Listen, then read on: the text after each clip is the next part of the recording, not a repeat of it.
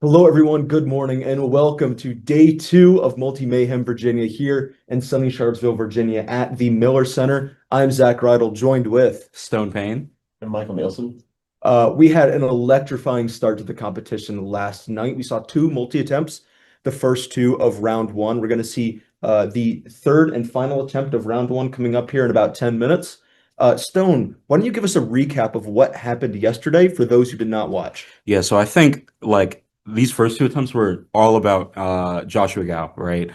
He's not in first. We have Andrew Tao in first with a 56 out of 60. But then Joshua Gao with a 50 out of 56 on the first attempt and a 53 out of 57 on the second attempt. If I remember correctly, both of those were PRs for him. Yes. Coming in third, we have Ro Hessler. His first attempt was a 48 out of 62, and then a 55 out of 64. And then we have Graham with a 49 out of 66, and then a 46 out of 64. Notably, Stanley in fifth. So one of the big storylines from yesterday was, is or isn't Stanley going for that world record? We saw yesterday Stanley attempt 63 cubes on his first attempt. Unfortunately, only solving 32 of them. That put him at 1 point for the first attempt. He was in last place going into the second attempt. He brought it back with a 46 out of 64. 43 out of 57 and 59.48. So he's currently sitting in fifth. Another notable result, Curran Wilson with an 11 out of 11 PR and 55.10. Then we have Ryan Farish with a 13 out of 16. We have Miles Greco with a 14 out of 21. Pierce Tickle with a 6 out of 8. Braden Adams with a 6 out of 9. Keegan Joyce with a 5 out of 9. Yeah, definitely a very electric first day of. Mhm. I gotta sneeze. Thank you. We have yet to see an attempt from them, and we should be seeing an attempt from all three of them today. I know Tommy Cherry is only going for 3 cubes. Yeah. Maybe not too worried about multi-blind solving, which is fair. Yeah. Noah swore we did see leave early last night. We were able to find out, unfortunately, had a bit of like a head cold going on. Mhm. So took the time last night to really lock in and like we'll just like go for a good attempt this morning. Mhm. And then Liam Chen also missing the first two attempts yesterday, so kind of having a lot more pressure on this attempt today. Yeah. Uh, Stone, do you have the attempt numbers for what all is being attempted today? I do. So I think some of the notable ones, Rowe is going for 64. So that's going to be the same amount that he attempted yesterday for a second attempt. But hopefully, it's early in the morning. He's had a bit of sleep. Hopefully, he's going to be able to get a few more cubes. So we have Rowe with 64, or sorry, Graham with 64. Yeah, Rowe and Graham with 64. Stanley with 57. Andrew with 62. Joshua Gao with 60. So he's going to up his attempt even from attempt two yesterday. That's going to be huge. We have Curran Wilson with 15. Noah, his first attempt is going to be a 36. Miles is going to attempt 19. Ryan is going to attempt 21. And then we've got Braden with 9, Pierce with 8, Rue with 5, Rich with 2. And then as you mentioned, Tommy with 3. So what was Joshua's first attempt yesterday? Yeah. How many was it out of? So Joshua's first attempt, he attempted 56 cubes. He solved 50. So a 44 PR, if I'm not mistaken. Yeah, so a good PR, but that 56, he ran out of time actually Yeah. before getting to his last two cubes. And he still And- did more on the And second. then the second attempt, now that he has like a feeling for that rhythm, the Virginia time zone. Does he live in the Eastern time zone? It's not that deep. But he added a cube onto his attempt and then finished with time to spare Mhm. on attempt two, and now bumming that up 3 more cubes. It's gonna be very interesting to see what comes out of Joshua. Joshua, even though he's currently in second behind Andrew, I definitely feel like is the guy to watch right Yeah. now. I mean, he's been Yeah. tearing it up. Yeah, I'll be interested to see how he does on his attempt, and then more generally just how everybody else does. Because last night I think some solvers had a bit of a rough time because you have to go through your entire day and then do all your multi attempts. So I think people were having issues with being tired and just the exhaustion from waiting for those attempts, the anticipation all day. That can be pretty tiring. So hopefully with an earlier attempt today, a lot more people can get the results they're expecting. Well, I think we are about ready to see this third and final attempt of round one. There's still more attempts to come this weekend, but we are going to send it off now to the room where it happens here in the Miller Center. Yeah. What are you guys looking forward to most today? I think obviously we've got Liam and Tommy. Tommy, obviously, I think multi-blind is more or less irrelevant to him at this point. He's only doing 3. He's definitely going to be focused on 3 blind, especially given that I believe this is going to be his best of 5, his first best of 5 round. Yeah, it's going to be really interesting to see what we got going on. Yeah, I definitely. May I? Sorry. You go first. You go first. I'm excited about 3 blind. It's our fastest paced event. We'll get to see the best of 5 format, and it'll be, a good change of pace, I think, from multi-blind. And then in multi-blind, I'm excited to see Joshua Gao attempting 60. I don't think he's done an attempt that large before. Yeah. And then hopefully we can see Graham, Rowe, and Stanley get more characteristic results today. Yeah, definitely my thing that I'm looking for, as you mentioned, pretty much the same exact thing. Tommy Cherry, you see him on screen right now, current 3 blind world record holder. He's going for a multi-attempt of 3 cubes right now. We're gonna have him starting first just to get his out of the way because he'll probably only take about a minute. Yeah, he's not gonna take too long. Yeah. But Tommy is going to be getting 5 3 blind solves today. Of course, with the new reg changes and format, it's been updated to best of 5 instead of mean of 3. Yep. So going to see what can come out of this first round from Tommy. Yeah. So I'm looking forward to that, like Michael said, and really Joshua Gao. Like he's now going for 60. We're really going to see like a world-class attempt come out of Joshua with his rapid improvement. World record right now is 61 points. Yeah, 62. 61. So he's not able to get a world record even if he gets a perfect score. But I mean, getting anywhere close to 60 points, I think is going to be really nice to see from Joshua. And here we go, Tommy starting off. So the chair is a little bit in the way, but Tommy is only attempting 3 cubes here, kind of going for the fastest attempt he can. Yeah, and something actually pretty rare you'll see here is a multi-blind attempt on a stack mat. So because Tommy is so comfortably below the 10-minute mark, he'll just use a stack mat here and get a more accurate time than the stopwatch. I think what's really funny is that like he technically has 30 minutes to knock out all of these cubes, but he'll be done in like 1. Yeah, probably 1.5. Yeah. So definitely going to be our fastest multi attempt here. Yeah. Not if Pierce Tickle has anything to say about it. Now Pierce with a 6 out of 8 yesterday. Pierce with a 6 out of 8 yesterday. I believe he started with a 4 out of 8, then 6 out of 8. So maybe he can get the 8 out of 8 keeps today. Going up by 2, yeah. Hopefully he can grab that 8 out of 8. Tommy here. Memorizing a 3rd cube. This looks to be a 3 blind style memorization. It looks like he's done a couple passes, but yeah, there he goes. So let's see.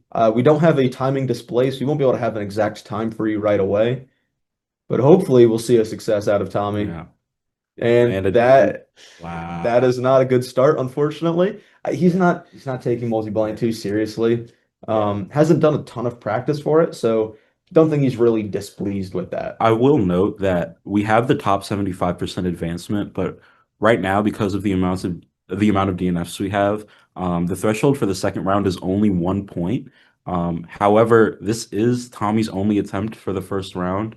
So he is going to have to get 2 successes here to make it into the second round. Yeah, I don't think Tommy's too worried about multi-blind competition. From what I've heard, it's really just to focus on 3x3 blindfolded. Again, being his main event.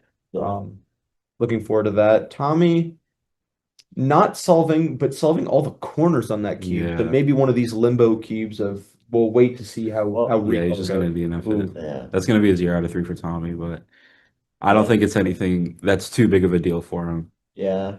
He's smiling and laughing about it. I don't think he's heartbroken at all. He was saying before his attempt that he doesn't really care. He actually had trouble deciding how many cubes to do and only did 3 because he brought 3 cubes. Yeah.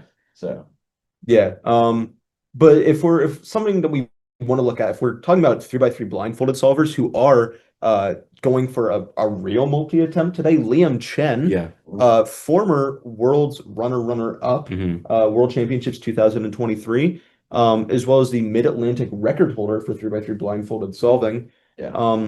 He's going to be competing today, so Yeah. we'll be seeing every event he'll be taking a shot at today. Also on the Nationals podium in 2023, if I remember correctly. Yes. Yeah. A lesser known fun fact, he has never triple DNF'd, and now with the implementation of best of 5, triple DNF is kind of a thing of the past. So Right. he eternally has never triple DNF. Yeah. I have. That is my response.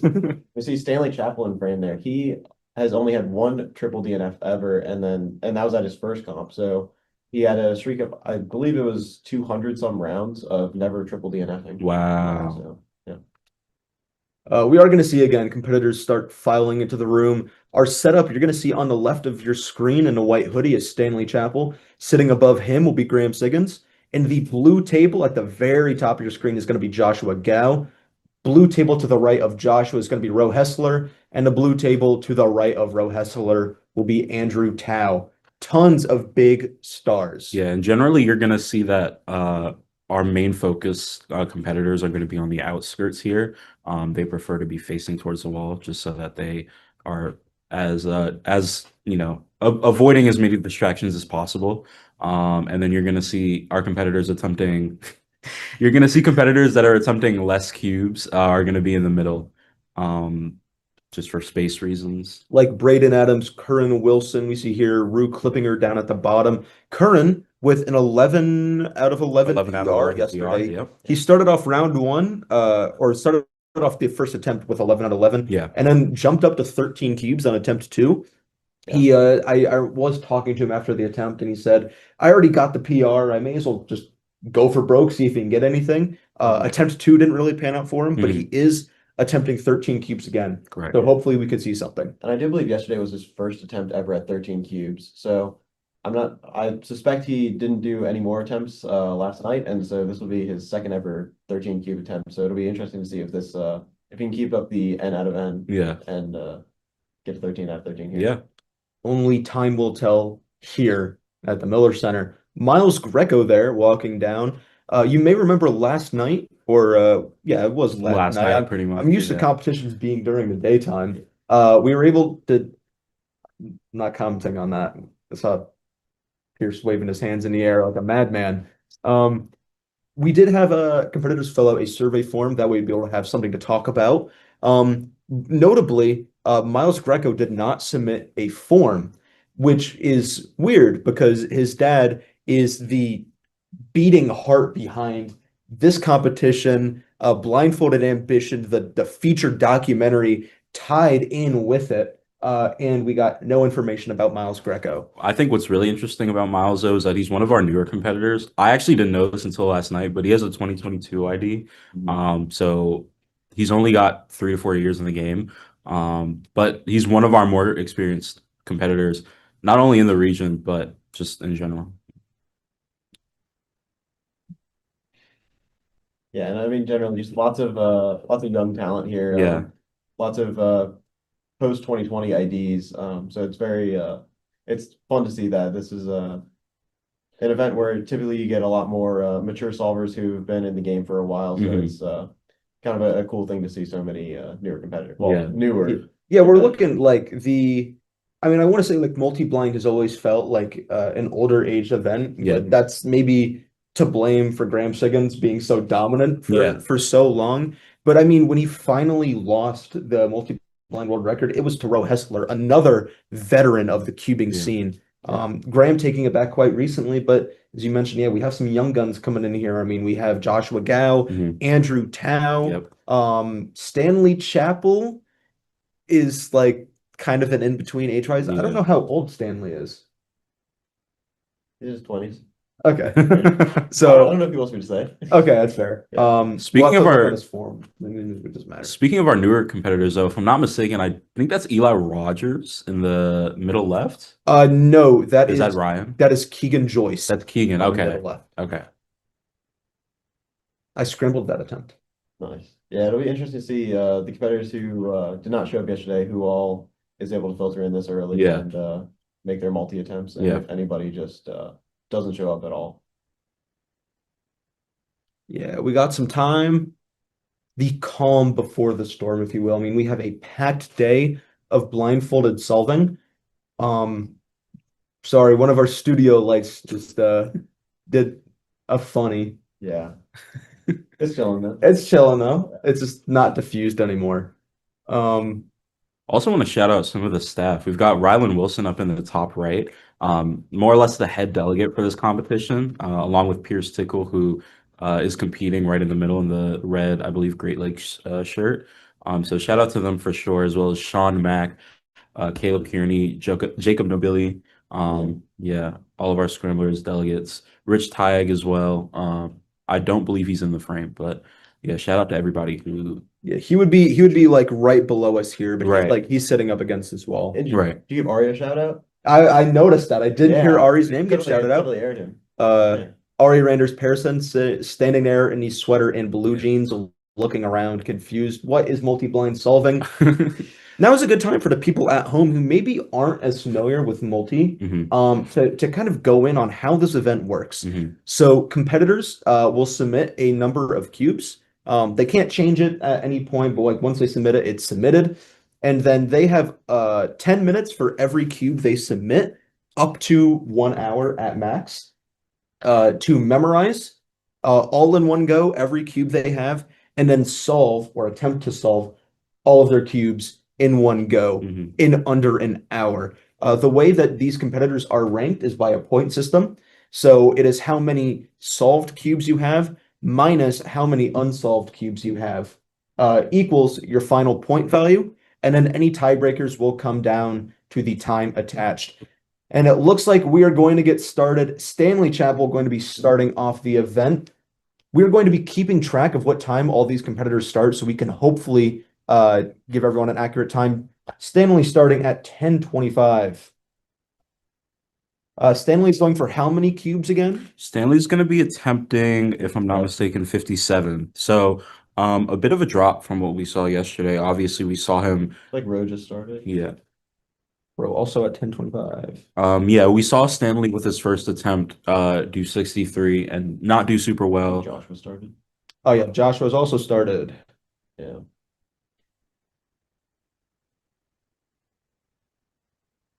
But yeah, I'm definitely going to be interested to see how everybody's feeling now that, I think everybody was super tired last night. And it may have shown in the results. Yeah. Here we see Stanley Chapel. I mean, you know Stanley Chapel. For those who are maybe unfamiliar with the blindfolded scene, Stanley Chapel is the most dominant 4x4 and 5x5 blind solver of all time. I think there's really no debate to it. Yeah. Three-peat world champion in 5 blind? 4 blind. 4 blind. Yeah. In 4x4 blindfolded. So definitely just like a stellar competitor. Also a great all-rounder.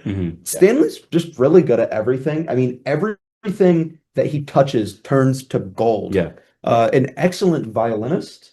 Yeah. Also quite a good Mario speedrunner. Yeah, very, very good at everything he does. It's very much a matter if Stanley wants to do something, it's best not to get in his way. He is going to see to it that he's able to accomplish all his goals. Recently hitting the 30 world record mark, which very few people get one, and then he is climbing the ranking of most world records. So it's fun to see. Graham has also started here at 10:27. We do see Andrew Tao looking to start soon. So that'll wrap up like all of our big names. Andrew Tao did just start also at 10:27. So we'll keep everyone posted as the attempt goes on. These competitors are going to be looking to wrap up within the hour. So at 11:25 for Rose, Stanley, and Joshua, and at 11:27 for Andrew and Graham. Andrew Tao here, quite a lot to say. Yeah. Yeah, I think what was really interesting about his attempt yesterday is that he kind of aura farmed everybody. You know what I mean? Like he decided that he didn't need the first attempt. So he DNS'd it. DNS'd it, came in second attempt, 56 out of 60 and 58.43. A PR for him, beating his 52 out of 55, if I'm not mistaken, from World Championships. Let me go ahead and confirm. Yeah, 52 out of 55 from World Championship. He is your reigning world champion. So I think like we were saying yesterday, like obviously this is not a championship level competition in name, but in skill level, like this one is gonna hold a lot of weight. And somebody like Andrew Tao is definitely looking to sort of supplement his world championship title with a competition like this. Yeah, I mean, there's really the big names here to make it a championship opportunity. I mean, Ro Hessler kind of came out of nowhere in a multi-scene. He was really chasing that world record. We see him on screen right now. He was chasing the world record from Graham for quite some time, and finally got there. And he's taken a little bit of a step back from that, but it looks like he's back in the swing of things. He did really good. Got a second not a second personal record, but his second best ever attempt in competition, just last weekend. So we have quite a lot to see from Rowe. Definitely one of the big names to watch. Something that's also like one of these big names that is at least coming out of this competition, and something that are someone who we should really be watching, Joshua Gao. We were Yeah. gibbing and gabbing about Joshua last night, but really he's been crushing it. Yeah. Yeah, absolutely a great competitor. At his first championship, the World Championship this past year, he placed third in multi-blind. So absolutely just a great start to high level competition. And at something like this, it's similar. I think it'd be similar kind of pressure to a championship event. So he obviously, I mean, takes to it very, very well, getting 2 PRs yesterday and then attempting 60 cubes today, which sets him up well to get a third PR in a row, which would be absolutely incredible performance. I mean, it's really just a fun watch when he's solving. Yeah, I think it's safe to say that most people did not have their eyes on Joshua Gao pre-World Championship. He's another one of our newer competitors. He's a 2023 ID. And before this competition, he'd only had 9 multi-blind rounds. So it is really interesting to see his progression. He's attempting 60 cubes. Like this is a world-class, maybe not world record, but world-class attempt. Well, while you say world record, we conveniently cut to Graham Siggins, the most dominant Yeah. multi-blind, not big blind, but like 11 by 11, 12 by 12, Yeah. like big blind solver there is. Yeah. Yeah, very impressive stuff from Graham. His attempts yesterday didn't go, I think, as well as he might have hoped, but the schedule's kind of flipped today. We've got early multi today as opposed to late multi-blind attempts yesterday. So hopefully the sort of wide array of times for attempts helps some of our competitors here. Yeah. Graham got his first continental record in 2018 and his first world record in 2019. And he held the world record until just 2025.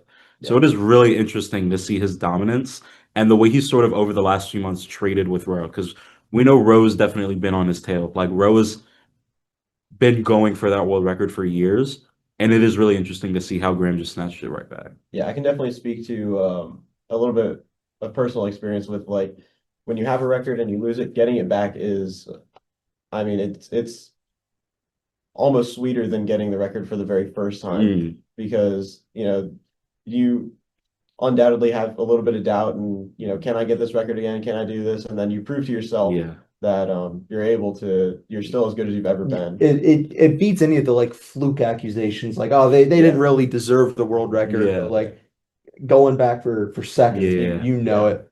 And I'm certainly not fluking it, but the being able to have these little like bumps in the road and recover from them is just, very, very sweet feeling. Bumps in the road. I think that is a great segue into Noah Swore that we see here solving. Noah dropped out of the first attempt just minutes in due to a bit of a head cold going on. And then Noah also chose to not do the second attempt later that night. So this is Noah's first official attempt, even though he got here yesterday. Yeah. Hoping that he's able to secure something to make his way into the next round. Yeah. He really only needs a success here. Yeah, I think we talk a lot about that bubble, right? And we're really interested in seeing what the threshold is going to be for this next round. Because for a lot of our top competitors, it won't matter. But this is Noah's only attempt for the round, and so he's going to need at least a point, I think, to successfully make it into the round. Yeah, and multi-blind is just an event very sensitive, where you're very sensitive to your conditions. So I think Noah choosing to opt out of the first two attempts is a perfectly reasonable thing. If it's something like a 2x2 round, it's, you can finish up in about 15 minutes and you only really have to be paying attention for about a minute in total. So it's, you can kind of grit and bear it a little bit more for something like that. Whereas multi-blind, you have to be on top of your game for a whole hour. So it's a lot harder thing. Yeah, and Noah, an incredible three-blind solver like we see with Liam Chen here. An amazing, amazing three-blind world solver. I mean, we see their third place at 2023 World Championships in 3x3 blindfolded. As well, I know we were talking earlier, never triple DNF'd, and it will never happen. Yeah. Assuming that we just ignore that the format's changed, and like you totally could still, but it's not the same. Yeah, absolutely. And I mean, Liam has been a phenomenal blind solver for a while now. In 2022, he reached 4th in the world for 3-blind mean. So, just kind of goes to show he's been at the top for a while and just, a great 3-blind solver. An odd choice from Liam. I know I was scramble checking his attempt. I don't think a single one of his cubes is the same. Yeah. I think each and every one of them has something different about it. And an odd choice, but maybe that really works. Yeah, but Liam definitely going to be great to watch later on in the day with 4 and 5 blind, and especially 3x3 blind. I think where I'm most interested to see Liam is 4 and 5 blind, especially 4 blind. He just recently, a couple months ago, put down a 132 in 4 blind. That placed him 15th in the world as of right now. So I'm really, really interested to see what he's going to be able to pull out. I assume he's been practicing, not 100% sure, but I'm really interested to see what he's going to do later today. Also, the national runner-up in 4 blind, if I'm correct.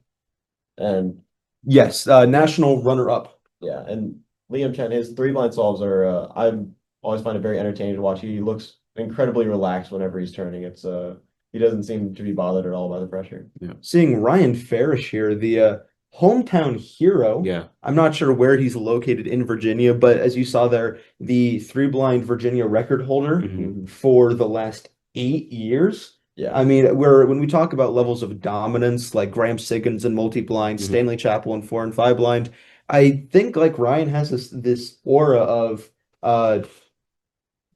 the same aura that these competitors have in a streak of dominance. I think what's really interesting about Ryan is that he's been around for a while. He has a 2015 ID, but he only has 7 multi-blind rounds, not including this one.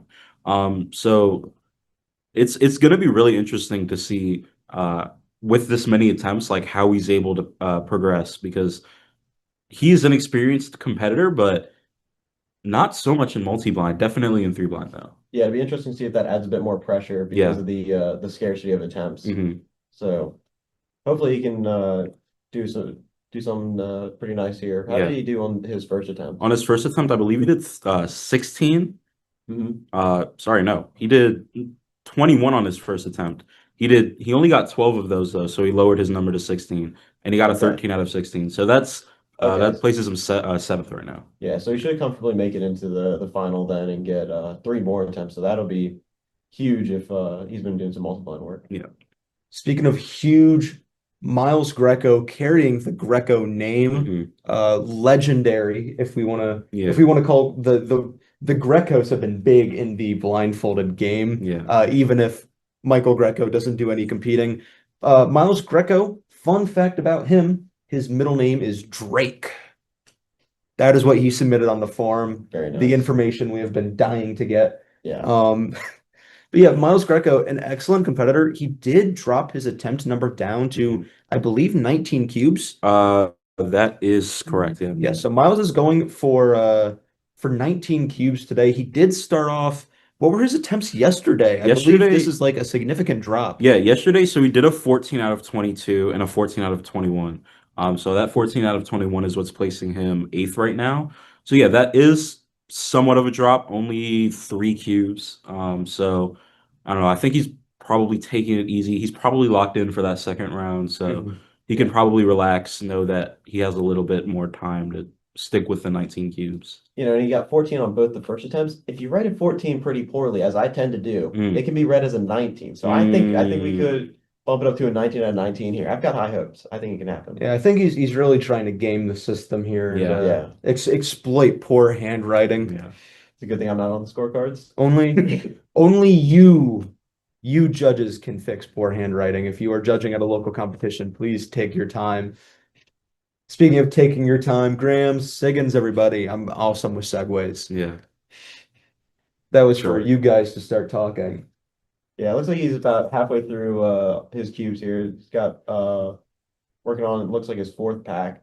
So not sure how deep into the attempt we are, but yeah. Right now we're starting. Graham is only about 12 minutes minutes into his Wow, okay. memorization phase, and he's already set aside 4 packs, and it looks like 4 packs deep of memo. Yeah. Yeah, and something interesting that we spotted yesterday. So some of the competitors, in addition to their blindfold, are wearing sort of like blinders to block their peripheral vision. In these very long, mentally straining events like multi-blind, you try to limit distractions as much as possible. So it's very easy to see how most of the competitors have like headphones on. A lot of them will put earplugs on underneath and then headphones on top. And a couple of the competitors here even went as far as getting blinders on so that they don't catch anything in their peripheral to distract them and they only see their attempt. And I'd really like to see that for a sighted attempt, the blinders, really see Yeah. if it makes that difference. I mean, Stone and I, not world-class competitors, but Michael, you are an excellent competitor. We got to see you do a Pyraminx round with these blinders on, Yeah. see if it really makes the difference. Yeah, I try to limit my equipment as much as possible in Pyraminx just so that I don't start thinking about other things and distract myself.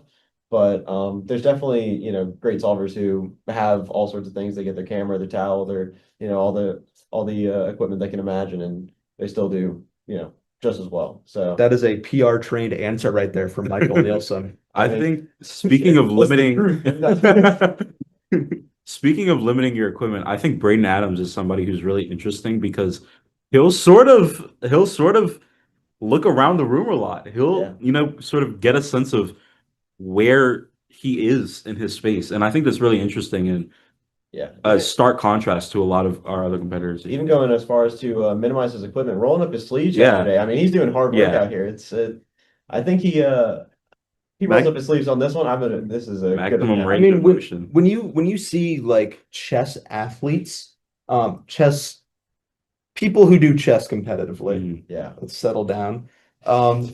They they go through so much like not mental anguish, but just like high level complex thinking that they feel exhausted after. You can only imagine how these guys feel going for big attempts like that. Braden Adams here, not rocking the QZ today, the quarter zip, instead going for the North American Championship 2024 hoodie. Over under 5.5 times that he moves that hoodie up and down on his head. Takes the hood on and off. Yeah, like Yes, takes the hood on. Braden I don't know why I is a said that. big fan of putting on the hood. Mm. But I feel like if he puts on the hood, it's staying. I think 5.5 is a little high. I'm gonna take the under. Taking the under. I'm also taking the under on that one. I guess for variance, I'll take the over and confidently lose, but Yeah. Well, now we've covered everything, so that's good. Joshua Gao looking to be about. I know he mixes in between packs of 4 and 5, but these look to be just 4 packs of 4, which is the 4 packs of 8. How many cubes is that, Stone? 32. 32 cubes right now have been looked at by Joshua Gao. Still got 28 to go. Still left to memorize, but I think he's got it. I mean, going for 60 feels extremely confident. Yeah, I mean, well, and really, what does he have to lose? I mean, Right. he's gotten, he had 2 phenomenal attempts on the 2 attempts yesterday. So even if this one goes poorly, I don't think anything's lost. Yeah, I mean, it's as you mentioned, it's whatever. He's still got another attempt today, Mhm. and then he's also got 4, 5, and 3 blind. So being able to see maybe some more, maybe just like not, even though he's going for such a large number of cubes and what could be a potential personal record for him or a world-class result, Mhm. maybe not caring as much about it, thinking like, oh, okay, like I can go for this and see if I can do this again next round. If he's not close at all, then he knows his limit for this weekend. But if Mhm. he gets anywhere close to 60 cubes solved, then we might see him go for even more than 60. Yeah, I think that'd be super cool, right? Like he started his weekend on 56.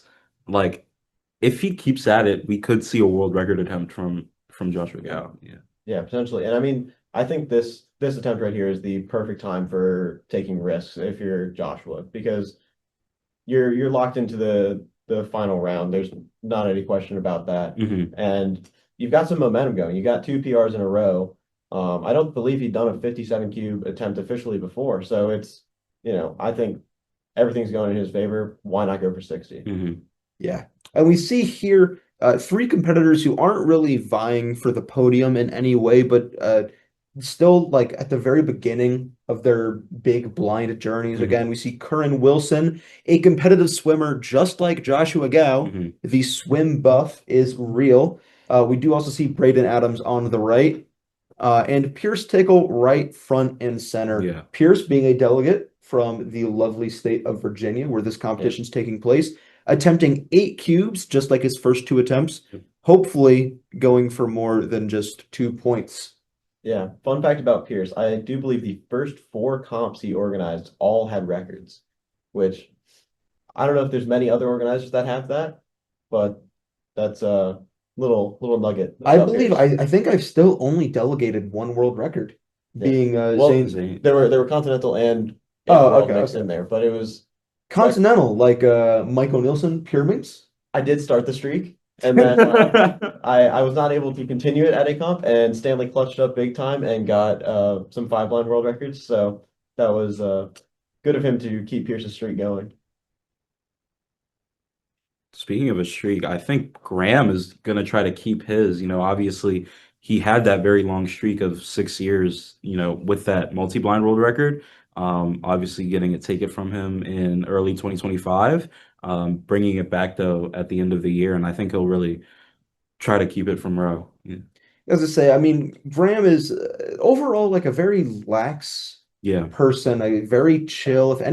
If you ever get the chance to talk to him, it just like it feels like he's floating on a cloud. Hmm. But I can only imagine, like as someone who has held a world record, you've like the feeling of losing it, as you mentioned earlier, is like at least like a little frustrating, right? Yeah, it's definitely frustrating. It's I think you just take a little bit of time and just kind of deal with it, and then if you still like cubing as much and you still love your event and you still think you're capable, you can use it as a bit of a fire and some motivation to go back at it. And that's, I think, a fairly healthy way to handle these sort of failures is use it as a little bit of motivation. And so it seems like that's exactly what Graham did here, and you know, he was very successful in that. Yeah. Speaking of motivation, I think somebody who we really have to talk about is Keegan Joyce.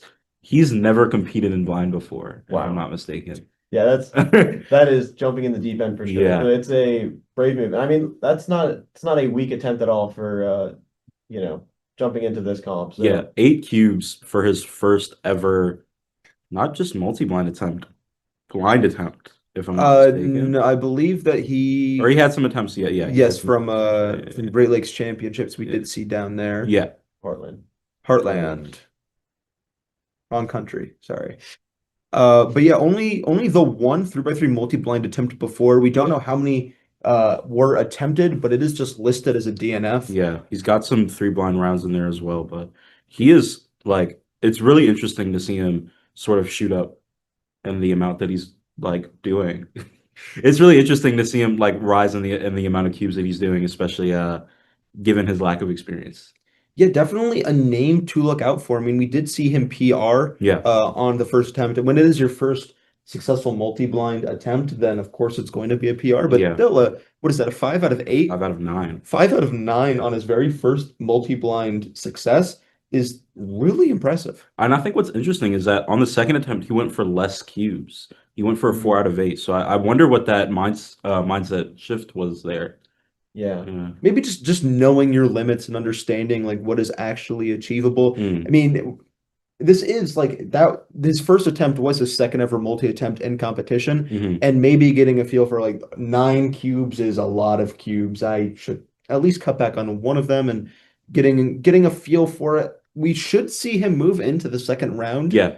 with one more attempt tonight. Yeah. So I'm fairly confident we'll see a rhythm start to come out of Yeah. Keegan. Yeah, and it's very nice to see him doing a bit bigger attempt. A lot of people start off multi-blind with doing only, 2 or 3 cubes, but he's, already hitting the high single digits. And we've got some of our for this comp intermediate, but still very good competitors like Braden Adams or Curran Wilson. They're doing, similar numbers to Keegan here, but they've been doing multi-blind officially for a bit longer. So it's definitely exciting to see Keegan kind of jumping in the deep end here. Yeah.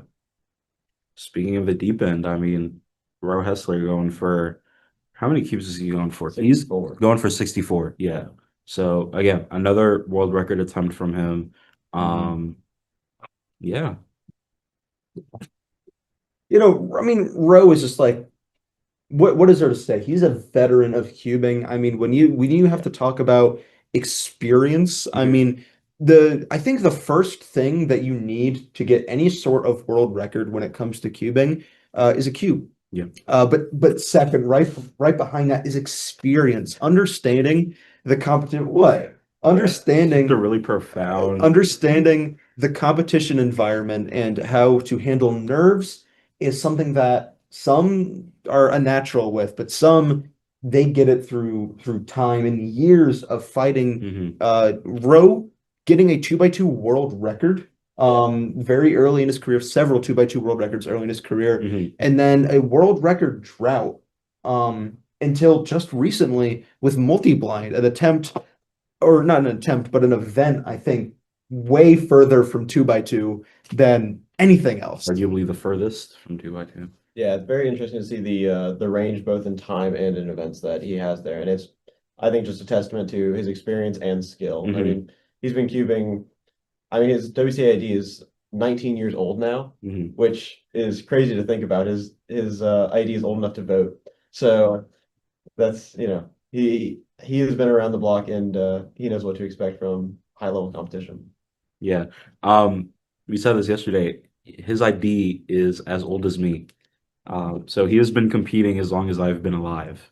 So to see him not only that dominance for so long, but the range in which he's able to be dominant is super impressive. Yeah. So here now with Andrew Tao, the multi-blind world champion. I mean, Andrew, just a great guy to be around. I don't think I've ever seen him not smiling. He's just a very kind of happy-go-lucky guy. Yeah. Even during his multi-blind attempts, very just like expressive. Yesterday, I think he DNF'd a cube and he was aware of it and he did like a oh darn. It was just kind of during the attempt. During the attempt, Wow. like this, and then sets the unsolved cube down. So Yeah. just a very doesn't take things too hard, it seems. Yeah. Very just happy guy. And I think what is also really interesting about Andrew is that not only is he he's very particular about the way he does his attempt, and he's very dialed in because of it. You know what I mean? He has the stopwatch placement down to a T. He knows where things is. He's one of our competitors that's using blinders to block out as much peripheral as possible. So it is really interesting to see like just how much Andrew is dialed in. Yeah, I wonder if that contributes to just how relaxed he is. That he knows exactly what to expect. He has a plan going in, knows how everything is going to go. He has the confidence to sort of do his attempt his way. Yeah, exactly. And it looks like we've got our first competitor finishing up in the back there, Rue Klippinger. Not exactly sure as to what the result is. I think I see at least one DNF. And Braden Adams here. Braden just chilling. His multi-blind attempts are one of the more entertaining ones to watch. Yeah. He'll slouch down in his chair, sit back Yeah. up. He's definitely, I think he's definitely the most expressive competitor we have of the group. You know. Yeah, you can definitely he kind of wears it all on his sleeve. You can tell exactly how it's going just by taking a quick look at him. Yeah. great aerial shot of the competitors here. Still unsure what Rue's final result is going to end up being. Rich coming in, another of our third attempt. Unfortunately, a DNF for him, so that is going to be a triple DNF for Rich, and he is not going to make it out of the first round. Unfortunate for him, but he still had the experience. He still had the 3 attempts, so Yeah. I think he's still going to walk away happy with the amount of competing that he was able to do, and then he still has 3 blind. Yeah. And see one of our staff members there, Sean Mack, Yeah. walking out of frame, but big shout out to all the staff here. Some of them traveled many hours in the car just to scramble and help out with this Yeah. event. So typically a thankless job, and we're trying to change that a little bit, and give them their dues. Thank you to our staff. Yeah. Yeah, we are approaching the halfway mark of this attempt in just 2 minutes. It'll be 30 minutes since Stanley, Roe, and Joshua have started their attempt. Something I kind of want to touch on. We've been talking about multi-blind solving. We've been talking about big blind and 3x3 blindfolded, but I wanted to take a moment to just acknowledge how nice this venue and this city is. Yeah. Having a nice environment, I think, is also key to being able to perform well. We're at the University of Virginia, specifically the Miller Center. And this is a building that's like more or less designed for audio and video. It's really interesting to see, like, especially as somebody who has very little commentating experience. Pretty much my only experience is what we did yesterday. It is super nice to see not only the camera equipment, but just like the space we're in is just, it's inviting, but it's very professional. Yeah, for sure. And the room that the attempts are in, I'm a fan of rooms with little quirks to them, and it has like a very small, like split level kind of thing. Yeah. The competitors are on the lower part of that, and then you can walk around the rest of the room about maybe a half-foot higher. It's an interesting room. I'm a big fan of it. It looks very nice, and it has little quirks to it too. Yeah. Bert, I remember coming to this venue early last year, and I remember it sort of being a little unconventional for especially the competition setups that we normally run with in the DMV. But for PBQ, it works really well because everybody has their space. The cameras are angled such that we can have focus on top competitors, but like it is a very nice space given how perhaps odd it's set up. You know what I mean?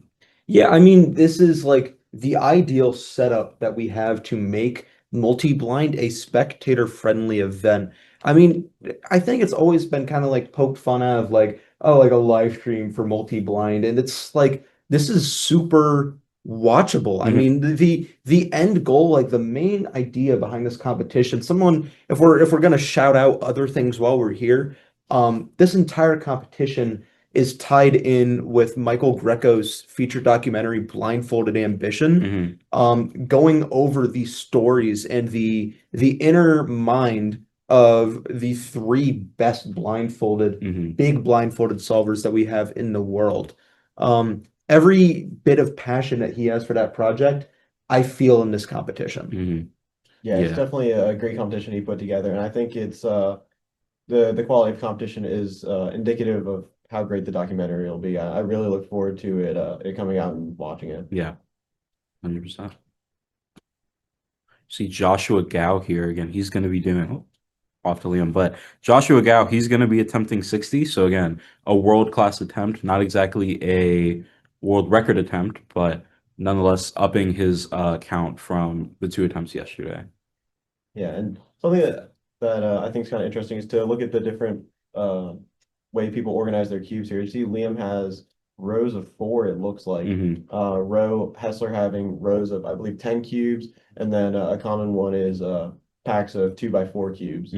And I believe Joshua Gao mixes different amounts, right? Yeah, Joshua Gao, we saw a split of 4x2 and 5x2. But we did see just now from Joshua going for just 4 packs of 4x2. He also, I see competitors try and keep their packs separate. I mean, we see right now with Liam Chen keeping everything as far apart as possible. Joshua Gao, I think, pushes 2 packs of 8 together to create one big 16 pack of 4x4 cubes. of 3x3 cubes and a 4x4 arrangement. Mhm. Yeah, definitely probably one of the smaller things for the actual content of the event, but something visually that is a little interesting during memorization. Yeah, it might be, it's really one of those things that needs to be explored if it's like a preference thing or if there really is something optimal about it. Mhm. Um, we do see Stanley Chapel right now, but in the background, Pierce Tickle has started execution. Yeah. Pierce started at the same time, really, as a lot of our other solvers. Mhm. So Pierce starting execution only 30 minutes in, Yeah. hoping to have plenty of time for recall. Yeah, Pierce has been on a streak of increasing his success count by 2. So he got a 4 out of 8 in the first attempt and a 6 out of 8 on the second attempt. It looks like he's already got one DNF there, but hopefully he can get that 7 out of 8. I'm not sure what his PR is, but hopefully that'll be something good for him. Yeah, we see here going a little slower. Pierce has been typically these cubers have been cubing for quite a while before they even dare Yeah. touch blindfolded solving. Pierce kind of fresh into cubing as a whole, one of our newer competitors, Yeah. has already learned so much blindfolded solving. I know he's been not relearning, but has been learning three style. Yeah. I'm not sure how much of that is being put into use at this competition, but every second really counts when it comes to a multi-blind attempt. Yeah, I like to say Pierce kind of speed ran cubing. Like he learned blind super quick. He became a delegate super quick. Yeah. And overall just one of the most experienced competitors in the region. Not even mentioning the fact that I believe his ID is from 2022. Yes. Yeah, definitely impressive all the different things he's collected in that short period of time. Yeah. We do see that cube Pierce was working on earlier has been set down, set off to the side. Mhm. So we may come back for it later, but right now it is a DNF. Yeah.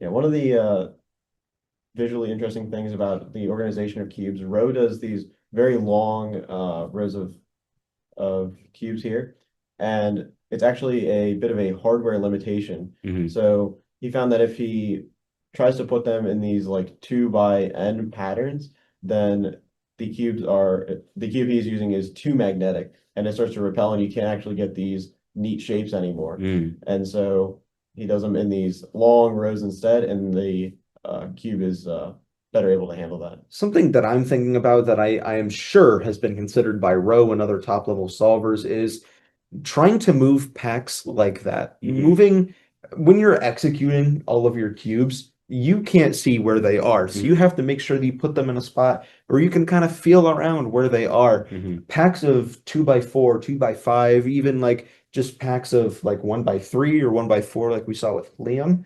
Those are really good. They're very easy to handle onto. Mhm. But something like this, you start to wonder about the flexibility of the cubes. I mean, anyone who's like taken a roll of coins and unwrapped them Mhm. and tried moving them around, they don't want to stay in one straight line. They want to move around, and I can only imagine with the magnets repelling, Yeah. as has been stated as an issue from Roe. Gotta wonder if he's maybe nervous about cubes coming out of whack. Yeah, I think as a former world record holder, it probably doesn't have as much bearing on his attempt as we think. But it is nonetheless definitely a limitation. And it is really interesting to see how he does these really big pack sizes, but does them in such an unconventional manner. Yeah, and for a lot of these competitors at the top level, we're expecting about a 42-minute memorization and then 18-minute execution with obviously some variance just depending on how well somebody's doing in their attempt and then how good the scrambles are, how fast they memorize. There's some variance in there, but generally about that kind of split. So should be approaching that soon and get to see some of these top solvers start their execution phase. Yeah. Yeah, Joshua Gao. I mean, I'm I think we've been really hyping up Joshua Gao, Mhm. but I hope everyone knows that the hype is well deserved. I Yeah. mean, he not coming out of nowhere on the scene, Mhm. getting a third place at the last World Championship that we had, being his breakout attempt. Mhm. But really since then it's just getting better and better at multi-blind solving. Mhm. Yeah, and it's pretty nice to see. There's a lot of times you'll get people who have these really high acceleration to what looks like they'll become the very tip-top level, and they become very good at an event, and then inexplicably just kind of flame out for one reason or another. And there's no signs of that with Joshua Gao. It's really just we haven't seen anything yet, I don't think, to show that he's reached his limit yet. So it's very fun to see. Seeing some questions in the chat about how far we are from the room itself. So the room that the competitors are in is more or less the main room in this building. It's like a big multi-purpose room.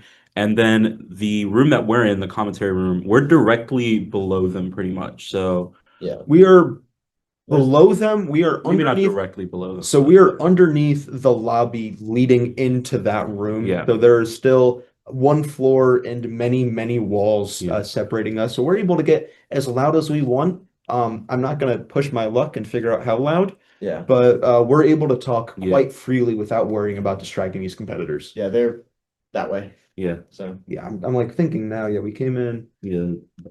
pretty far, and no Up there. concerns about any of us distracting the competitors or any sort of scramble leakage or anything. So Yeah.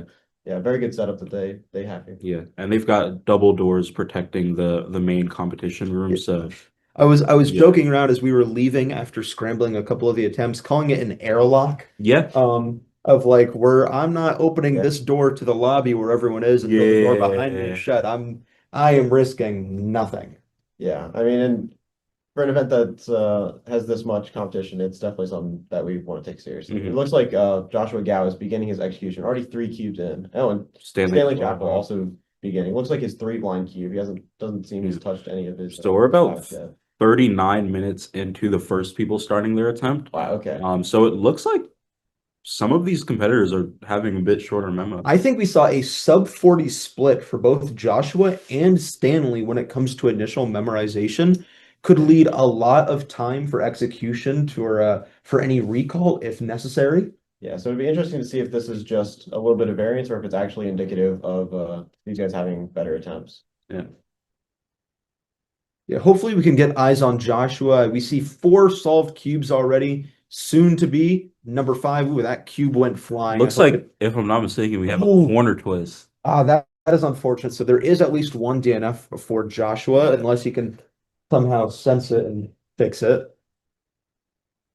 Yeah, he's good, but I'm not sure he's Spider-Man. That one might be lost. I mean, really, if anyone is going to be Spider-Man, I think there's a chance that it could be another one of our top blindfolded solvers who I have seen as Spider-Man before, has joined us in the commentary room. It is the lovely Tommy Cherry. Oh, Mike, are you leaving? No, I'm just gonna move over. Tommy Chick. Okay, All right, cool. We're All right. viewers at once. Love to see it. This is Yeah. gonna be great. So I guess a lot of the viewers probably don't have context about the Spider-Man thing, but I think Are they not subscribed to your YouTube channel? Where Well, where can we find you? We'll save that for the end. We'll do promo at the end. the video doesn't exist yet. So and it was filmed You like filmed that like 2024. yeah. So okay, by 2030, the audience will have context by 2030. But yeah. So anyways, change topic. Change topic. Tommy, how are you doing? We did not see you. We missed you yesterday. Oh yeah. Only you missed out on the 2 multi attempts, but you did go for one today, attempting a whopping 3 cube. Unfortunately, solving none of them. How did you feel about your attempt? I think it's not like something I really particularly cared about to begin with because I stopped doing multi seriously like a year and a half ago. But a little slightly disappointed to flop as like the first thing of the stream today for like everybody to see. I think when I put that blindfold on, I thought I had at least like a decent retention of the memo, and then I did the first cube that happened to be a DNF, and then the rest of the memo, the other cubes kind of just escaped me. So I was a little bummed out about that, but not too big of a deal. I was to say you do have quite a lot still left today alone. I mean, we are seeing 4x4 and 5x5 blindfolded round 1, as well as 3x3 blindfolded. Something I wanted to ask you about. The format has changed. It's no longer mean of 3 and now best of 5. As I think it's fair to call you a high level 3x3 blindfolded solver. How do you feel about the change? I look forward to it. I really do. More opportunities to compete or more solves to do in a given three-blind comp. Like, this comp is 2 rounds, but provided that I make finals, it's 10 solves, which is that's uncharted. Like, we've never had a three-blind comp with 4 rounds. Oh, okay, don't quote me on that, but I'm like pretty sure. Well, it would require 100 people to do three blind, Yeah. which I don't think you can even get 10 people to do three blind. You definitely can. I'm just being Probably. I mean, but yeah, because with 3 rounds, you get 3 times 3 equals 9 attempts, and just with 2 rounds, we get 10 here. So it's really cool. And on top of that, like head to head now exists, and three line's one of the events that it applies to. So opportunity for even more solves in comps which have head to head finals. So overall, I really look forward to it. I think there's a lot of debate as to like whether average of 5 or mean of 3 is a kind of better measure. I think probably most people I know are in favor of average of 5. I don't really have a strong opinion one way or another. But yeah, I mean, it's gonna be really cool to see. I guess last time we had this type of change was feet before it got removed had been effect. So let's hope that doesn't happen with three blind. But I think the WC is following you around with rule changes. oh boy, Yeah, oh boy. I was gonna say, I mean, I am like definitely looking forward to, of course, you said you have expected 10 solves that are gonna happen this weekend. It's gonna be really nice to see a ton of attempts out of one of our top level solvers. Maybe setting up Mike Greco for a sequel to his documentary. I wouldn't mind. But now following three blind. We have seen all 5 of our top level solvers have started execution. We have seen Graham Siggins starting the latest, but we also see Ro Hessler, Joshua Gao, Andrew Tao, and Stanley Chappell are all well into their execution. Speaking of execution, I think we've given sort of a baseline explanation of how multi-blind works, but as I think it's fair to say, the best blind solver here, can you give us sort of a brief rundown of what exactly it is that the top competitors are doing, how exactly they're memorizing their cubes and how they're going about their attempt? Yeah, so for sure. Generally, they use Roman rooms, which is where the information you memo, you kind of imagine happening in certain places that you decide ahead of time. So we have these like memory palaces, which are like kind of groups of rooms. They could be like physical rooms, even rooms from a video game, like, or even rooms you could just think up in your head. Like, as long as you can kind of visualize what these rooms are like and they're kind of distinctive, you can basically you memorize you have a sequence of rooms, a fixed sequence of rooms. So when you do a multi-blind attempt, like your first cube, it's gonna go in room 1. So for example, like my first room in my first memory palace is like my bedroom from one of my old houses from when I was a kid. And then the room after that is like my parents' room in that same house. So we kind of go through a bunch of rooms within that house, but then we get to like the next set of rooms, which is like at the school I was going to at the time, right? So you kind of want to go in like a logical order of like, because like the rooms in one place and kind of even like physically too, like because my parents' room was next to mine, and then like the kitchen was next to their room, so that you're not like kind of jumping around. So there's a lot of like important factors to weigh in when it comes to like determining what rooms you use and also what locations you use within those rooms. The amount of locations within a room depends on the person. I think a lot of the top guys lately use either like 2 or 3 locations per room, where if you use 2 locations, that generally means you're coming up with like a story of like everything that's happening during edges at one location and another story type of thing for corners at the other location. And if you use 3 locations, it's usually like 2 for edges, 1 for corners. So you're kind of just breaking edges into half, maybe doing like the first 3 edge pairs at the first location. And it's kind of like a very small fragmented story. You kind of just usually just have like a few images and kind of think of like some kind of way to associate them with each other as if something's happening.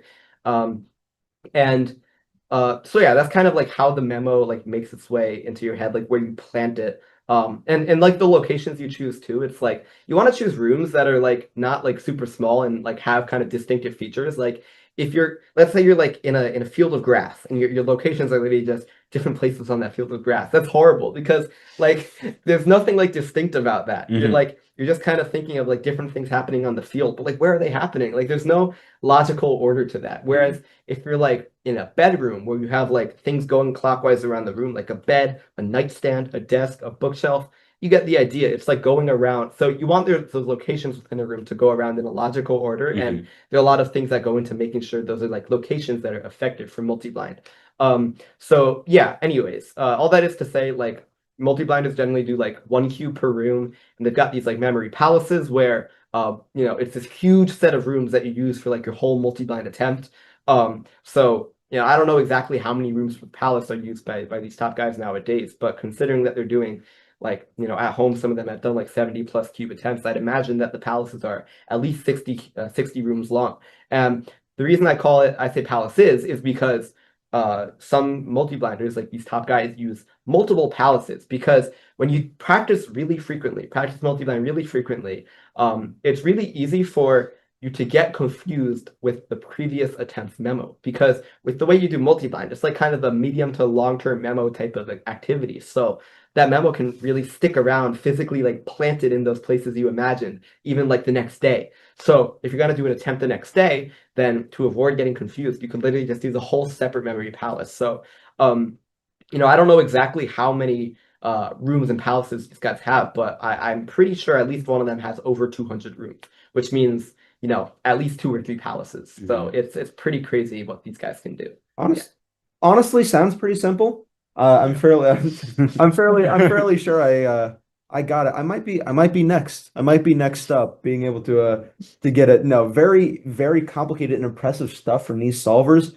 Going back to the action here, pointing out Ro Hessler looks to be around halfway through his attempt, has a handful of DNFs.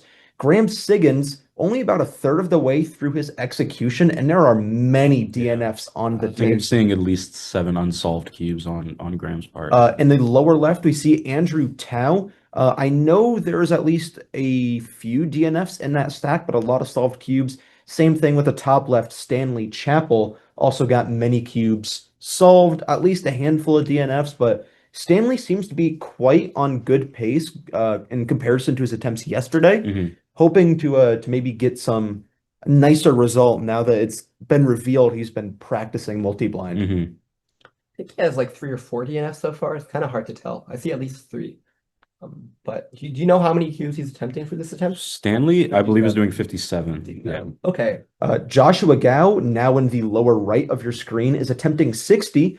He had 1 DNF very early on via a corner twist, and I believe he has 1 more DNF sitting there. But otherwise, it looks like he's on a very good run. Yeah. Joshua Gao is, from what we saw from the first 2 attempts last night, really good at the very early stages of execution. We saw him go 20 or so cubes before his first DNF. Yeah. Excellent solver. Stanley Chappell is mowing through cubes. I look away, and his pile of solved cubes is like nearly doubled. Oh man, yeah. Yeah.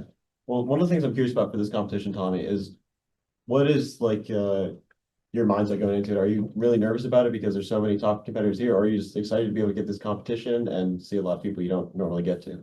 I think I'm nervous about it, not because it's a lot of top competitors here, but because of the nature of the competition. The fact that it's really unique, being part of this, like 2 things, like this stream and documentary, but also like it's my first average of 5 comp and one of the first averages of 5 comps ever, because it's literally just changed yesterday. Yesterday was the first opportunity for this to even happen.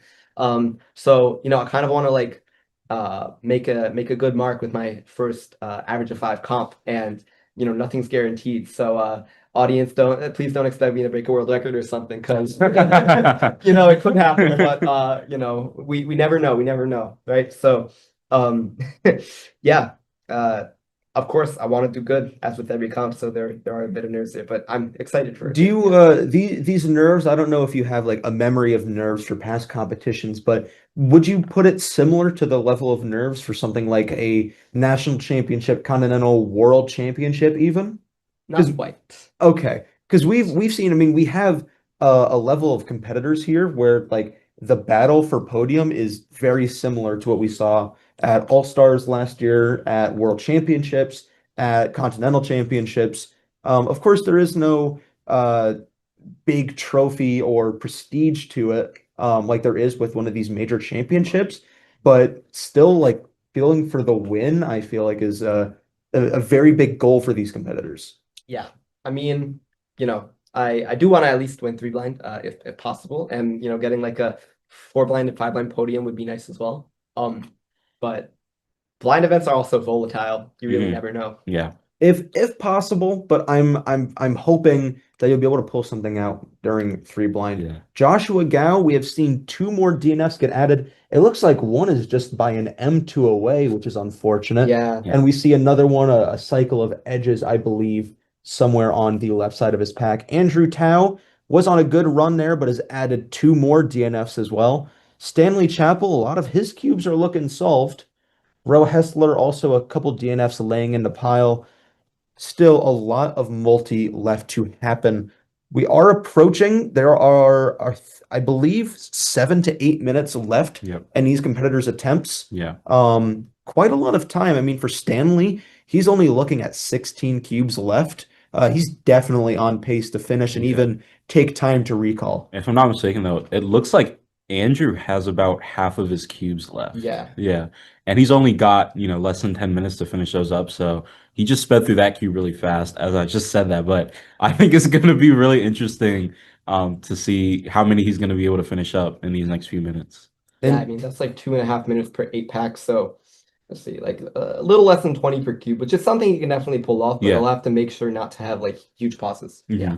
We do see one more result came in the background, but we unfortunately overlooked it. I'm sorry, Pierce.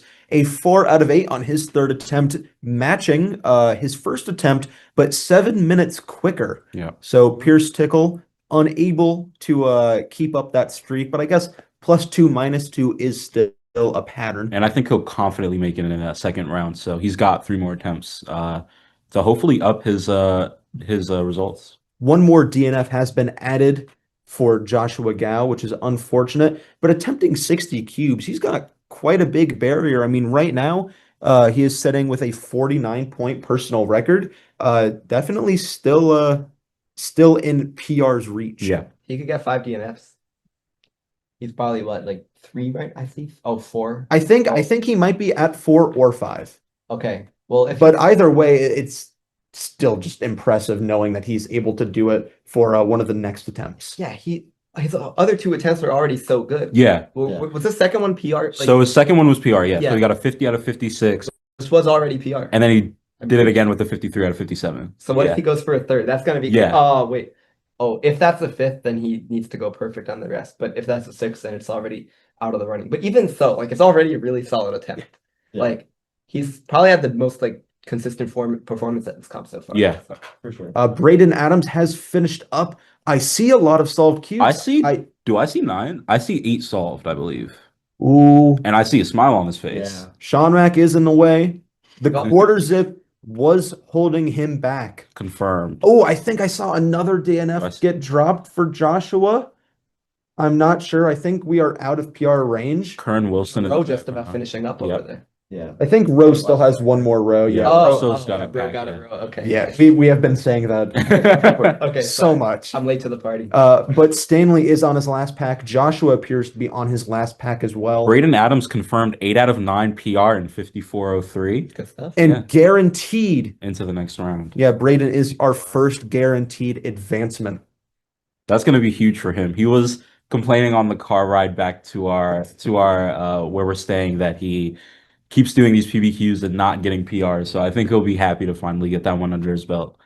Yeah, now you have to ask him to please be quiet and be happy that he's got his PR. Yeah. Thank you. I'll be here all weekend in Charlottesville, Virginia, here at the Miller Center. Ro Hessler wrapping up his second to last pack on his penultimate cube. Stanley Chappell, 4 cubes to go, plus the 1 in his hand at 5. Andrew Tao still at round 2 1/4 packs before his attempt is over. And he's got 5 minutes before he's going to get that tap on his shoulder. So I think we're going to see a lot Oh, of these that's cubes tough. solved. He needs Yeah. like sub 15. Exactly. Yeah, we're going to see very it. rare. Yeah. But even if he's like 1 or 2 cubes late, it could still be a good attempt. Yeah. Graham Siggins also, it feels quite far behind in his attempt, having 2 packs left to go. We did start about 2 minutes later than some of our other competitors, right? Yeah, but I think Tommy mentioned earlier that we're looking around 2:15 for 1 pack, so Okay. still maybe a bit behind pace. Yeah. And again, we see a ton of DNFs from Graham's side of the table, Yeah. and putting the cube in his hands, kind of not giving up on this attempt, but might be might not be Graham's finest work. Stanley on his last cube. Yeah. Well, I think the pace I was referring to was for Andrew, and Graham's a little bit ahead of Andrew, and also factoring in the fact that you said he started a few minutes later. Yeah. So I think he's probably pretty good on pace right now. It is hard to tell, but I mean, he's got quite a bit of DNFs already anyway, so it's probably not going to be his best attempt. Mhm. We do see, not to cut you off, Stanley is on his last cube. Oh, Another yeah. DNF from Joshua Gao. I think we are well out of PR range. Oh, Yeah. Stanley DNFing his last cube. We will hopefully get a count as soon as we can. Stanley was attempting 57, but Shaking his head seems very displeased with Oh, this man. attempt, but I'm hoping it that can still last be a cube good has got to result. be frustrating. yeah. 6 DNFs. I imagine probably felt like it was less than 8 DNFs. Miles in the think- bottom right finishing up as well. I think we're looking at 8 DNFs for Stanley. Joshua finishing up, maybe running out of time. Another cube looking quite unsolved. Again, we'll get results as soon as they come into WCA Live to give you an accurate count Graham on his last 3 cubes, it looks like. of his second to last pack. You're talking about Rowe, Definitely Matt who Rowe. has 3 cubes left. Definitely Matt Rowe. Graham is pressed for time. Like it's gonna come down to the wire. Miles Yeah. Greco with a 15 out of 19. Off one more cube. Counting up Stanley's attempt now, I do believe it is still 7 or 8 out of 50, 49 or 50 out of 57 for Stanley. His best of the round, but I'm sure he's not satisfied with it. Yeah. Or they'll leave him with either a 41 or 43 pointer, depending on if it's 7 or 8 DNFs, but still he has very high standards, so it's I'm sure not what he wanted. Yeah. It's unfortunate. Graham's most recent cube, he looks like he forgot edges, so he placed it back with the pack in hopes that he, recalls it afterwards. But I think anytime that happens where, if I've experienced this too, like a few years ago when I was doing multi-blind pretty seriously, like whenever I, put a cube to the side because I had part of the memo, I thought I may be able to recall it later. Like it was very rare that I'd actually be able to come back to it later and recall it. So it's almost like it's kind of just considered a DNF, but there is just kind of that slight chance. But I think Rowe's attempt is finished. We are seeing 7 unsolved cubes. So that is going to end up being as 8 unsolved cubes. Spoke too soon. Currently 56 out of 64. That is a 48-point attempt there for Rowe. Noah Swore close to wrapping up there in the top left. Andrew Tao on his last pack. Graham Siggins still got more time in his attempt. Andrew Tao, I believe, only has a couple minutes, and he's still got pretty much a whole pack left. So, again, coming down to the wire for sure. if he does it well, he could do what he has left in like a minute 40, but he'd have to do pretty good. Looks like Graham's about to get the shoulder tap there from Rich Tyag. Repping the 930 Club Zip Up. DC represent. Oh, I swear I knew that logo from somewhere. I was supposed to be there. I haven't forgotten about that. And there's the shoulder tap for Graham. Very displeased with that attempt. Noah looks to also be done with his attempt. Andrew still got 5 cubes left. I'm not sure a whole lot of time. Ryland Wilson appears to be on the ready. Noah Swore finishing up his attempt. Looks like he had quite a few DNFs in there. We do have a couple more results coming in. Curran Wilson with a 9 out of 13 and 59.20. And then Miles, like we mentioned, 15 out of 19 in 57.40 from Miles. Yeah, so again, Curran, Miles, Braden, and Pierce all guaranteed to get 3 more attempts through the rest of this weekend. Yeah. Hopefully we can get more results put in. And like we predicted, it's looking like everybody who got a point is going to make it into that next round. So not huge pressure to make it into the next round. But again, those podium spots are definitely going to be up for contention. Andrew Tao, 2 cubes left. Ryland's getting an inch closer every second. Andrew might be out of time. Very slow Taking his execution. time on that second. And there it is. There's the back off. Suspense. 2 cubes guaranteed DNF'd for Andrew. A lot of successes, but getting your attempt cut short with 2 cubes left to go, like we saw with Joshua yesterday, it's not a good feeling. Roe Hessler's final result was a 56 out of 64 in 59 minutes flat. So that's going to be his best attempt of the round. Or sorry, no, it is not. Yes, it is. 56 out of 64 and 59-15. It looks like that got switched up. So yeah, it's going to be his best attempt of the round.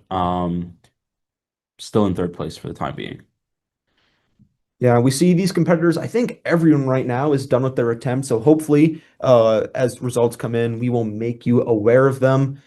There's a lot of mixed emotions right now. Again, all of our top competitors seem to not perform to the standards that they have set for themselves, but we did see some smaller names get results. Braden Adams Yep. getting a PR in multi-blind. Stanley Chappell's result has come in 49 out of 57 in 57 minutes and 52 seconds. It is his best attempt this round, but it is still only 41 points. That'll put him in fourth until Graham's results get put in, which are being counted up right now. And it's looking like he got a lot of DNFs. I think that's like 16 cubes worth Yeah. of DNFs right there for Graham. Yeah. Isn't that roughly what his best, let's see, I can't tell from here. His previous one, 46 out of 64. Oh, Graham, Like Graham, 33 out of 64. Andrew and Josh being still in first and second is really cool. Was that a 1 point? In Worlds, 2 point. 2 point.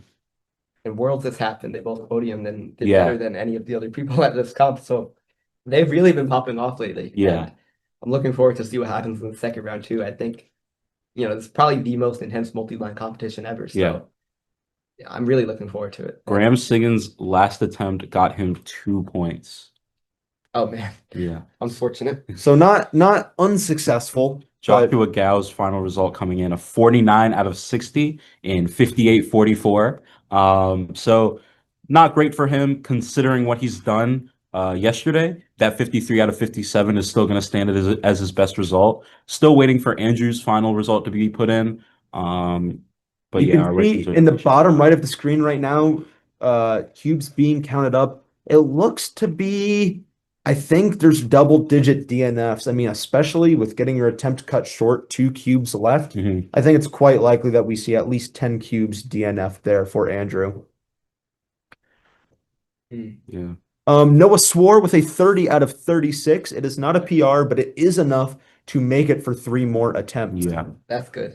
Yeah, and who do we have not locked into the next round yet? Not locked in. We're looking at Ryan Farish is still waiting on his result. Keegan Joyce is still on the bubble there. He still has that 5 out of 9.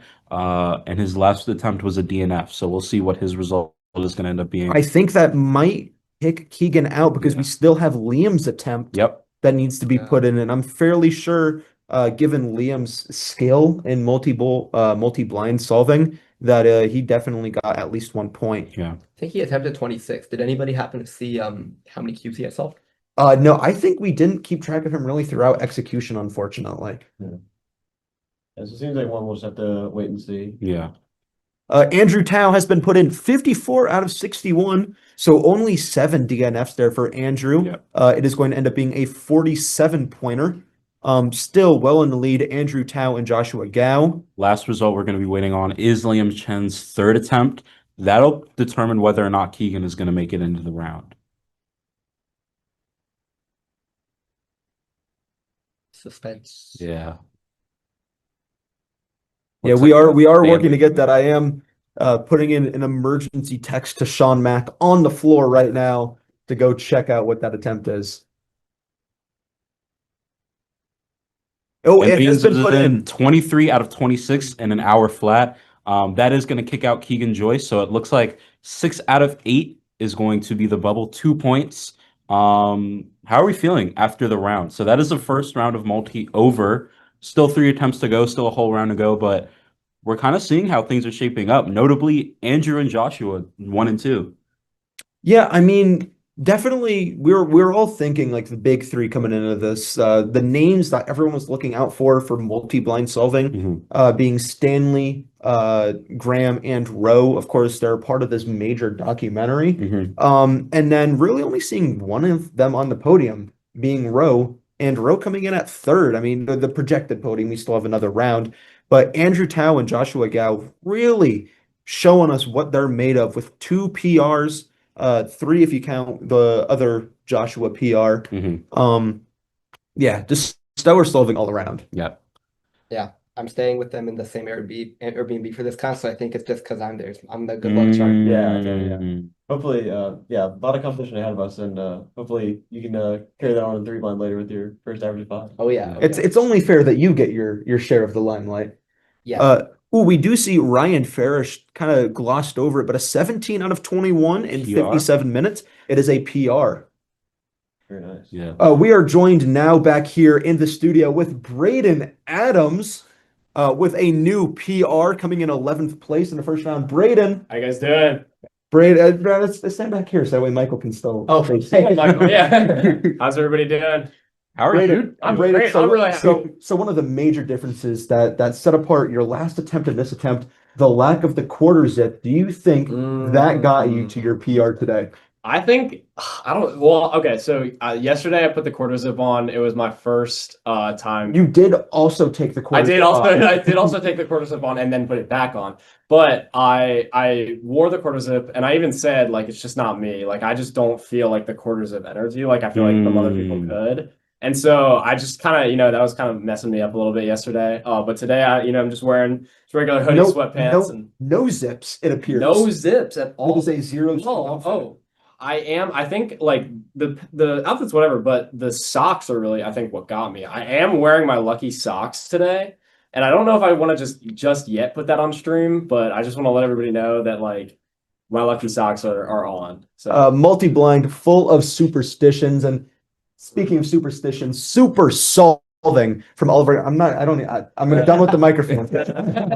But some really super solving you saw from all of our competitors. We are going to get started with our lunch break as we move into 4x4 and 5x5 blindfolded. Coming up next, we will see you all here shortly.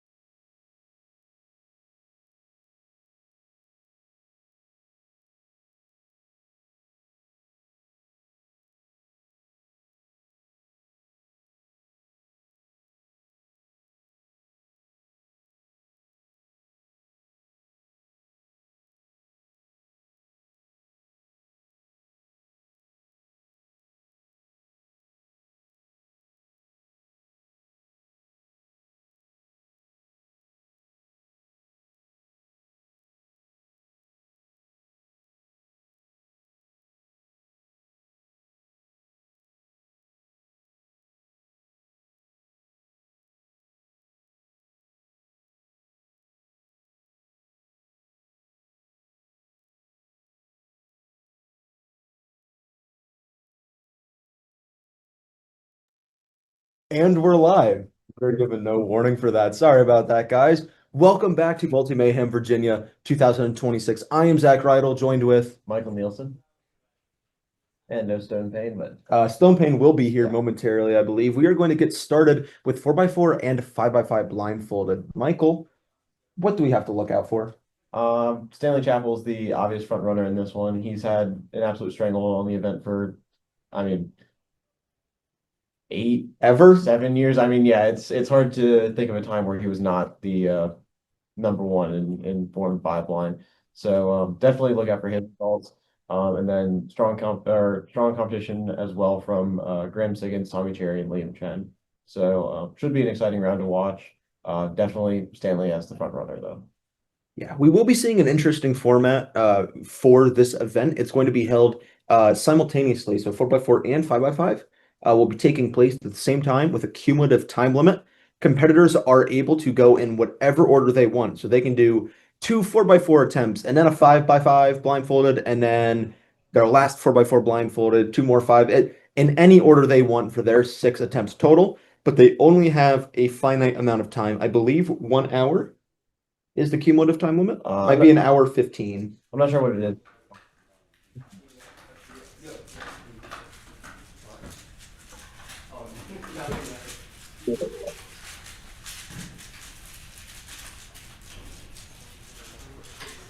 Getting more audio input in than necessary. We see here Stanley Chapel, like This is a practice call. He has his phone timer open there and no judge there. yes, But this is the guy to watch right here. absolutely. I'm not sure if we have a timing display visible to be able to keep track of Stanley's times. I think off to the side, we're only going to be able to see the times from the very big wide shot that we have in the room. Just because the tables are a little finicky and we're unable to get the perfect angle. Speaking of perfect and my perfect angle, Stone Pain. In a hectic hour, but excited to be back. Excited to see what is this Stanley's actual? No. Okay. Okay. Yeah. John practice. So a quick rundown. A little bit finicky on the displays. I don't know. You guys were talking about that a little bit. But yeah, a little bit finicky on the displays, unfortunately. Just trying to figure out what works best. You guys can tell I'm a little out of breath, but just trying to figure out what works best for each competitor, and what works best given each angle, given each camera angle. Some competitors have preferences. Stanley, for example, definitely wants to make sure that he can't see his display. Ro, more or less, for example, doesn't care. So, yeah, I don't think there would be a ton of angles with which we can see the displays, but of course we saw a perfect angle that everybody will actually solve. So, I'm excited to see what we got going on here. Yeah, we will, for any of these stations that have a timer display that is in a bit of an inconvenient area, we'll make sure to have our own timer running back here in the booth. That way we have at least a general idea on splits and anything of the such. How are you guys feeling? I'm good. I'm tired. I think that last 45 minutes was definitely a bit of a hustle to make sure everything is set up. But I'm definitely excited to see what Stanley's going to do, what Liam's going to do, what Graham and Tommy are going to do, what Ro's going to do. How about you? I'm feeling a lot better. I got some lunch in me. I'm ready for the rest of the day, and it'll be fun to see a bit shorter event here. It'll be a bit more action packed, I think, at the beginning than a multi-blind attempt. So. Yeah. Yeah, I mean, we're going to be starting off with Ro and Stanley. I'm not sure how our groups are seated. We may have more than just these two. I'm sure we have more than just these two. I mean, the room is full. We're going to have everybody going at the same time. There's only one group? Okay, well, we are going to make sure to capture Stanley's as he's really primed for a world record on any given attempt. And then we'll try and keep track of everyone else, of course, as possible. Yeah.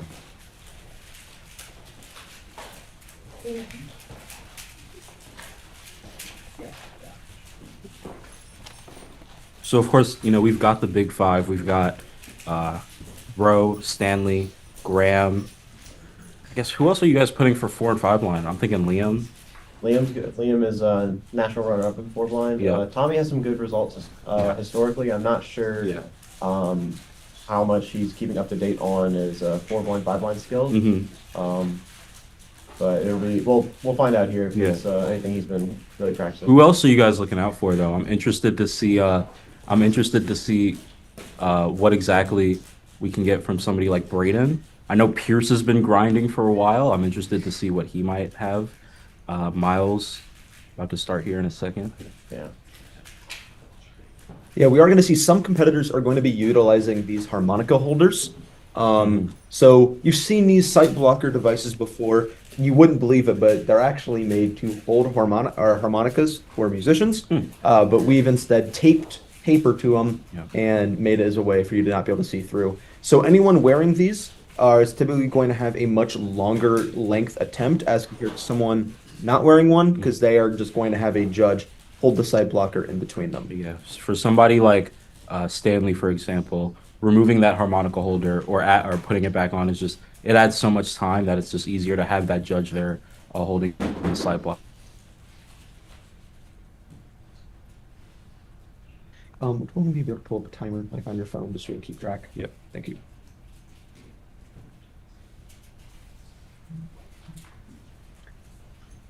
And just as a reminder, I'm not sure if you guys mentioned it, but these competitors are doing 4 and 5 blind at the same time, and they do get to choose which one they want to start with. Yes. So there are going to be some people who are going to be doing 5 blind while others are doing 4. I don't know if there's necessarily a method as to which one people will start with. Correct me if I'm wrong. I don't think Stanley has much of a preference. I think he kind of just vibes it out. I don't. If there is any sort of preference he has, I'm not sure of it. I think he might have submitted his 4x4 first because he was doing a 4x4 practice off here, and then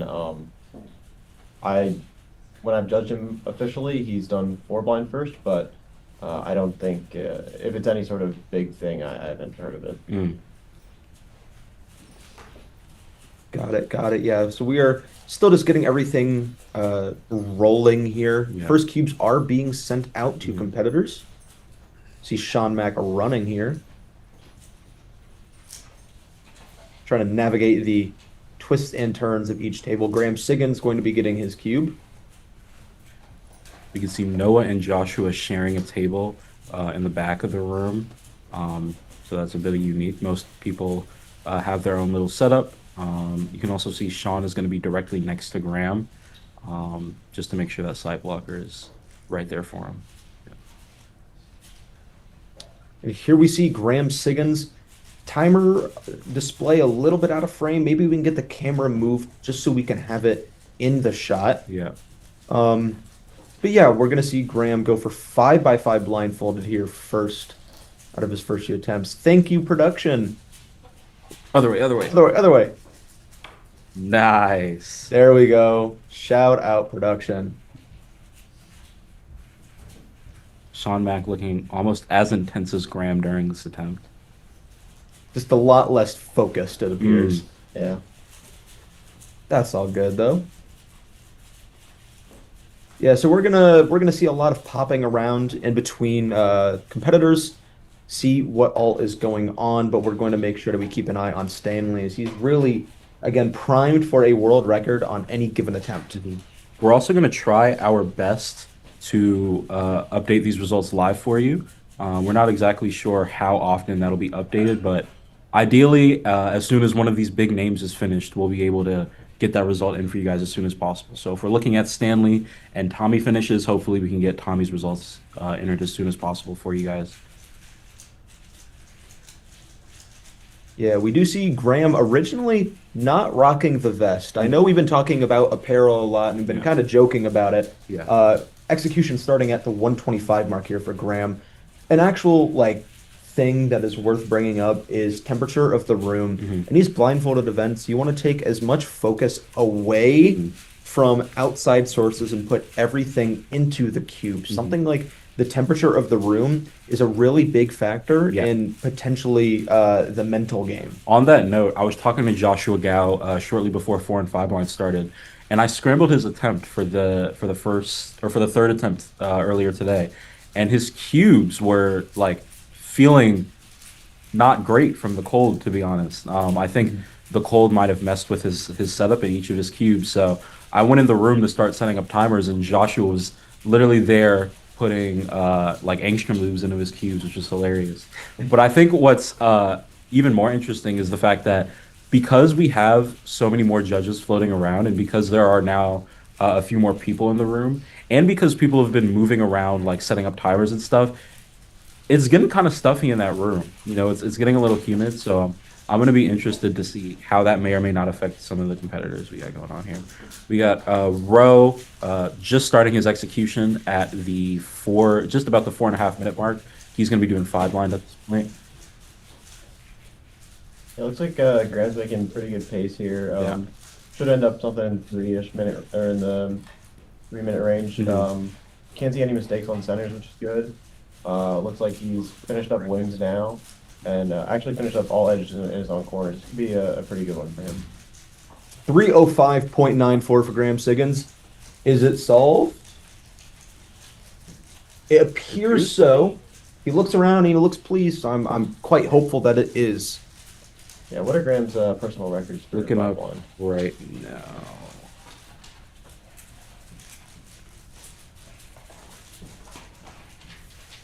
So for 4 and 5 blind, Graham has a 123 single and a 258 single for 5 blind. So that's not too far off for Graham. I think he's going to be pretty happy with that. Yeah. That 258 single puts him at 10th in the world.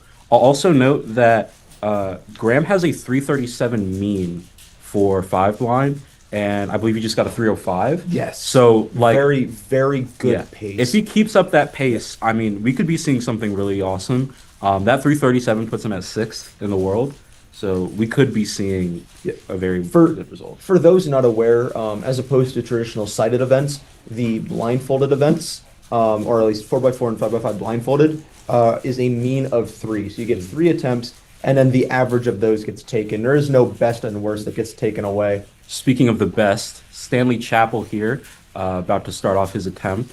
I'll be interested to see if he's doing 4 or 5 blind first. Stanley, I believe 4. 4. Okay, so he's going to be starting. We'll see in a second here. Yep, 4.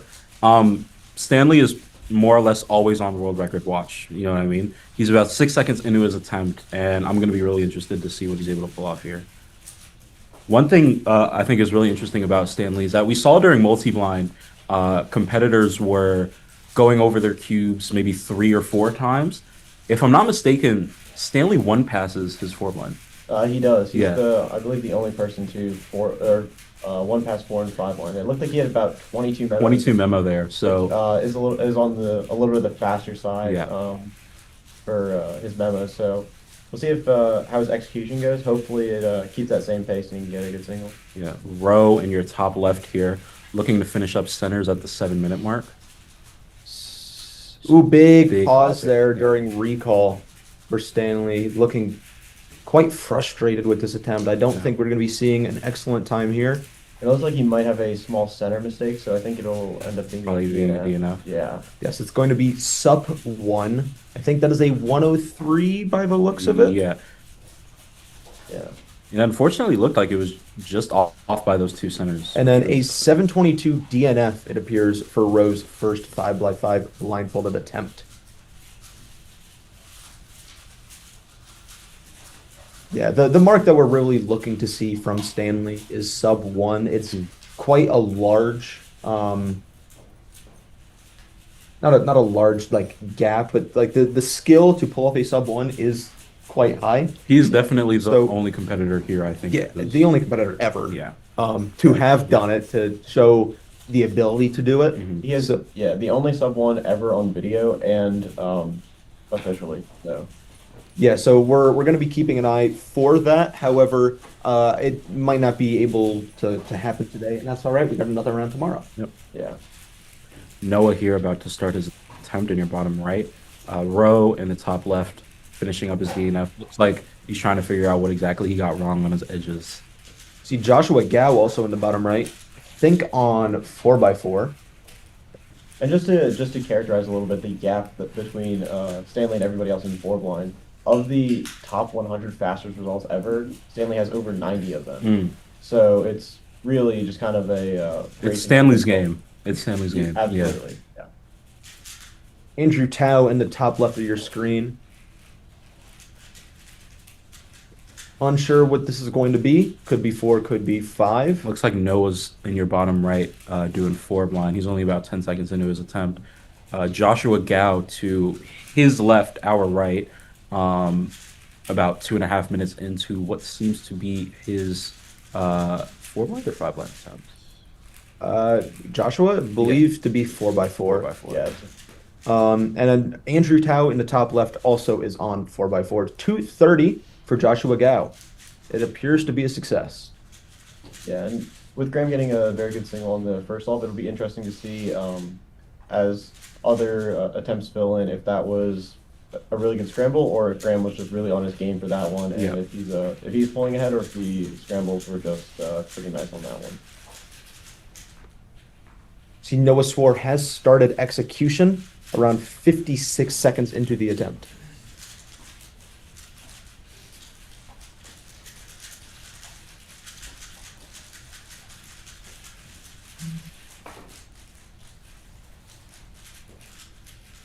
Tommy Cherry in the top right of your screen. Unsure which event he is currently doing. Likely 5x5 blindfolded, Yeah. given the over 1 minute memorization. Noah, about 1.5 minutes into his 4 blind attempt, looking to be finishing up centers. Yeah, Tommy Cherry certainly no slouch in the big blinds. He was the world runner-up in 2023, so very, very good at 4 and 5 blind. Yeah. Is a DNF for Noah Sware's first 4x4 blindfolded attempt. A 138 off by, it appeared one move, but I saw a couple edges, a couple corners. Could have just been one slice away at some point in execution. Andrew Tao definitely moving at a slower pace in comparison to a lot of the other competitors that we're seeing, at least turning wise. And I feel like that's a bit of a theme that we've seen throughout the weekend so far. I feel like, he's been consistent, but his turning has been slower. Not that that's a bad thing. Yeah, and I mean, especially on something like 4 and 5 blind where you can't have any mistakes for your attempts. I think it's a reasonable thing to slow down a little bit. For I mean, sure. even in an event as demanding as multi-blind, you can still, DNF 1 or 2 cubes or just completely forget them and get a success. Yeah. So, Tommy Cherry has started execution at around the 219 mark for 5x5 blindfolded. Miles Greco in your bottom right, looking to get started on his second attempt of what I believe is going to be 4 blind. And he did lead with 4 blind. Competitors are free to switch between the two, so only time will tell. Andrew Tao in your top left, finishing up parity. Yeah, looks to be Pretty good. stalled. Wow. And it is Rich Tyag confirmed. head shake, but maybe just looking to get the single solve out of the way to guarantee 3 more attempts tomorrow. He seems to be happy with that one. I felt like I saw a bit of a smile on his face, but that could just be Andrew being Andrew. yeah. Tommy Cherry at the 3-minute mark now into his 5 blind attempt. Miles Greco still working away at 4x4 blindfolded, his second attempt. And Graham getting ready for his next attempt. We did see Graham lead with 5x5 blindfolded. 324 for Tommy Cherry. It appears to be solved. Yeah, very solid result on that solve from Tommy.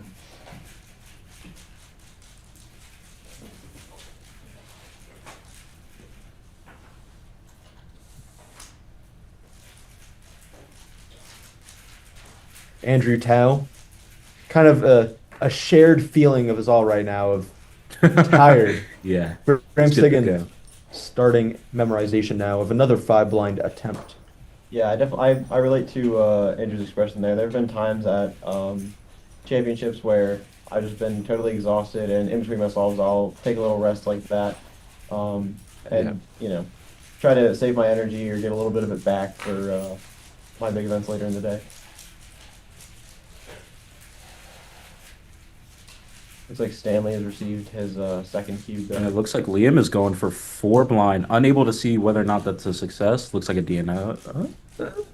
Well, the Looks like- judge picked it up, which makes me think that it wasn't very apparently Yeah. a DNF. Ooh, Stanley Chapel in the bottom left of your screen.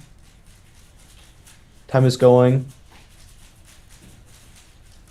Yeah, we unfortunately do not have a good view of the timer. We have enough. Okay. Decent enough here, yeah. I think we're at the 20-second mark. Yeah, this doesn't look to be anything spectacular. in Or terms of maybe the speed that's of it. like a what? No, it's going Yeah, in it the looks like we're 30s. going up, passing the 30-second mark Yeah. here. So Graham, Appears to not be one passing. yeah. Graham Um, about a minute and 15 into his 5-line attempt, and yeah, I think that split for Stanley is not exactly what he's going to be looking for. I'd imagine he probably did 2 passes on that. yeah, not sure what exactly the deal is Yeah. with that one, but assuming this is the second attempt, I'm not really sure. I don't think that would be an intentional thing. Mm-hmm. But you know, well, no way for us to know Yeah. right now.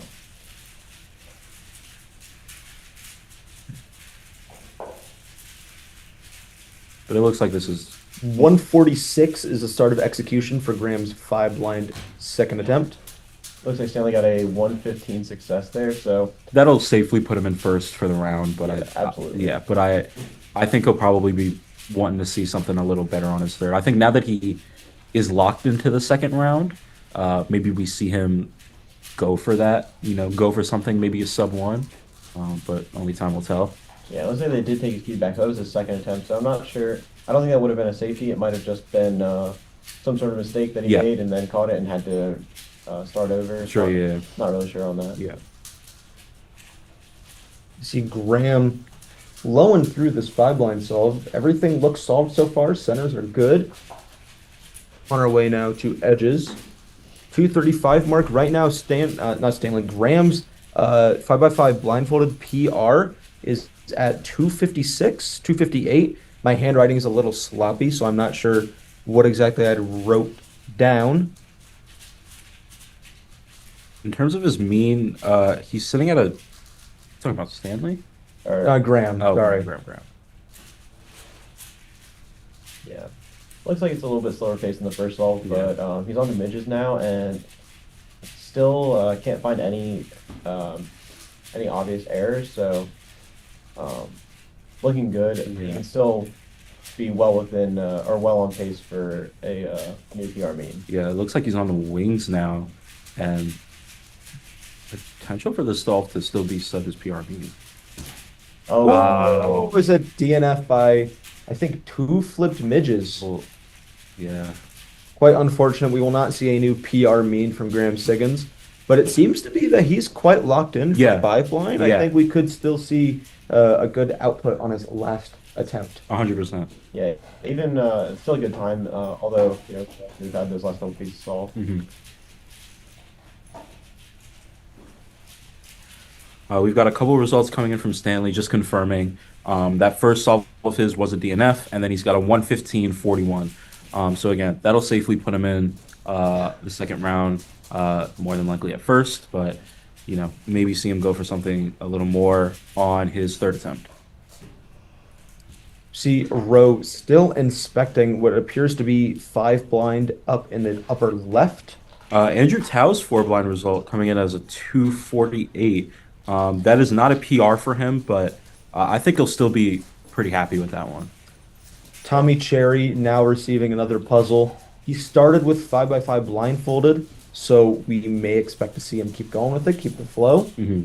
But anything can happen. Oh, Liam Chen, 2 solves in, 138.06 and 147.91. We may be on a PR watch. I'm not sure where Liam's 4-blind results lie currently. Stanley in the bottom left of your screen for more 4-blind action. So interestingly enough, Liam does not have a 4-blind mean. Oh wow. Oh, So it's very possible that, if he gets this solved, it'll be a PR for him. Yeah, and he could very well take it a little slow on his last solve, depending Yeah. on how badly he wants to need, or he might just continue with his current pace and try to get something great. Yeah. Stanley. Hitting the 20 mark on his memo. 22-second memorization for Stanley Chapel. Yeah, so this is about similar pace to his first solve, which was, I believe, a 103 DNF.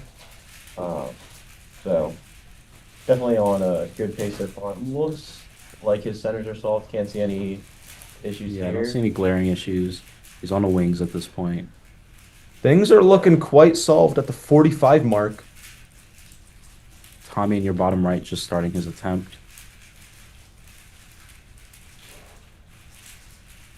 And it looks like it's Another last out now. yeah. It is a DNF. It would have been a sub 1. I believe he stopped the timer at the 59 mark. Yeah. But messing up that last algorithm will cost it for Stanley. Very unfortunate there.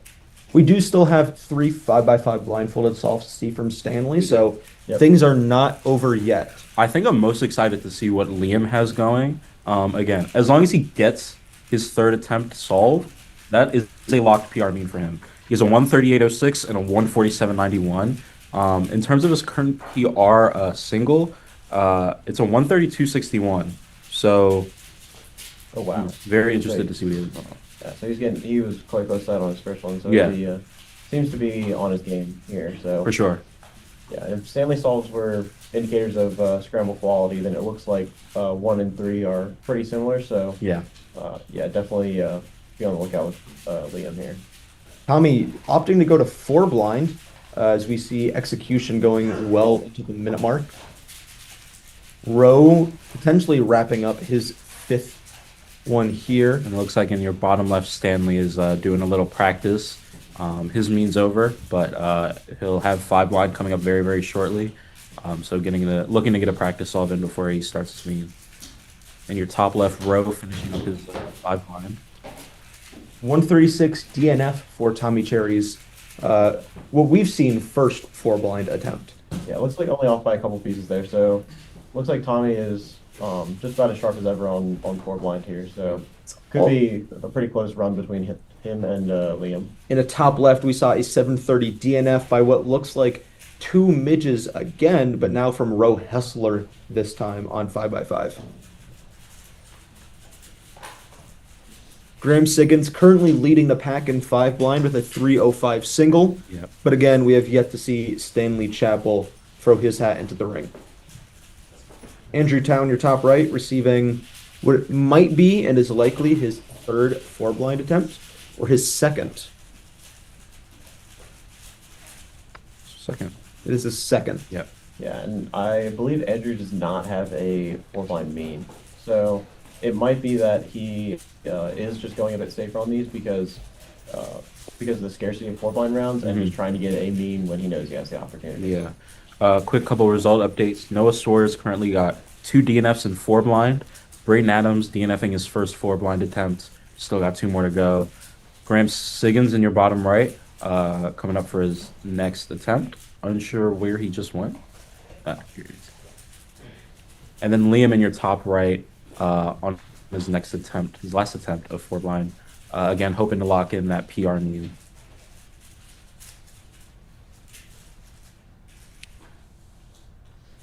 Liam Chen passing the 20-second memo mark. Graham Siggins starting his 3rd and final 5 blind attempt.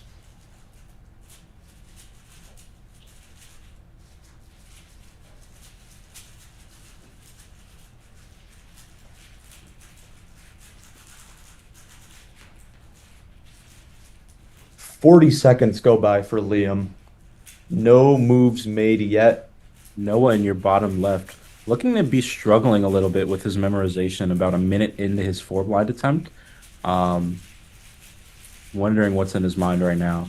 Liam Chen, about a minute in to his 4 blind attempt, unsure exactly when he stopped memoing. 46. 46. Okay, so I think that seems to be a decent split. Again, Whatever Liam gets will be PR. yeah, as long as he can solve the cube, he'll have a PR mean locked in. Andrew Tao also starting execution. Not seeing any glaring issues with Andrew's centers. Moving on to wings at this point. Graham about a minute into his 5 blind attempt. And Noah still on his 4 blind attempt, almost 2 minutes in. Or sorry, yeah. Liam looks great right now. I think that solved 140 for 140. Liam Chen. That is great great mean. As soon as we get that put into WCA Live and calculated, we will be able to get back to on the ranking on that. I feel like we just saw 140 on the last one, so I think a low 140 I mean. think we're looking at a low 140 mean, like a 141, 142. Wow. Very, very impressive result from Liam, especially as his first year. Andrew with a success in the top right. Ooh, never mind. Off by just a couple centers, unfortunately. So I believe what we just saw there was a world ranking. It's looking around to be in the 10-11 range for Liam Chen. That's huge With that for Liam. low 140 mean. That being his first ever four blind mean. Pretty fast. And Liam's PR single is a 132, but that places him 15th in the world. So I think he'll definitely be happy with that one. Absolutely. Graham executing his third and final five blind attempt. While Noah's in your bottom left, started memorization on his four blind attempt, hitting that 3-minute mark. So I'm not sure exactly how I'll feel about that one.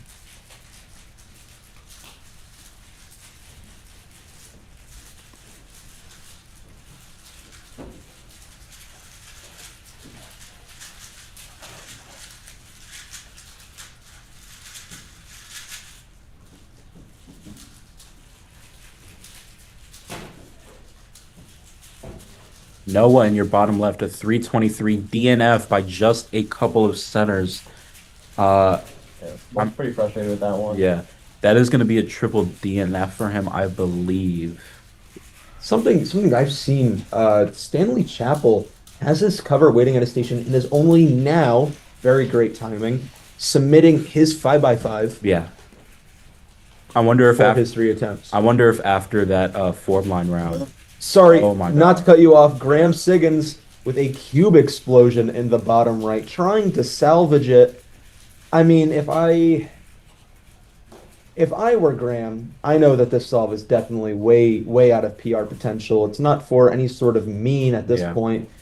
Gotta wonder why waste the mental energy when you still have four blind solves to do. Sean on his left, our right, seemed pretty impressed with the way he was able to get that piece back in there and continue his solve. I think I see one centerpiece still popped out. Yeah.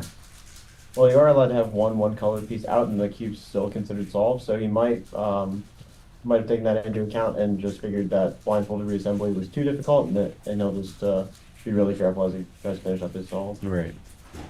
Passing the 4-minute mark, and the puzzle does not look solved. I think we are all but guaranteed to see a DNF, unfortunately, here from Graham.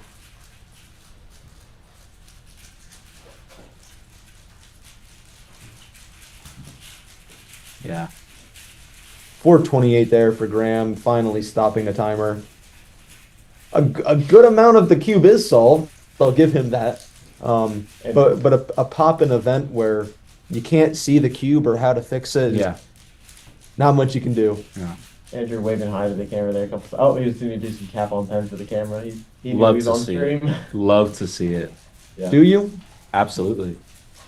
Yeah, it's good to see him have fun. Tommy, Yeah, 30 having fun, keeping the mood light is definitely a good thing. I don't see a judge at Tommy's station, but I see a cube cover. So, I think I saw oh yes, somebody behind him. sorry, it's just Yeah. dark clothing. Yeah.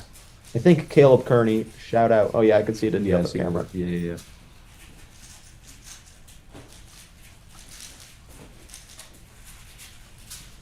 Starting execution at around the 56 mark for what I believe to be a four blind attempt for Tommy.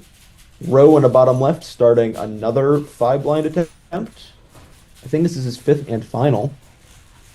Or it might be 4x4. I don't know. That looks like 5.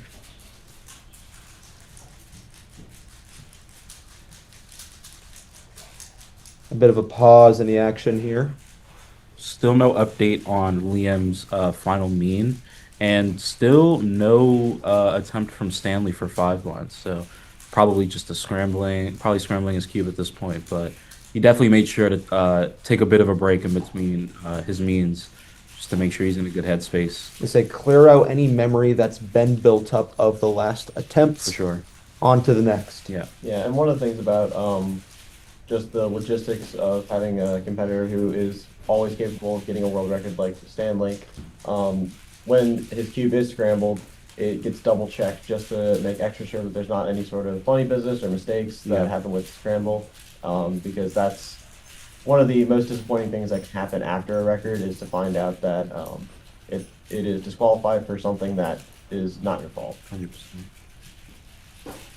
Andrew Tao in the bottom right of your screen, I believe going for his third four-blind attempt. Still no update. Well, I think we knew it was a DNF, but not entered in a WCA Live his second attempt. But at this point, he is going for his third. Tommy in your top right looked to be a DNF on a 220 for four blind. And we'll continue to watch out. Row in your bottom left, about 2 minutes into what we believe is a five blind attempt.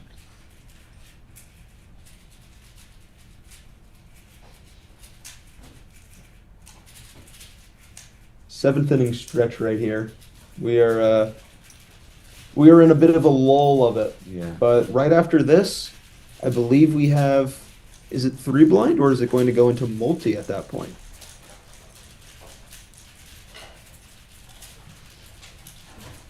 Stone learning how to operate WCA Live for the first time as Stanley is delivered his cube. It is going to be our next attempt of multi, and then we'll end off the day on three blind. Stanley Chappell in the top left, 5x5 blindfolded attempt 1.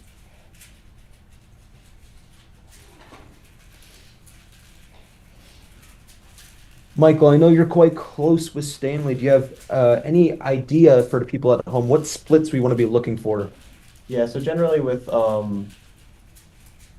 Stanley splits for four and five blind, his memo will be a little bit shorter than his execution. The memo being less than half, a little bit less than half the solve. For four blind, it ends up being usually like a 40-60 kind of split with memo taking up 40. And five blind, it's closer to 50-50, I believe, with memo being the shorter half. Got it. We see Stanley about 45 seconds in as Graham is getting ready for 4x4 blindfolded. Stanley, I looked to be at about the 47-48 mark. Yeah. Already on exit. Yeah, so if we're looking at that like 50-50 comparison, I mean, we're beyond pace for sub 2. For sure. Yeah, So well, definitely I mean, buying himself some time Yeah. to 50-50. It's a little. It's more of a rule of thumb, and For sure. Yeah. Yeah. but maybe it is not. I mean, we'll see. I mean, Graham did get a good result on the first scramble, so it could be That's very a true. lucky one, but we'll just have to wait and see. Definitely Head- shaking his head head, shaking. yeah, in the top Yeah. left there. A couple pauses here and there, but all the turning looks fluid at the 130 mark. Not seeing any errors in his center building. He's gonna move on now. Graham Siggins in the top right at the 45 mark, donning the blindfold at 44, starting execution on 4x4. 150 right now, Stanley Chappell is at. Big pause. I do have to wonder, just as a viewer, if he may have figured he was pacing and is realizing that he's not. Quick update.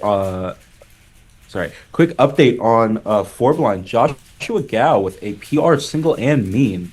149.89 single and a 205 mean for Joshua Gao. Believe we just saw a 213 from Stanley Chappell's first 5-blind attempt. Yep. Yeah, so it looks like it might be closer to that 40-60 split instead. And I mean, it doesn't look like it's a result Stanley's particularly pleased with, but I mean, It is quite below world record mean. yeah. Oh, It sets him up currently held by Stanley. Yes, yeah, it sets him up quite well. If the next two solves are anywhere near that. Liam Chen, we did get a confirmation on his mean, a 138.06 single and a 142.15 mean. Where's that going to place him in the world? 142 mean, right? 05? 1.5. 1.5. That is going to place him at 9th right now. Huge congrats to Liam. That is even below his PR single, which places him at 15th. So that's going to be huge for him, and he's going to move on to 5 blind. And I think he'll be able to carry that confidence over very well. Yeah, very impressive stuff from Liam in 4 blind in the past couple months with the national runner-up and now 9th in the world mean. Yep.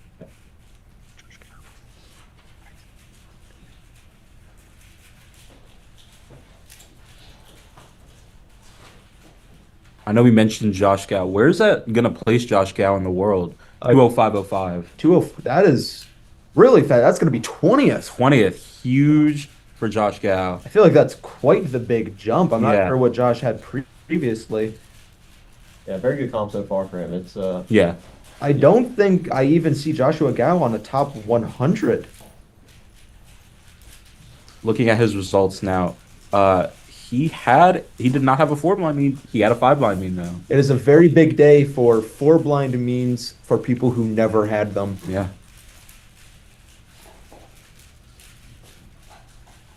In the bottom right, we see Pierce Tickle, Braden Adams, Curran Wilson, all going.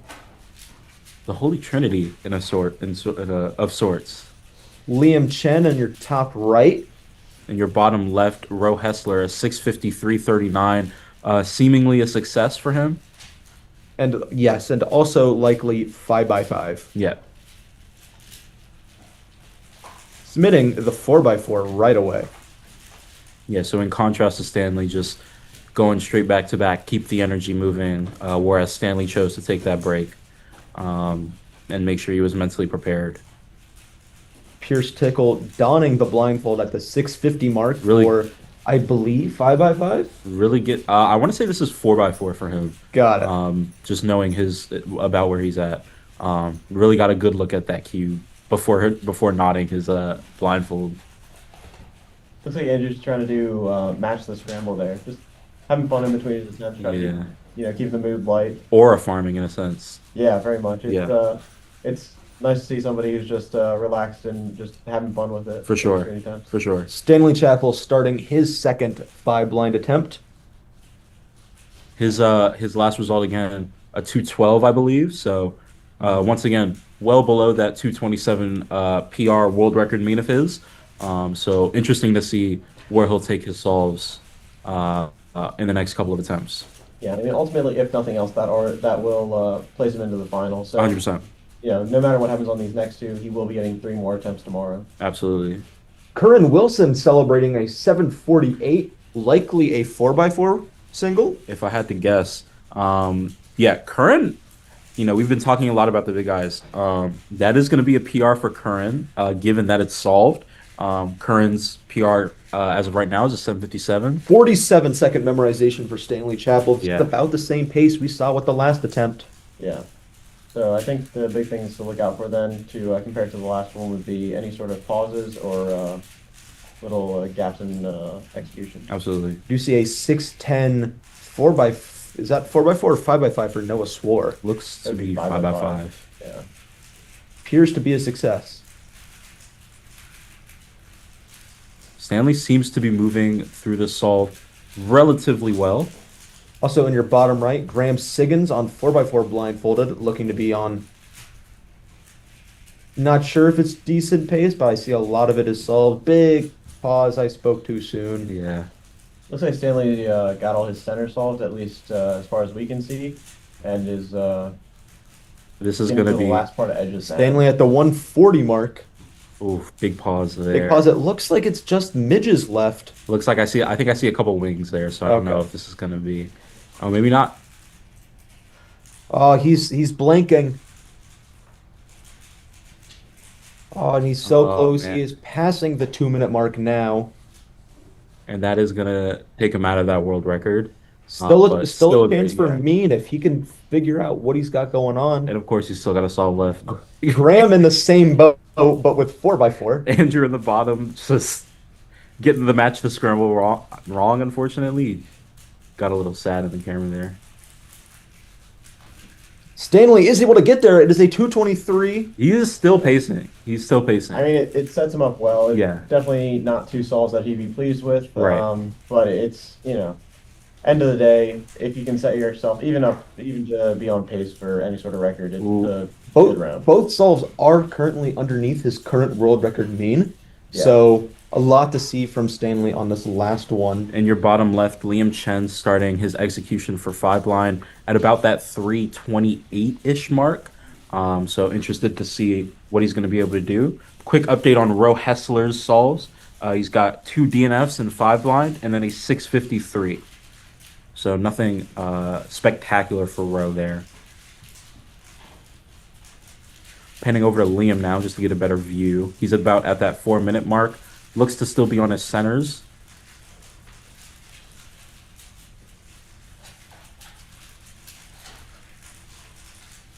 And then Tommy, okay view on your top left. About almost 3 minutes into his 5 blind attempt.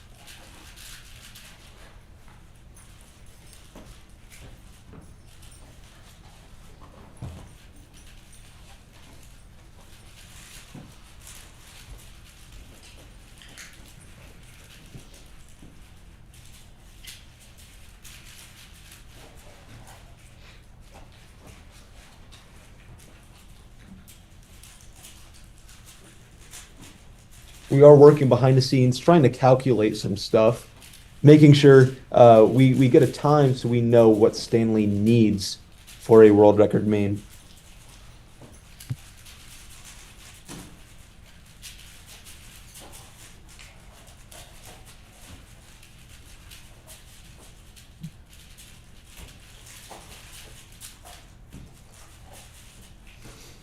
See Joshua Gao in your bottom right. Looks to be about almost at that 6-minute mark on his 5 blind attempt. And then Liam Chen on your bottom left. Ro Hessler, about 11 seconds in to what I believe is his 4 blind. Yep, his first 4 blind attempt, if I'm not mistaken. So just a vague estimate, I believe Stanley Chappell, all he needs for a world record mean is a 246, around in that ballpark. Wow. I'm sure someone in chat has actually calculated it. I don't know why we didn't check that. Yeah. 244 on the last for world record, I am seeing at least one person having said. So yes, we are on a world record watch here. Absolutely. Yeah, certainly something more than within range for Stanley. And if we use Graham as sort of our measure of scramble quality, then the last one up until his hardware malfunction, the scramble seemed pretty good. Ro as well. The last scramble was the only one that was a success for him for 5 blind. Not sure if that's an indication of the scramble or just how his memo went. Mm-hmm. But if it is an indication of the scramble, hopefully we can see something nice for Stanley. Yeah. Liam Chen in deep thought as he appears to be wrapping up his 5 blind attempt. Things look solved.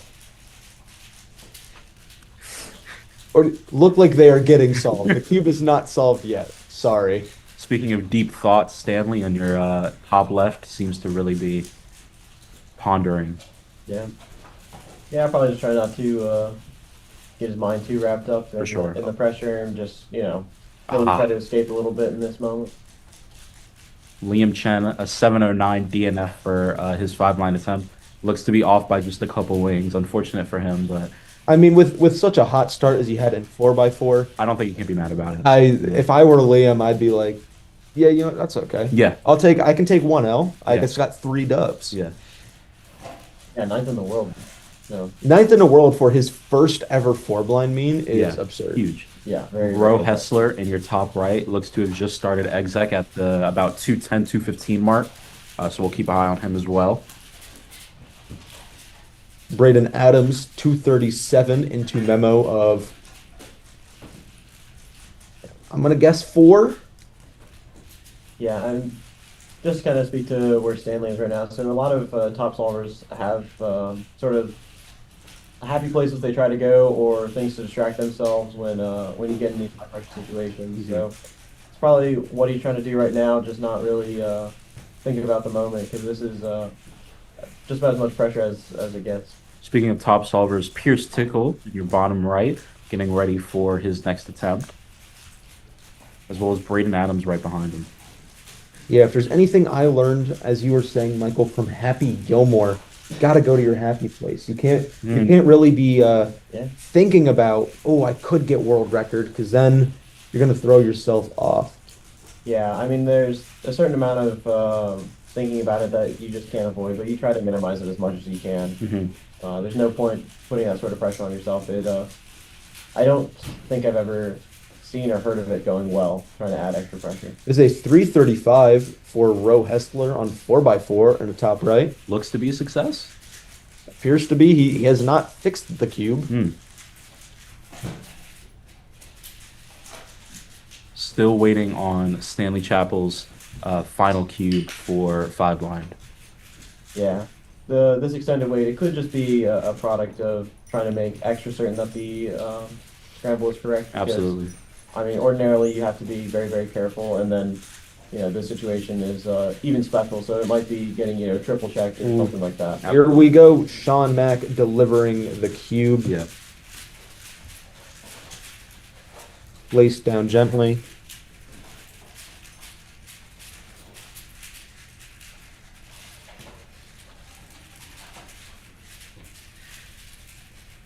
Graham in the top right.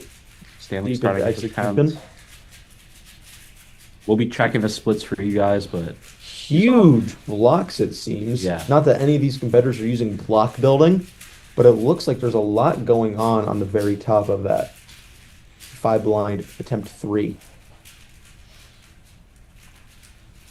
Graham looking to wrap up 4x4 blindfolded attempt 3. Just a couple more wings left to go. Bit of hesitation there during these algorithms at the end.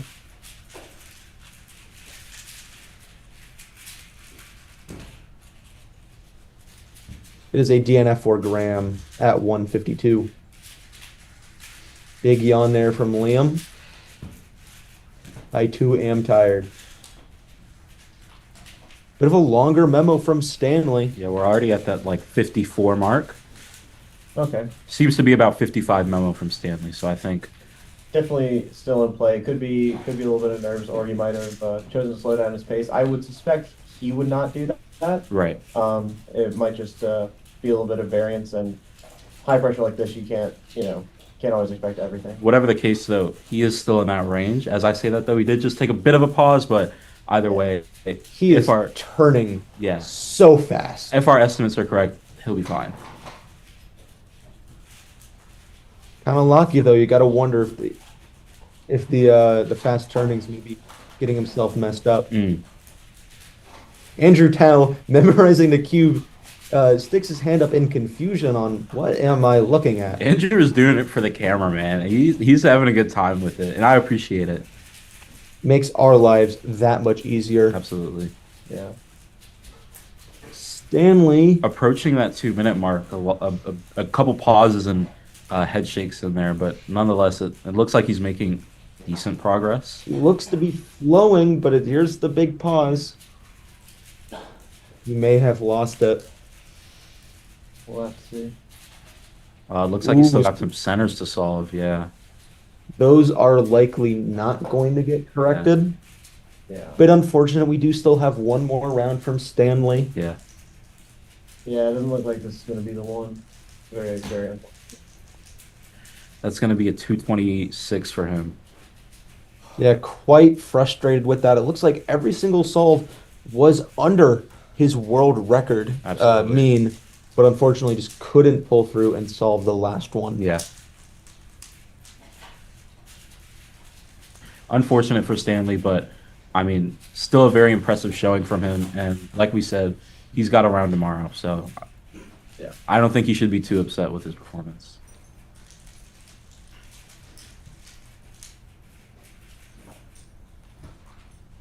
Yeah, I do think it is worth noting that Stanley's 5-line mean is the longest standing untied world record currently. So it certainly is not an easy one to break, even at his level. Set at Virginia Championship? No, this one was from 2019. Got you. Okay, wow. Yeah. And interesting fun fact about that mean: every single solve was the new world record single as he got it.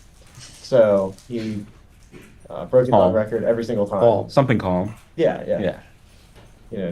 Just light action. Yeah. Yeah. A little bit of motion.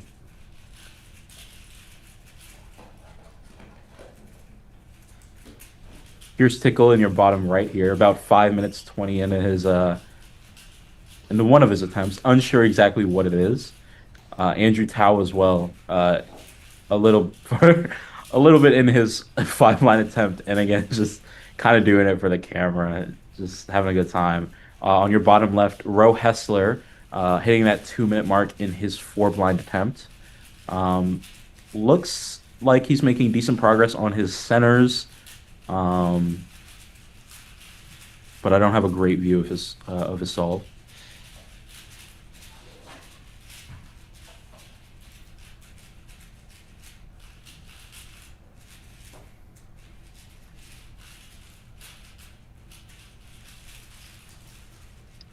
Yeah, it looks like Tommy Cherry's doing one of his attempts now. I believe that would be looks by the time 5-blind. 5-blind. So we'll see how that one pans out. Mhm. But not sure if he has a 5-blind success already. Unsure based on the results in live, but Yeah.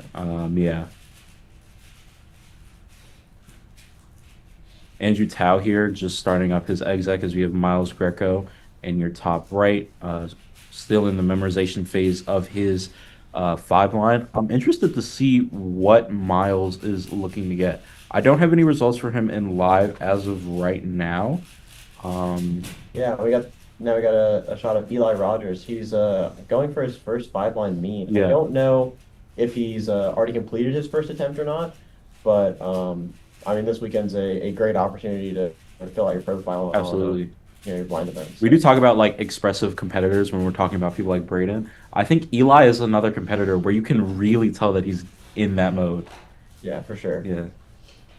Yeah, but it looks like he's getting comfy. He's getting, so that he can really focus and Absolutely. hopefully get that 5-blind meet.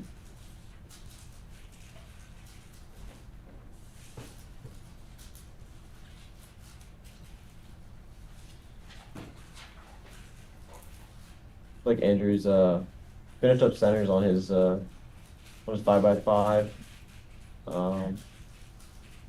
Starting on edges now, it seems. Don't know what the pace is, but Josh Gao starting 5x5 blindfolded execution at the 220 mark.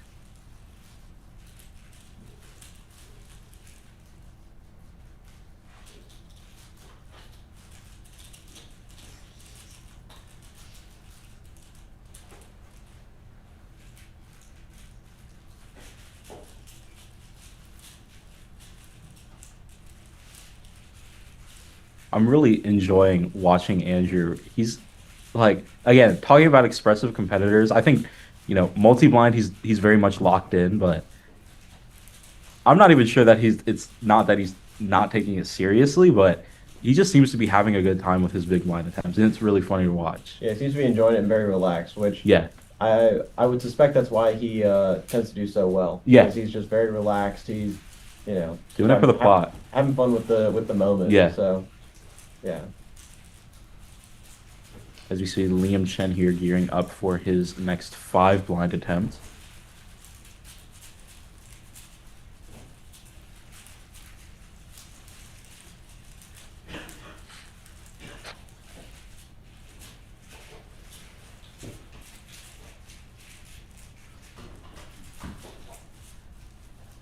As a reminder, we do have 4 and 5-line happening at the same time, for those in the chat wondering. So there are some competitors who are doing 4 and some competitors who are doing 5. It's completely up to them. If they wanted, they could alternate attempts. They could do a 4-blind attempt and then a 5-blind and then go back and forth if they wanted.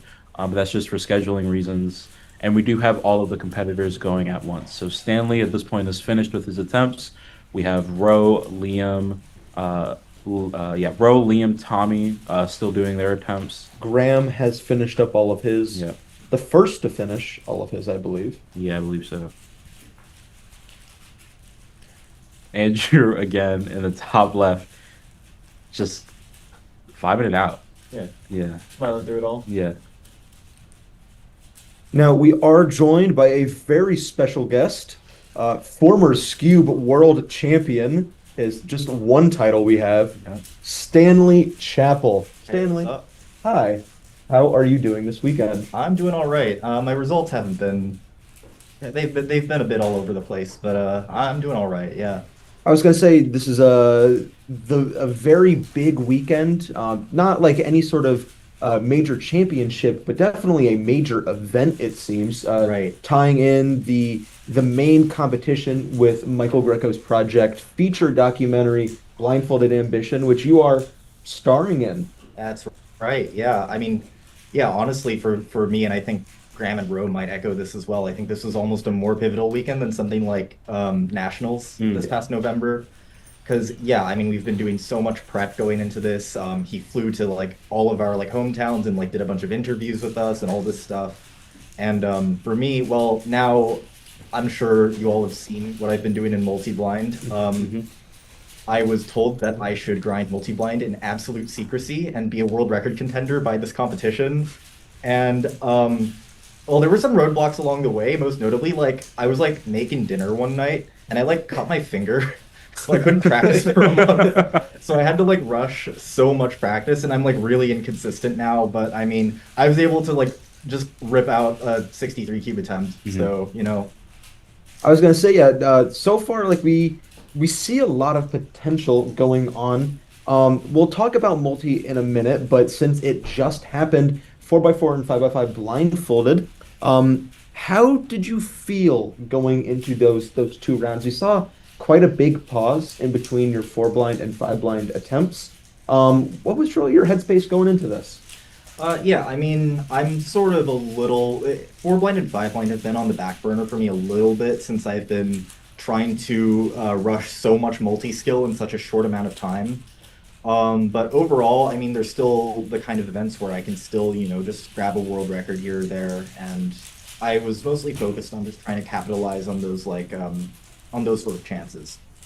And 4 blind, I mean, solve one was you know, pretty much it's pretty much the most standard DNF I could have possibly gotten. I did one of my X center cycles from the wrong buffer. And so that caused a DNF by 2 centers, but you know, 101's not an awful time. It's not great, but it'll do.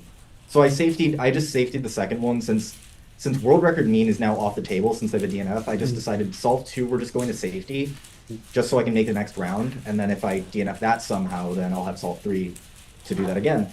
But I safetied that one, and it was a 115. It was just yeah, just a safe solve. Just try to guarantee the success. It worked. Solve 3, I just decided to just try and go all out. Scramble was decent, but not good enough to get world record single at all. So you know, DNF to 58 by 1 slice or 59 by 1 slice. It doesn't really bother me. So. Got it. Well, yeah, we saw right after 4x4. Then you took that big break to wait to submit your cube for 5x5. Yeah. What was going through your head? Trying to just clear out your memory, or taking a nap? Well, I just did 4 warm-up solves. Oh, okay. Yeah, what was going through your mind going into the last solve of 5? Really, I was sort of mentally tortured by how I can somehow try on that solve while also not getting world record mean. Because I have a strained relationship with the idea of beating the current world record mean since it was such a monumental achievement when it happened and it stood for so long. So considering like how relatively not good the first 2 solves were, I really didn't want this to be the time it happened. So I was kind of thinking like, how do I try on this while also like not making it happen? And I kind of had a really sort of cooked attempt. I didn't DNF it on purpose, but I'm really, really glad I did DNF it. As I saw, we did see on the one solve like a very big pause of middle edges. Yeah, on both of them, or actually on all 3 actually. Yeah. Yeah. The greatest of all time, trying to not get a world record. Yeah, just like very impressive solving to watch, even if results were maybe not as ideal as you would have hoped. Definitely from our perspective, incredible to watch. Going to multi-blind, I feel like we may have kind of brushed over it, but going for world record attempts, going for that same skill set, how have you been feeling? Have you been enjoying multi-blind so far? Multi-blind's been really, really fun. Yeah, I mean, it's so sort of gratifying to kind of just have these like 1 hour blocks of practice and then just have a single result to analyze afterwards. It makes it a really interesting dynamic compared to 4-blind and 5-blind, where when I'm evaluating my sessions, I'm thinking a lot more about sort of like qualitative considerations about how I was solving, and that's important in multi too. But it's like the fact that every session is defined by one number is a really fun dynamic. But yeah, I mean, I think it'll be more fun going forward since I haven't been able to.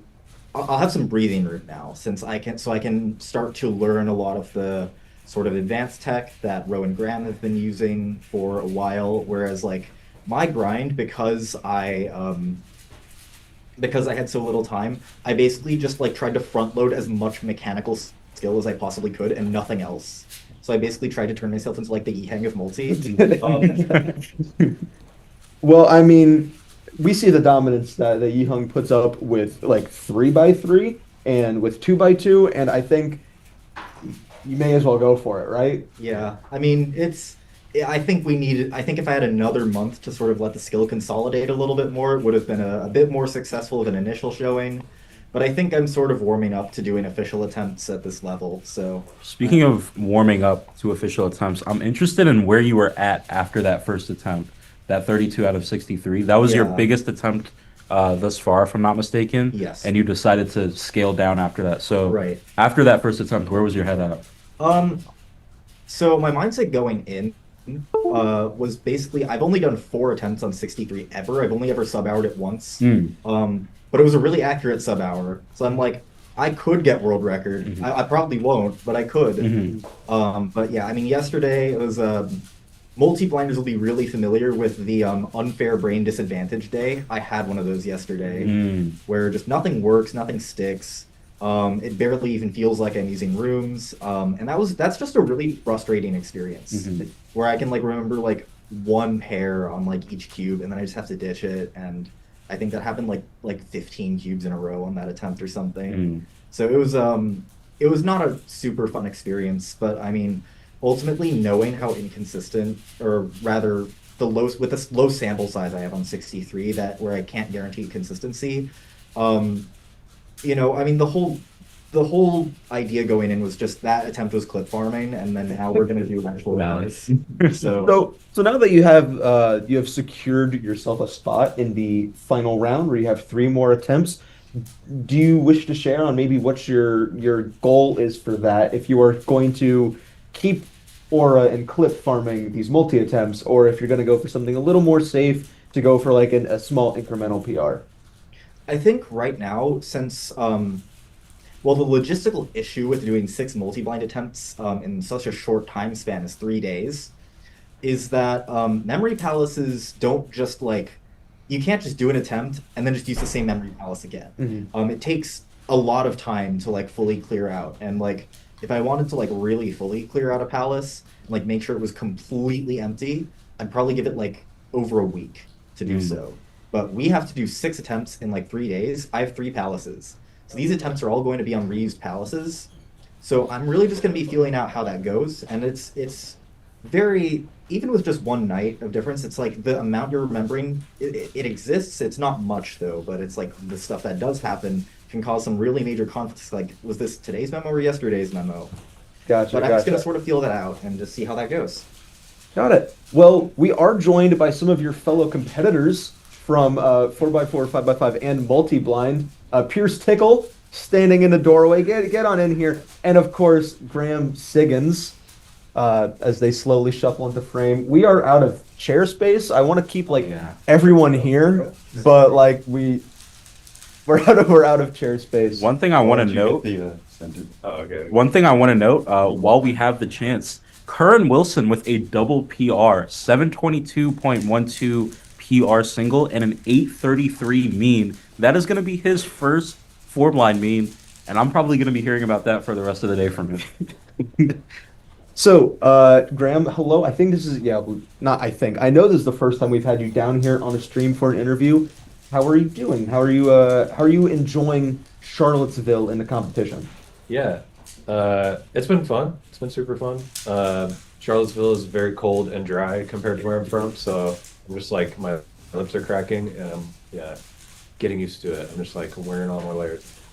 But yeah, multi-blind, obviously, elephant in the room. I'm doing horrible. But you know, we'll see what happens. I was gonna say you have like locked your position into the next round, obviously, and you have Yes, three so more. that. You have three more attempts going into this weekend. We were just talking to Stanley about not having enough palace room. I'm gonna say things as someone who doesn't really understand multi-blind, but I know you know what's going on and can kind of carry me through that. Yeah. How are you feeling going into these next three attempts? Do you feel like you have enough room to store information? Yeah, I'm a little unique in that aspect. Me and Ro are like the only ones who have 6+ memory palaces that we can use.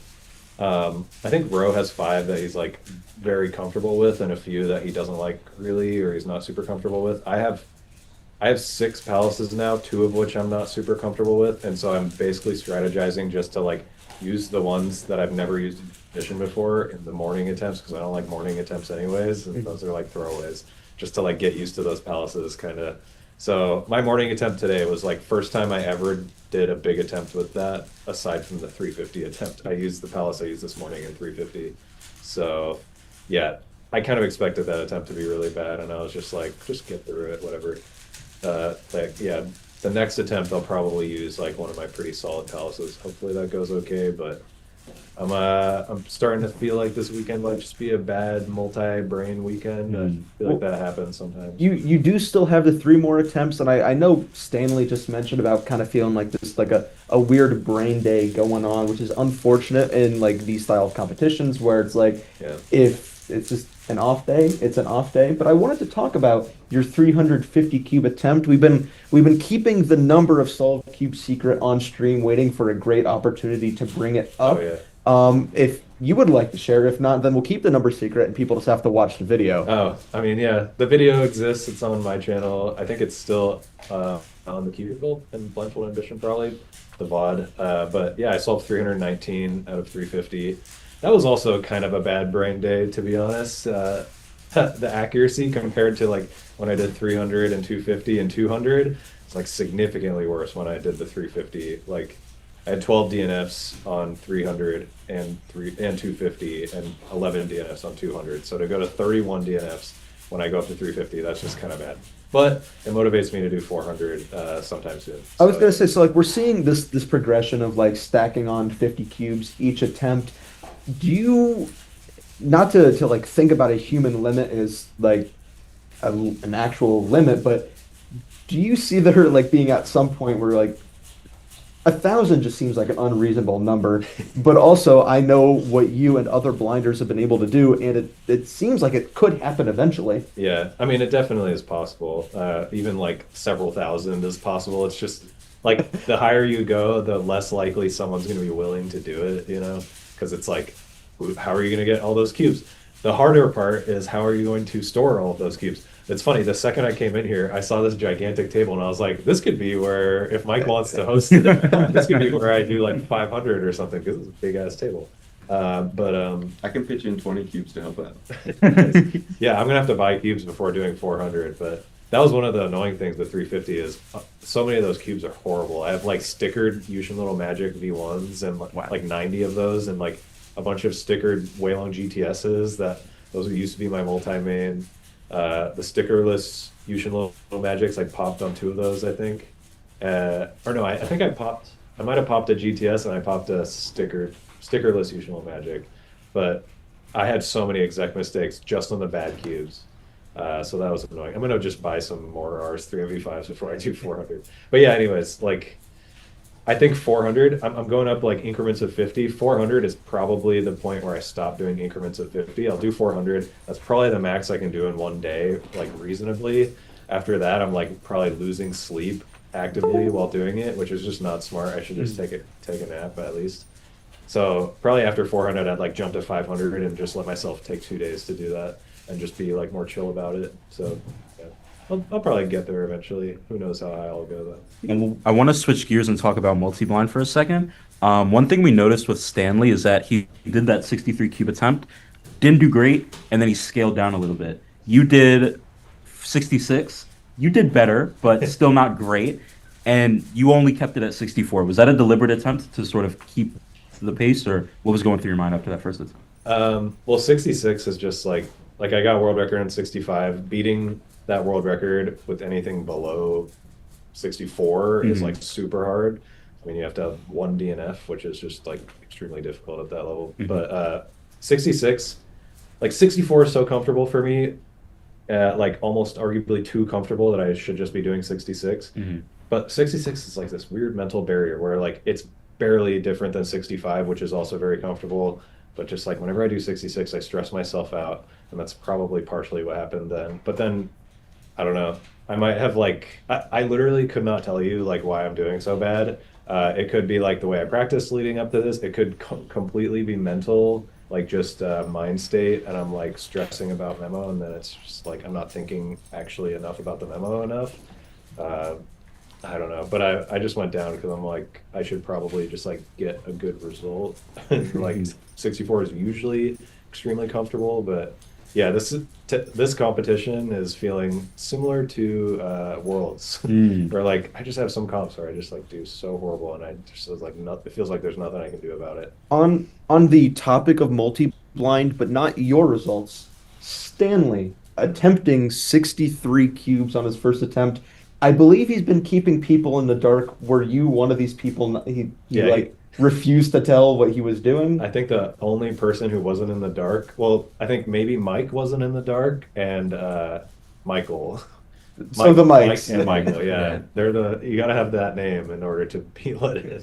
But yeah, Ro and I were like, we were all playing like coy with each other, trying to guess what Stanley was doing, and he was like, "I'm doing more than 2," and like we're like, "Okay." I was betting like, I think he's gonna do 64, and Ro's like, "No, there's no way he'll do 60," and I was like, "Why would he go so close to a world record attempt and not do a world record attempt?" But then doing 63 in particular, I was like, "That's interesting because you could just do 62 and you'd still just have to go perfect basically to get world record."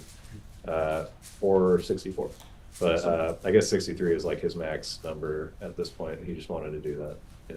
Some additional behind the scenes for him, saying he was doing at least 2 for a while. I don't know if it's been brought up in the room. He had just 2 cubes under his until submission was like closed, and then he came in. He went all in with the cubes. Yeah, but just had the 2 hiding out under there for a bit to keep playing mind games with people, I guess. A quick results update while we are in a bit of a lull. So Stanley for 4 blind, still comfortably in first with his 115. I think we were all expecting that. Graham, of course, in second with a 133.12. Liam with a 138.06 in third with his first ever mean, 142.15. Ninth in the world for his first ever blind mean. I didn't realize he didn't have a mean. I didn't either. He's been doing 4 blind for so little time. I'm surprised, honestly. Joshua Gao in fourth with a 149.89 mean and a 205, 149.89 single and a 205 mean. I believe also his first mean. Yeah, also The double PR. Yeah, Joshua's first mean, and I believe that was sitting around the 20th in the world spot. Yeah. Ro Hessler in fifth with a 230 single and a 306 mean.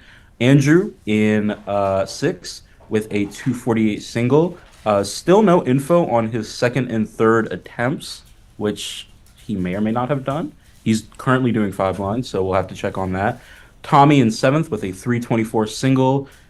Curran in eighth with a 722 single and an 833 mean, both PRs for him. And then for 5 blind, we've got Stanley, Graham, Tommy, Noah, and Ro in your first through fifth. Something I really want to mention while I have him here, Pierce, I haven't had a chance to talk to you a whole bunch, but I will talk to you about results at least a little bit. How did 4-5 blind go? As well as how are you feeling about multi so far? I've been keeping track of your attempts. I saw you go 4-6-4 out of 8 on your multi. Did you feel about scaling down at all, or were you very set in stone on 8 cubes? Yeah, I'll start with 4-5 blind. I only did 4 today because I was just trying to get a 5 blind single to start with, and then that's for me a huge mental load, so I just didn't really feel like messing with it after getting a 5 blind single last year. 4 blind felt okay. The first one felt pretty bad. The second 2 felt good, and like the second and third ones, and they were off by, one was off by just 2 centers and one was off by 2 wings. So pretty close, but yeah, just probably missed something during tracing. And then multi, yeah, 8 cubes is like already a scale down for me. And I just haven't been practicing much lately. So the first 4 out of 8 was just like really knocking the rust off. And then the next 2 both felt really good. And like the DNFs were all really close. And again, I think it was just some tracing stuff where there's a lot of just like 2 flips or 2 twists. But like the memo, like time wise, has been really good for me. So yeah, don't know if I'll stick with 8 for second round or go back up to 10, which is like kind of what I've been doing more towards the end of last year. But yeah, it's been feeling good, just not quite there results wise. Sometimes it's just like that. Yeah, I was gonna say it's probably a bit of a toll, like helping organize and delegate this competition. Pierce Tickle from Virginia, the lovely delegate. How have you been feeling like leading up into this competition, knowing that like all of your focus can't be on the solves, it has to be on the competition running too? Yeah, I mean, I'll have to give a hat tip to Ryland, who's mainly been taking lead on this one. So I'm getting married coming up, and a lot of months leading up to this have been more focused on the wedding planning for me. So yeah, Ryland's had to take over a lot of the work behind the scenes. Yeah, which lets me kind of take a little bit more backseat and focus still somewhat on running the competition, but does kind of free me up a bit to focus on the attempts themselves. But yeah, it is definitely a balance because even when someone else is doing the lead delegate, like I still have to, my name is listed on the competition. I have to make sure things are going okay and do what I can. So. All right, awesome. We are seeing the final few competitors wrap up 4 and 5 blind. Again, we have a cumulative time limit, so competitors have, how much time did we give An hour them? and a half. An hour and a half to do their 6 attempts and work through that. We are going to be wrapping up with this here in, how long did we have scheduled? 2 hours. I'm also a listed delegate for this comp and very well informed. We had 2 hours scheduled. We ended up starting a bit behind, so I think around 2:40, I think, is when we're going to look to wrap things up. Got it. Well, we will have one more attempt of multi today, as well as 3x3 blindfolded with a new format, switching to best of 5 instead of mean of 3. Just getting thoughts from like everyone that I bring on, except I forgot to ask Stanley. Whoops. How you feel about the format change? I'm excited for it. I honestly see like 0 downsides, pretty much, except for like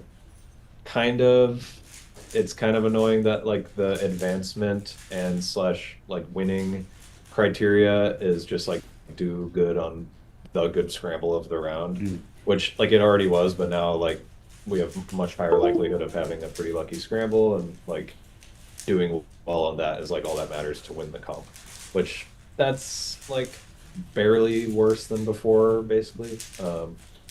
And like at a high level, scramble luck is like less and less of a thing as people know like crazy out sets to make every scramble good pretty much.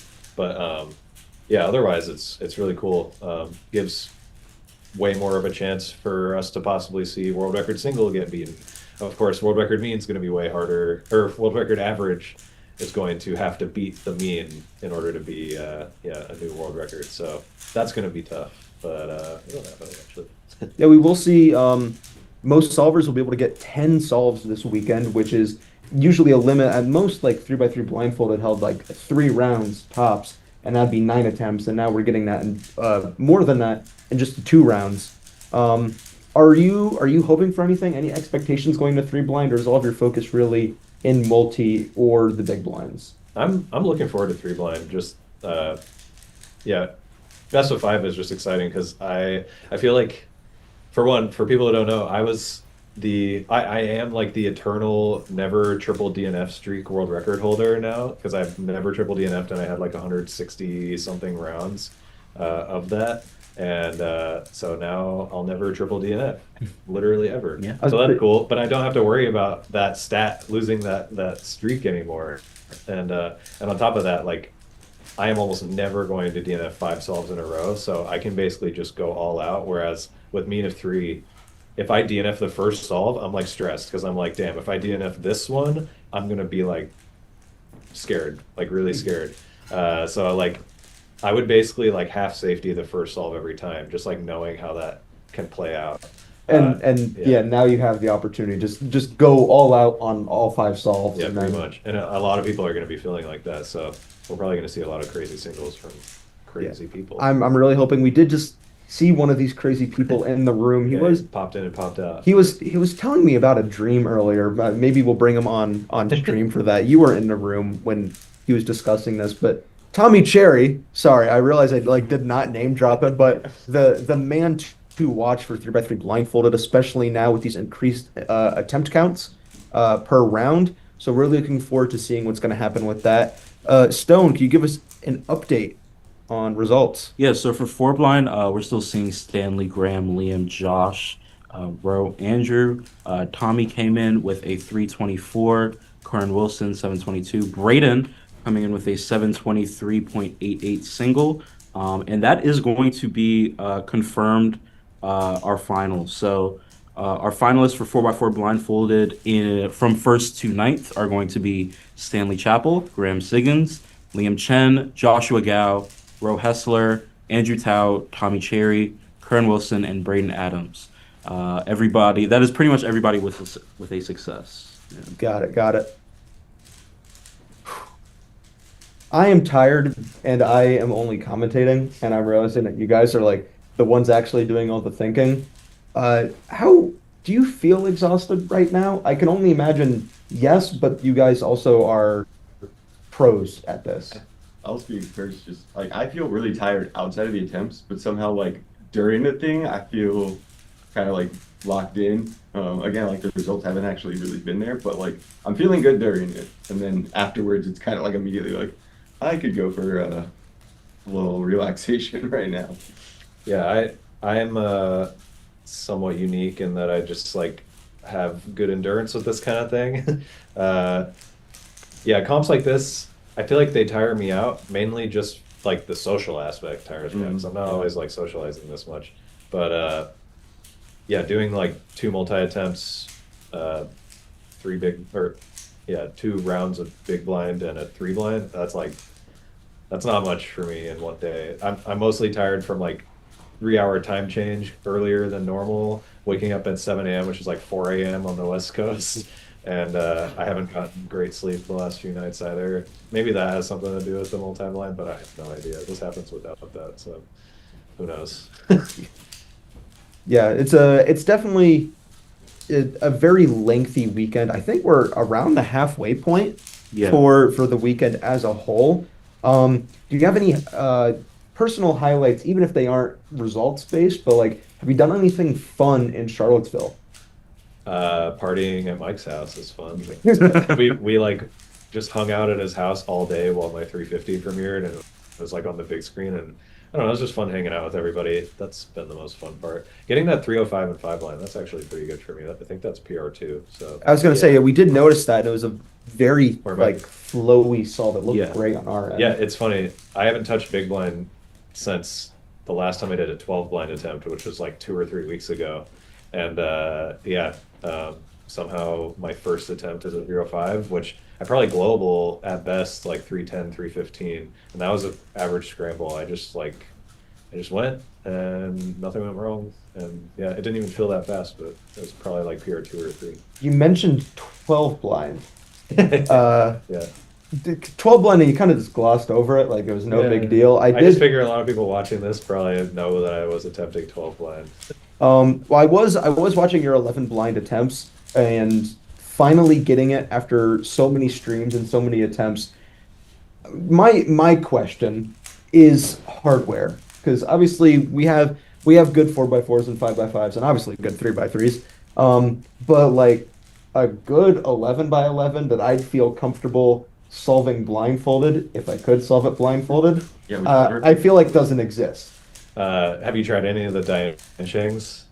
That's probably why. Yeah, the Dianshing, they have like all the magnetic big cube hardware. They have like the best of all of them basically. and they gave me the 11 and 12 both for free.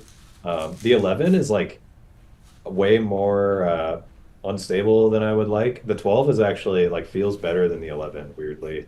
But they're both like the cubies are so small that like that makes it significantly harder to like feel all of the slices and stuff because you need to just like count and feel everything so like meticulously.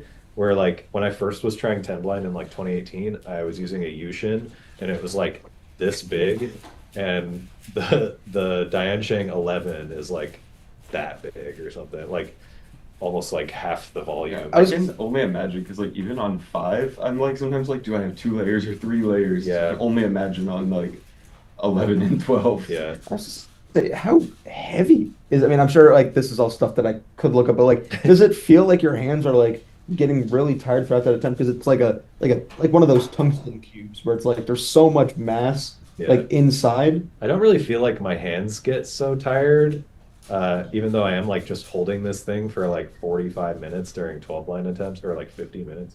But yeah, I feel like the main thing is just like I'm executing. I've executed like 10 types of X centers or something, or obliques, and then I'm like, wow, I have like more than half of it to go still. I've been going for like 20 minutes and I still have to do so much more of this. Every time I go through one of those execution attempts, I'm just like, I'm like so tired of it by the halfway point.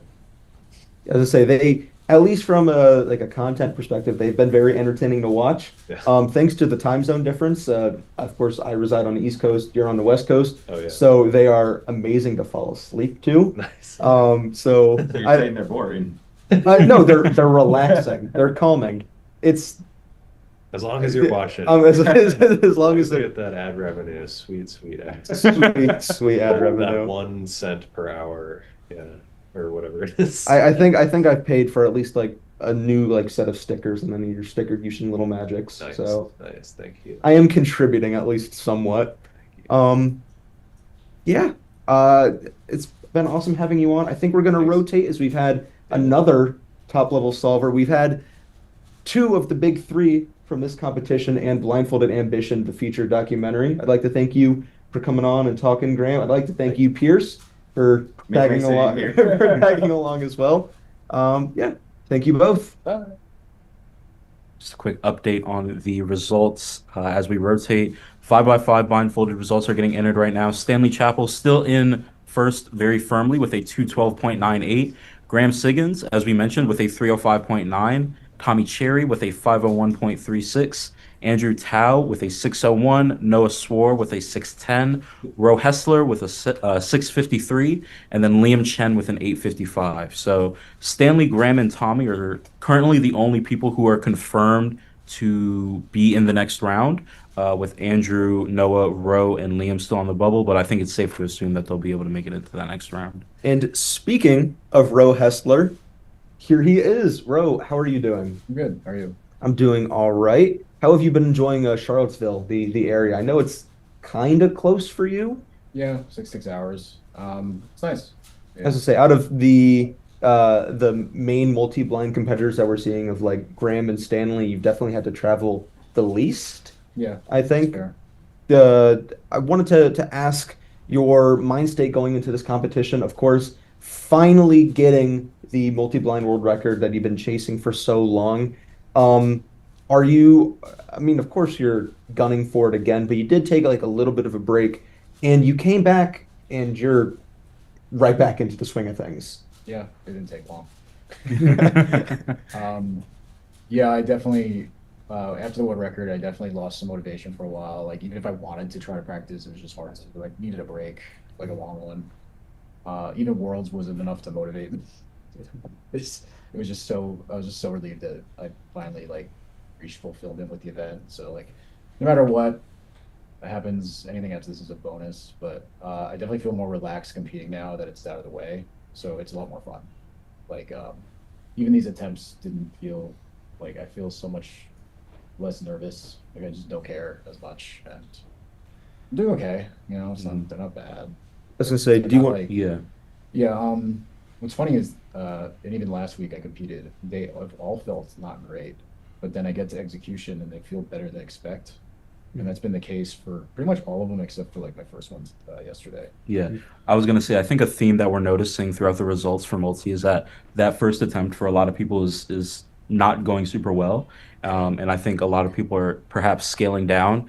You did the opposite. You got a 48 out of 62, and you decided to tack on 2 more cubes. I think something that Graham mentioned is that once you get to 66, for him that's a huge mental barrier, whereas 65 and below is arguably not as difficult. What was the mindset going from that first to second attempt where you decided to tack on 2 more? Yeah, so the 62 attempt actually was on great pace for like my long-term memo stuff, but then I knew that, and then I over safetied on the middle section. So then I was like, oh, I'm behind, and then I rushed the short-term stuff, and then it just like fell apart. But I think I got to the long-term stuff, and because that memo was solid, it was okay. But the problem was that I was going too safe. So sometimes it's better for me to just go to like 64. Okay. So it's like I know I can't afford to go too slow. I don't know. And I'm actually doing the same thing. I'm going up to 66 for the next one. So Wow. I was going to ask we have one more attempt later on today, right after we're done here with 4x4 and 5x5. Going on, we have one more attempt today. We have 2 more attempts tomorrow. What's your mindset going into those next 2 attempts? Are you going to maybe try and push for a guaranteed win if you can pull off like a really high result, or what are you looking for? I'm not really looking for anything, honestly. I'm just trying to keep this momentum going because I'm kind of just getting better every time. So it's a little bit of a risk going up to 66, but I'm just gonna do it anyway because I'll still have to bunch of tries. But yeah, a win would be nice. You know, like a nice. It's not really much about winning. It's just getting a nice attempt that I'm happy with. Like if I lose to Graham or anyone by like with a 55 pointer, I'm not gonna be upset. You know, like I just want to do well. Got it. Well, speaking of or anyone, Stanley Chappell has started to throw his hat into the ring of big multi-blind attempts. I know he kept you in the dark on how many he was attempting or that he was even really practicing. Do you feel intimidated by Stanley Chappell? Not really, but also, like, if this happened a year ago, I'd probably care more about it. You think now that you've gotten the record, it's just like mellowed out? Like I'm like looking forward to seeing what he can do. I'm really curious to see what will happen if he puts the same energy into multi that he does in big blind. So I know the 60. He kind of gave himself away at nationals when he did like 51 in like 52 minutes. It was like, I think that was when a lot of people started to realize he's upping his game. Now we know you've been practicing. So I knew that he could probably do 60. I didn't know he'd whip it out first attempt, but I was gonna say he did. From what I was able to get a tell on, 63 seems to maybe be like his upper limit, or maybe he's psyching us all out again. I'm fairly sure that 63 is kind of his upper bounds, and he did drop down quite a bunch in cubes. Where I was going somewhere with this, but like my brain's so fried from this week already. it's understandable. How is it feeling, kind of like just getting back in the swing of things? I know you were able to really lock back into the system quite quickly. But like how have you been feeling going into these future attempts? I'm not sure how much more multi you have planned after this competition, but looking towards like North American Championships and beyond. Yeah, I think I'm definitely still going to do it. I questioned that for a while, but I think while I still have the ability to be good at something, I might as well just do it. I don't know. Like I don't want to regret it later, you know. So I don't know. It's fun. I was gonna say I'm definitely not gonna be as obsessed with it as I was when I was like chasing the record. Yeah. Like I'm still gonna try my best. Yeah. Well, you do still have the potential. I mean, there's plenty of time left to reclaim 2x2. Yeah, I do appreciate you getting your world record at Cumberland Valley because the same town Zane set his sub-1 world record, just average instead of. Yeah, that was my first world record, 315, Cumberland Valley. Yeah.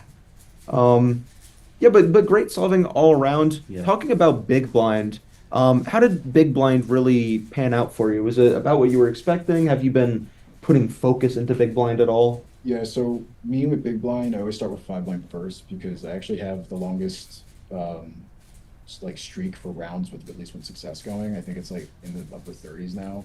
I haven't triple DNF 5 blind since 2023. So I'm trying to protect that, and I almost lost it.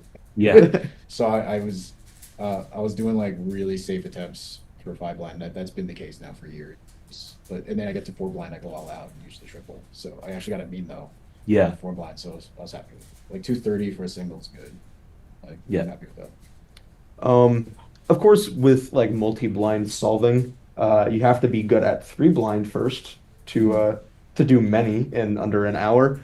We have seen a format change with the new regulation cycle of switching from mean of 3 to best of 5. Are you looking forward to just getting more 3 blind attempts? How do you feel about the change? It's cool. It lets me feel like I can safety like less, I guess. So that's nice. It's not really an event I care about, so I don't care that much. Both my PRs are perfect for me. Like they're like really good for me. So, but I'm curious to see what other people. Got it. Yeah, this weekend feels like I feel like everything is. Yeah, I don't know. I have like nothing going on in the head up Feels here. like Like everything kind of melts into watching it. so much blind going on and commentating like 60 minutes of an attempt, 60 plus minutes of an attempt. What's going through your head? I mean, obviously you have your memorization going on, but I've seen with some of the solvers not going for like world record or high level attempts, like often looking around the room or just like taking a break from looking at cubes, whereas other high level solvers have like gone to the lengths of blinders. Yeah. How have they been working for you? Have they been helpful, I imagine? Like my distraction goggles. Yes. Yeah, pretty much ever since I bought those, that was a big, massive shift for me. Like when I was struggling in competition, that was one of the big changes. Like I pretty much haven't been visually distracted in like 2 years. Like I can hear a sound sometimes through my mouse, but like visually, I've never really been distracted in like 2 years. So I feel like if anyone wants to get serious about multi, they should probably pick up something like that. Got it. Equipment is a huge thing that I wanted to talk about. Shortly after switching your equipment back last year to a new cube, within just a few attempts, you got the world record. And there's been some changes that come along with that, with the 1x10 Yeah. pack of cubes. Yeah. Something I was wondering earlier, how big of a concern is it that like you're gonna push too hard and cubes go flying So- everywhere? It's only happened to me once at home, and it was because I was really stupid. Like I rushed it way too much. Like it's actually safer than it looks. Like it's actually not that bad. You don't have to put that much pressure, and then you slide forward. The only concern is if like maybe I accidentally have a cube like in my way. That hasn't happened yet, but it's like that. It could like leave one behind or something. Yeah. Or get stuck in the line and then I unsolve it. That'd be fine. It wouldn't happen. But I missed the packs a little bit. I felt safer that way. But one good thing about the rows is I never have to move my chair anymore. Like everyone does like the chair shift. I've heard some comments about like from some of the judges upstairs on just the chair hop, like in a room full of silence, and it's just like Yeah. being a little awkward, but definitely preferring just stationary, less variance that way. I would probably, yeah. So like that's like probably the biggest benefit from doing the rows like that. I am forced to do the rows because my betas are more magnetic than most cubes. So if I have that second row with them touching, then they start to like move. Yeah, I've seen the pattern. I've scrambled enough of your attempts that Oh, yeah. like they start to go well slanted on me. It's a cool pattern, but not very stable for 60 plus cubes. Yeah. All right, we're just wrapping up here. I think it's just Miles, Curran, and Eli left right now solving. Yeah, I believe Miles's 4 blinds just got put in. In case I didn't already cover it, 456.38. So not a PR for him, but still gonna put him into the next round. Looking good for him, and seems to be moved on to 5 blind at this point. Eli Rogers switching up. Uh, Success. appears to be a success. Well, there's the fist Oh, bump. yeah, there you go. I'm imagining so. I saw him put his head down, and I was like, oh. Speaking of like just other names outside of like the big three of multi-blind, the big two of multi-blind plus Stanley, he's a part of the big three now. Part of He's up yeah, there. yeah. Like a Um, week. Joshua Gao. Mm. Yeah. I don't know if you have like any thoughts on him as like an up and coming star. Yeah, I first met him like a year ago in Texas, and I feel like he was doing like low or mid 40s, so he's getting good really quickly, and he podiumed at Worlds. So, and what did he get on his third attempt? He was his first 60 try, right? His first Yes, believe it so, was his yeah, first yeah, 60. yeah. I think it was 54 out of 6, or no, sorry, 49 out of 60. yeah, like that's So- that's five.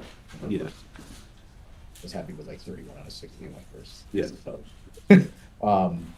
yeah, a lot of good things. I'm looking forward to see what he can do. And he memos very quickly. Yeah. I think his exec is on the slower side, but that's less important than the memo. If he can memo quickly, that's a lot more. So, On that same note, Andrew Tao I know he's been more so on people's radar than Joshua, yeah. especially now that he's world champion. But pulling out that DNS on the first attempt, what are your thoughts on I it? loved Like, it. yeah, Like the world champion comes in, takes a nap for attempt one, and then Right. just kicks everyone's ass. in the Yeah. second one. It was great. I love that. Yeah. I love that. It's a power move. 100%. And then coming in with a 56 out of 60 to, I believe, win the round. Huge. Yeah. Yeah, I was gonna say I always wonder falling asleep with the blindfold on. I mean, most people are using sleep masks for blindfolds because that is what they are. Yeah. Have you ever fallen asleep during any sort of blind attempt? I know there's like a lot of mental work going on that like you can't be like sleepy tired, but have you? Yeah, no. I feel like I've probably gotten close on like just a 3 blind attempt. I was going to say, during your multi attempts. I've yet to attempt multi. Probably keep it that way. It's very entertaining to watch. I wasn't expecting it to be like so spectator friendly Yeah, I from a actually, stream perspective. yeah, I think it's actually of all the events, like the exec portion is pretty spectator friendly. Like, I was even talking with Graham about this. We did a stream a few years ago, and it was like a head-to-head like thing, and we were like neck and neck, and it was like actually pretty exciting. So that's hard to do though, with like keeping tracking everyone's scores while they're happening. But if Right. it was possible, it'd be really. Yeah. It is possible, but like if like, and even like the memo, I'm sure it's boring as hell, but the anticipation builds. I was gonna say You guys are talking during that memo. yeah, we've definitely Interesting. found ways to like make the memo interesting because it is interesting seeing people fly through cubes or like sorting out their packs, anything like that. Yeah, it's like been so thrilling to watch that I'm kind of hoping there's a sequel going on to this competition. Yeah, it's fun. But there's so much going on into this one. I don't know if we'll be lucky enough to see another one within the next 2 years. We'll see. Got it. Well, it has been awesome having you on, Ro. Good luck in your next attempt later on today. We will see more of you on the stream. Thank you for stopping in. Yeah, thanks, guys. In the frame here, we can see Curran Wilson. Huge pause on this 5 blind attempt.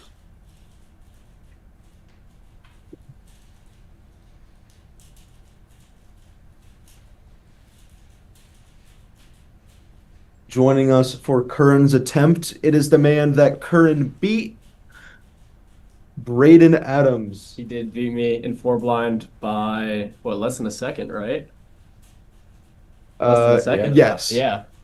Curran, Like a second and a half. yeah, around a second. Yeah. Curran, as A second and 7/10. probably already saw, got a mean in 4 blind, and now he's working on 5 blind. I believe this is his second. That sound right? I have no idea. Sure. Yes. This whole thing. We're now being joined by Andrew Tao. Andrew, I'm all interviewed out, so I will give you a very good interview tomorrow. Sure. But right now we're just watching Curran. We were watching Curran. We now watching There he us. is. There's Curran. I'd expect he's probably the only. Yeah, Eli finished up. I think this is he DNF'd his first. Yeah, any of Curran you know? did. Okay, Curran okay. DNF'd his first. Yeah. This is his second or is this his third? Second. And I can't tell. It might look like he has a center messed up on the blue Yeah. side. On red as well. On red. On red as well, yes. And he is now working on his middle edges. It's like on yellow. He's always. Yeah, so unfortunately, this is 99% a DNF. I don't know. Curran could pull out. See it though. Yeah. Open up his hands and salt. Curran could pull out a go move and go back and fix the sign. Like. Oh, so Eli is still competing in 4-blind? Andrew, I do want to give you a very big shout out for being probably the most entertaining big blind solver. Whether like I saw you at one point, you're just like memorizing the cube and you're like, what am I looking at? This is stupid. Yeah, you started scramble matching it. Oh yeah, I think you guys were gonna notice that on stream. Oh, for sure. I Yeah. was waiting for 5-blind. I was just like, well, I have all these cubes next to me. I mean, yeah. And, yeah. I only got one success, so. I think one thing we really want to talk about is you aura farming during multi and DNSing the first attempt. You mean like, yeah, Napping? yes.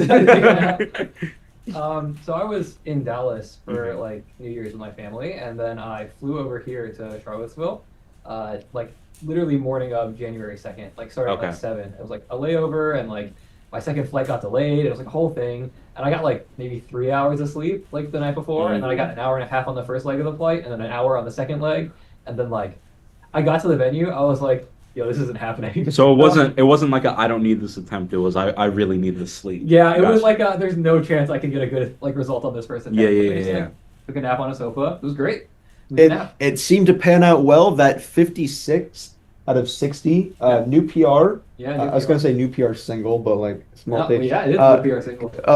But also winning the round, first round of this competition. Yeah, it was the only 50-pointer in the round, I think, which is surprising. I was gonna say, I've been asking some of the other big name multi-stars.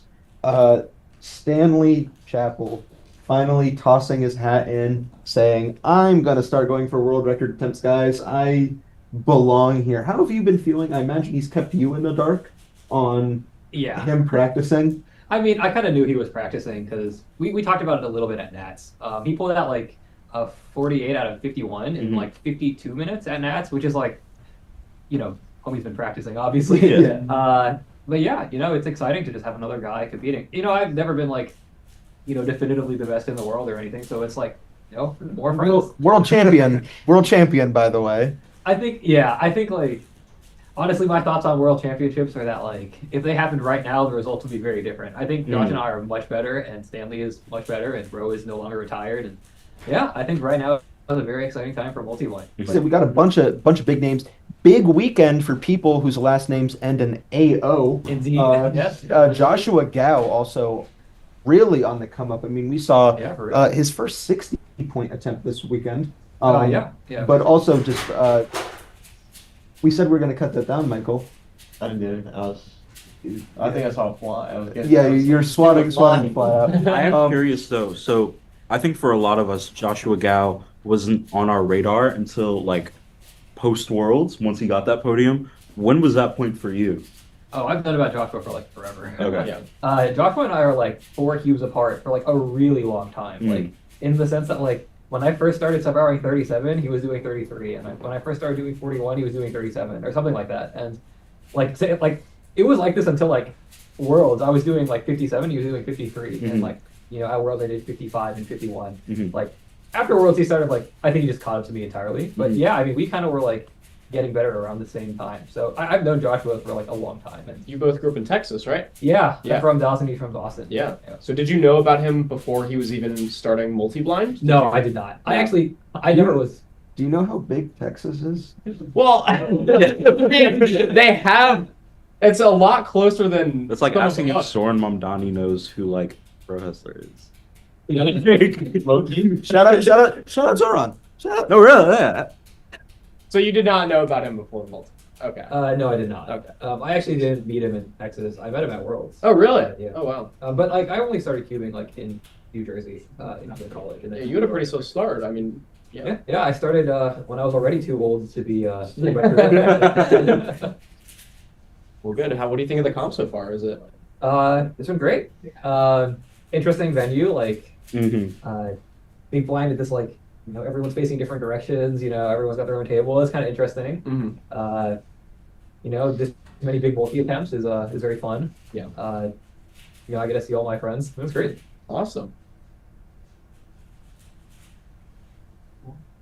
Are you planning out any other naps for attempts? Are you going to be skipping any? Oh, I'm actually about to take another nap. So will you DNS the first multi? No, I already did the first one this morning, but The first multi of finals. oh no, I'll still do it. You did? I'll Alright. probably do it. Just Well, we'll see how long you sleep for. if I'm not in the room, you know what happened. Looking Okay. Would have tried my phone. Hey. all right. Alright, Good to have what's you. on, Andrew? Take it easy. Looking at results here, we've still got Rue Clippinger finishing up her last couple of solves. She, I believe, is the last person we have for Big Blind. I'm not sure which of the 3 attempts she's on, but once she's done, we will have our final standings. Eli Rogers is currently on the bubble with a 25-50 single in 5 blind. No mean, unfortunately, for Eli, but once we get Rue's final results, then we'll be able to talk a little more about our final standings. And I am feeling ass. I'm so tired. So tired.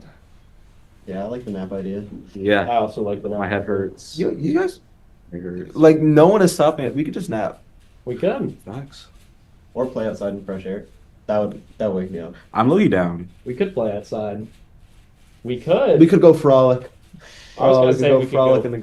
grass. Yeah. We could go play frisbee golf. It's true. Michael Nielsen, avid disc golfer. Yes. Not really. I mean, I used to be like a pretty big fan of it, but I was never like that good or like did it too often. Big fan of that. What's your favorite shape? It's an excellent question. Dome. Dome. 2D, 2-dimensional. Semicircle. If I You am, have a circle of those? how can I identify if a system of nodes and paths is an Euler circuit or not? What conversation are Well, we it's every node's of even degree. Michael Nielsen, everyone, college educated. At least like 2/3 of the way. In the 3-year thing? Oh, Yeah, I was you connecting went- with you on LinkedIn and saw that you were going for a master's. it's true. Cool. Amen. What are you going to be master in? Are you going to be the first best Michael Nielsen now? Yeah, no, it's in data science. Other Michael Nielsen's got that on lock. It's There's no shot, dude. For those of you who don't know, there is another Michael I Nielsen. don't think anybody knows. No, because I have to look up Michael Nielsen WCA every time. Right, I look up a picture of Michael. There is another Michael Nielsen that is also a data scientist, and he wrote a few books. Yeah, he has like books and papers. I'm pretty sure a theorem too. So I'm kind of like, it's not looking too good. I got to stick to cubing. I think it would be pretty great if you could surpass him in both pyramids and data science. Well, I think he One of those- surpassed him in. One of those things is probably already done. One of Yeah. those makes money. The other's the one I do. Pyramids? Yes. Yes. Yes. 1? No. 0. 0 money. 0 money for pyramids. 0 money, 0 second single. You know, that's just my style. Been there. 0 second average. When? Never. When horse blenders come on? Nay? Nay, I won't do it. Have you talked already about Is Eli? the 114? I don't know. Talk about that yet? No, I haven't even seen the average. It's You pretty haven't funny. watched it yet. No, I haven't A seen it. DNF, unfortunately, from Rue. Unsure as to which of her 3 attempts that is. Eli is done, so not sure exactly what's happening. What is the time limit at this point? 1.5 hours is Yeah. what everyone was They're- given for 6 They're attempts. they're probably pretty much wrapping it up now. Yeah, it is 2:40, so we are coming to about the end of the allotted time before I'm 5 blind, and then we'll move on to our 4th attempt of multi, first of the second round. What are you guys looking for? I think A break. I think a break is Have a break with spectacular. Kit Kat? Oh, dude. Okay, so this is a story that only the people in the stream room have been graced with knowing. I was eating a Kit Kat, and then I was told, hey, we're going on right now. And I only got 2 bites in, and I'd love to finish my Kit Kat right now. Where is the Kit Kat? Won't tell you. Won't tell you. Okay. Brayden, how are you? I'm good. I'm pretty sleepy. Sleepier than Curran Wilson, it seems. Curran Wilson always has a lot of energy. You can't not be around Curran and have an insane amount of energy. This is true. You know, he's got that joyful youth. But I'm doing good. I actually did not. Is he like He's older than him. Like, Joyful youth. Wait. Well, so I I'll go over actually here. I didn't come into this competition expecting to compete. I expected to spend most of my time commentating. But then I was talking to Greco, as you guys are all very familiar with.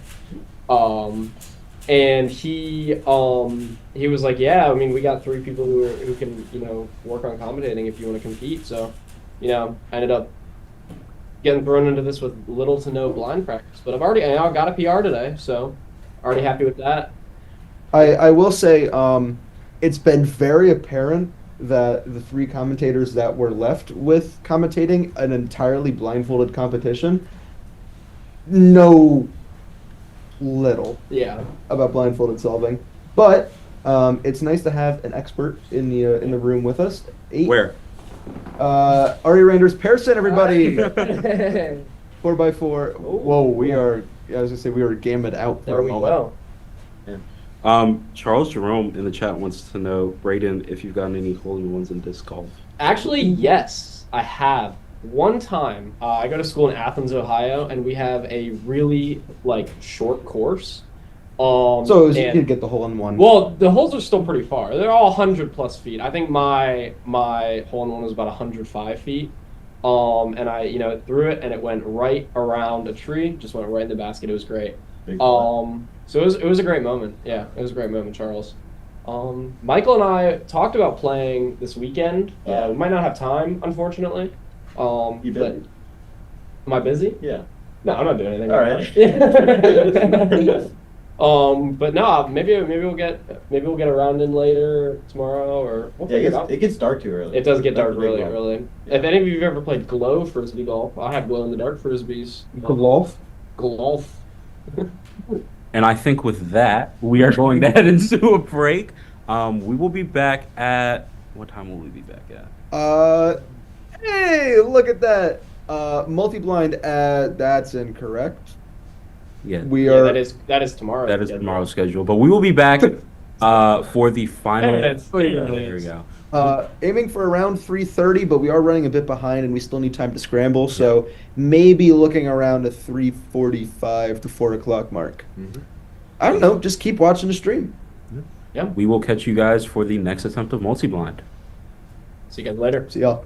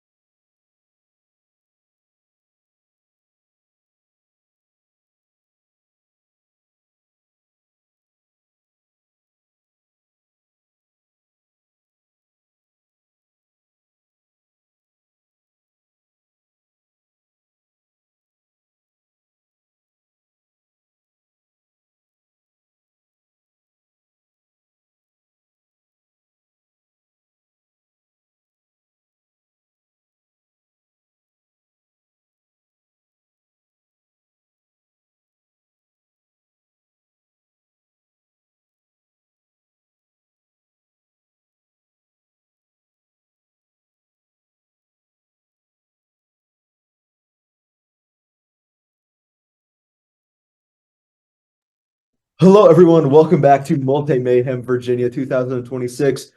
I am Zach Rydell, joined with Stone Payne and notably no Michael Nielsen. don't know where Michael Nielsen is. Let's center up. Mhm. Yeah, this name right here, wrong, just us two. Yeah, we are going to be looking forward to our first attempt of 3x3 multi-blindfolded finals. Stone, you got counts. Tell me how many cubes each competitor is doing. Yeah, so as Ro mentioned when we interviewed him, he's going to be doing 66, which is the number that he did when he got his world record, if I'm not mistaken. So we're going to see Ro 66. That's going to be our biggest attempt. We're going to have Graham doing 64, so not too far behind him. Andrew and Joshua are both going to be doing 60. Hold on, slow down. Yeah, Andrew and Joshua are both doing 60. correct. Notably, for the first time this competition, we're going to see Liam crossing over and doing 30. So he's going to be breaking 30 for the first time this competition. Stanley's doing 57. And those are going to be the main people you want to watch out for. Ryan Farish is going to be at 21. Miles is going to be at 15. Curran is going to be at 13. Pierce is going to be at 10. And Braden is going to be at 2 because he thinks he's Tommy Cherry. Thinks he's him. Yeah. Well, you heard it here first, everyone. Those are our numbers for 3x3 multi-blindfolded round 2, attempt 1. Michael Nielsen, nice of you to join us. Sorry, we started without you. Yeah, don't wait for me. Wait for me. Yeah, it's part of the day. Everyone is kind of getting tired. It's really the big question is how people are going to handle the time passing throughout the day. Everyone yesterday had an opportunity to hopefully chill out or nap before the attempts. But right now, everyone has been here all day and kind of all feeling it. Yeah. Well, the thing that I'm thinking about is something that Tommy mentioned earlier, where a lot of people only have about 3 palaces. And so now everybody's going to have to, or almost everybody will have to start reusing palaces, and then you worry about memory from previous attempts leaking into your current ones. So I'll be interested to see if some of the numbers dip down because of that, or if these top solvers are able to power through. Yeah. I think another thing is, and I've said it a million times at this point, but it is starting to get late. It's not quite dark out yet. It's 3:30, but we've still had a very long day. Yeah. I know us three are definitely feeling it, and as Zach makes a mess everywhere, us three even more so. What are you doing? Plugging in my phone so I can have contact with the production team. Lame. But I'll be lame. I am curious to see how exactly that'll affect our competitors, even if not that much, because I know a lot of their mental endurance is much better than ours. Yeah. I was gonna say we've made it the entire stream without like any brain rot jokes, so I'm quite proud of us. The day is not there over, you go. though. Huh? Day is not over though. Day is not over. There's still plenty of time. I think we're looking at 4 more hours of competing today. Yeah. Hopefully we're gonna stay on schedule, huh? How many hours have we been up? I've been up since 5:20. I've actually been up since 5 I flat. meant the stream. I wasn't worried about you. Do it. I think we are ready. Yeah, here we see competitors are starting to come into the competing area. Everyone's getting ready. Pierce has a red towel now. Did Pierce not have a red towel before? Nope, white. Wow, big change. I'm Yeah. excited.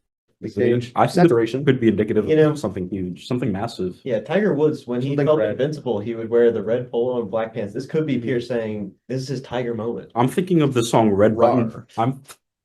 I'm thinking of the song Red Button by Drake, and we know Drake is Miles Greco's middle name. It is also Michael Greco's middle name.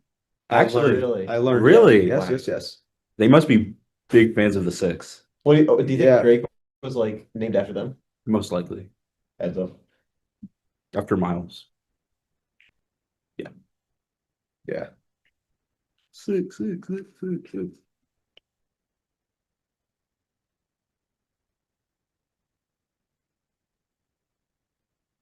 How are y'all doing? I'm chilling. This is the last multi attempt. It's 3 blind after this, right? Yes, this. Oh, That'll be good. mean, I feel think like that gives you- subconsciously, I'm feeling like we have another multi-attempt today I very besides much this am. one. Yeah. Because we're scrambling another multi-attempt, but we're gonna be scrambling cubes tonight. They're all gonna get a good night's rest, and then we'll go. Something that I think is going to be interesting is that like I said earlier, I talked to Joshua Gao about how his cubes were affected by the cold. And something that he's going to have to consider is, like Zach said, we're scrambling cubes tonight, and they're not going to get touched again until the attempt starts. So he's going to start turning his cubes, and they're not going to feel great, which I think is good. Yeah, if you have a setup that is more sticky, Mhm. then it's really not going to benefit from sitting out overnight. Mhm. I doubt each and every person is like going through before their attempt, Sure. like before scrambling and Mhm. like to like Right. make sure they're all like warm. Right. But I don't know. It could be interesting. It's something we'll definitely take into consideration tomorrow morning. Hmm. Yeah, it'd be interesting to see how people are affected by that, and just the cube sitting for that long. So see if that's a big thing. We see Braden Adams right now sitting down right atop of Pierce Tickle. He's doing 2 cubes, so Yeah. he's got the stack mat and he's got the cube cover. Like I said, he thinks he's Tommy Cherry. Yes, he Yeah. will be joining us shortly after his attempt. Mhm. Yeah. Sorry, guys. Yeah, that's what I Sorry think in this would be, well, if you didn't see the very beginning of the first multi-attempt today, this will be a little different than the other ones we've done, where Mhm. Braden is using a stack mat, and instead of having the harmonica holder around his neck, somebody will put the sight blocker in front of him and hold it there during his execution. So a little bit different. Doesn't really make much of a difference besides Braden doesn't have to worry about that because his attempt's so short. So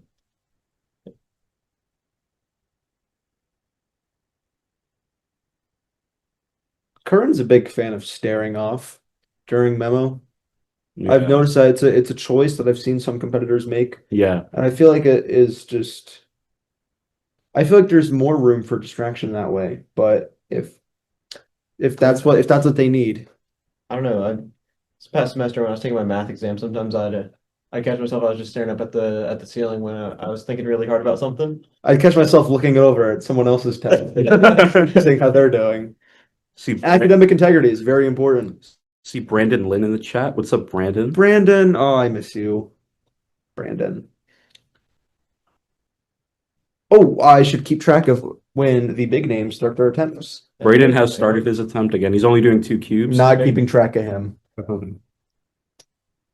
you think Braden can get done before everybody's begun? Okay, so That's okay. question. Interesting. The hood's already gone on and off. Oh, that's I think it's over. If my vision serves me correctly, I think he's going over 2. yeah. All right, we'll talk to him about it after. Ooh, it looks like Stanley gave a thumbs up to Ari. Yep. Stanley is going to be going here.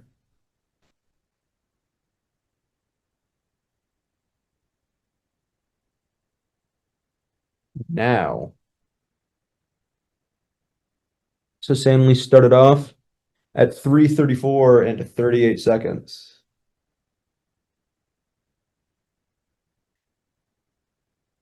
Tommy Cherry signaling to us. If he's able to watch over. Please do. I heard my name from upstairs on the stream. Someone said I'll be joining soon, so here I am.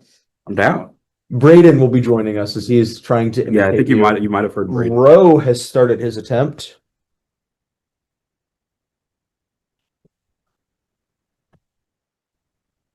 Joshua started his attempt. I don't know when. He's like Probably say 3 cubes deep, so I'm gonna say a 3:30. 30.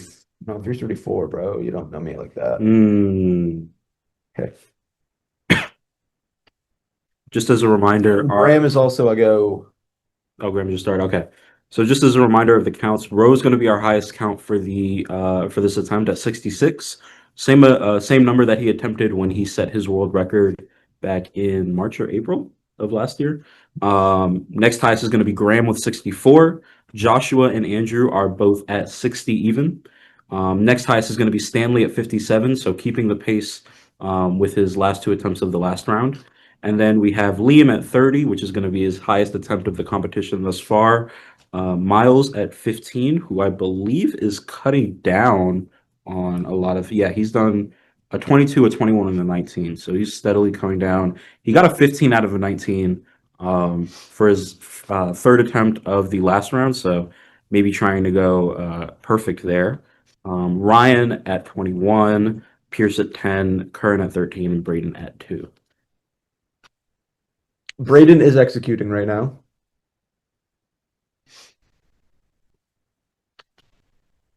You were going to say something.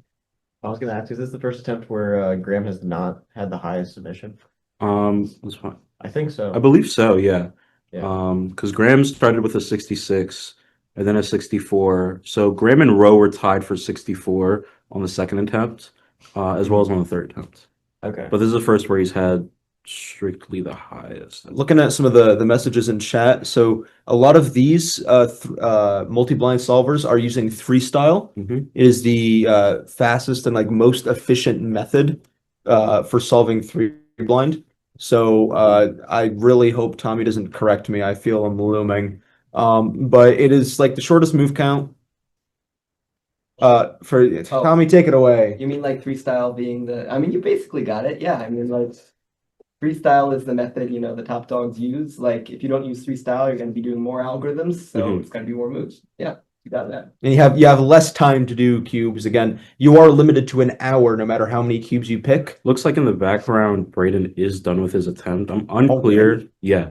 I'm unclear what exactly the result was. It looked like he was maybe messing with the cube, so not sure exactly what that was. But Andrew hasn't started his attempt yet. Do you know the reason for that? Potentially just like they're spacing them out. Yeah. But he might not be ready. So we'll keep an eye on the time, of course, so that way we can properly track how long each attempt is taking. You have the time, starting time for Joshua, Stanley, Graham, and Rowe? Yes. Okay. Everyone started around the 334, 335 mark. Okay. With a little bit of variance, and also some not always being captured on stream. So about 4 minutes in. Yes. Let's see. Looks like Andrew is ready. He's Every bit of consistency, No, I mean, consistency matters. yeah. He's very particular about the way his attempts are set up. And that's Yeah, if I'm doing like before I do attempts, I always like to clear off the little mat and make sure there's not like junk on the mat. Absolutely. But it's Or like sand. I do that too. Yeah. Sand. But I keep tracking sand into comps. Good. dude. All right. I think we are getting joined. Not by Braden Adams. Sorry, I heard a door open.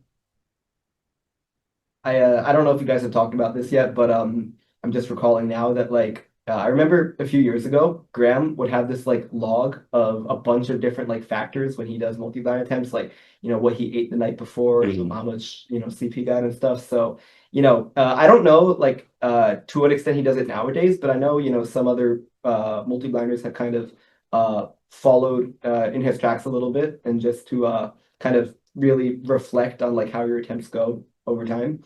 So I think that's one of those things where multis like it's a pretty unique aspect of multi, just because you really need that endurance and you need to be fully in that flow state for like a full hour. I mean, I guess there is FNC, but the thing about FNC is like it's not linear by any means. Like with multi-blind, you have kind of a fixed sequence of you going through cues, memorizing them, then you execute. FNC, you're more so just looking for a bunch of different things. So it's like, because like the thing with multi is that you have to remember something from way earlier in the attempt, and you have to maintain that. So you're using your brain in a way where you basically don't use it at all for other events. And that's why it's kind of especially important to almost treat yourself like an athlete, where you need to like your body needs to be in peak condition, because right body, right mind. So yeah, it's definitely something that could be useful. Speaking of right mind, Braden Adams is back. He walked in with 2 solved cubes. Braden, how did your attempt go? I got a 1 out of 2. Which was 0 points. 0 points, which is a DNF. 1 out of 2 is not a successful multi-blind attempt because you did not solve multiple cubes. But I just figured it would be fun to try a little small attempt. Zach, just cross your name out. You are finished. Eliminated. No, my brain's a little tired right now. I'll do two bigger attempts tomorrow, but for right now, I just want to do a tiny attempt and come down and watch some of the best multi-blind solvers in the world. Well, that's who we have. Yeah. We have top left Stanley Chapel, top right Andrew Tao started. I didn't get a good count. I was gonna say 3:41. I know he started quite later than everyone else. He did. Bottom left Ryan Farish, bottom right Joshua Gao. I think Andrew, that's like the 6 cube he's tracing, so I think he probably started more like 339. Expert analysis. Yeah, just meet in the middle. Although I'm not fully sure as to whether he like kind of goes through his first 8 in one go and then goes through it again, or goes through his first 4 and then reviews that 4.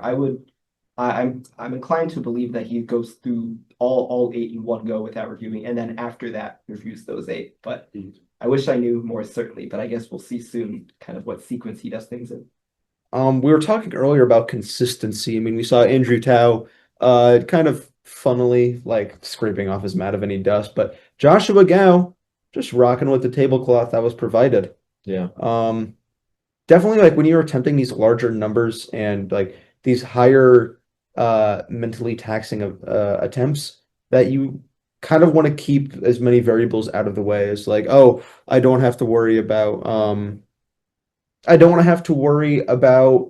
how my cubes slide around. I don't want to worry about how my cubes turn. You want everything to be indistinguishable and really only focusing on your memorization. Yeah, Tommy, in your experience with multi-blind, did you ever like buy a big like mouse pad and then use that, or is it just whatever showed up is what you used? I would just use my desk or table depending on where I was, but yeah, I was never too didn't have too detailed of a any high technique thing. I don't know.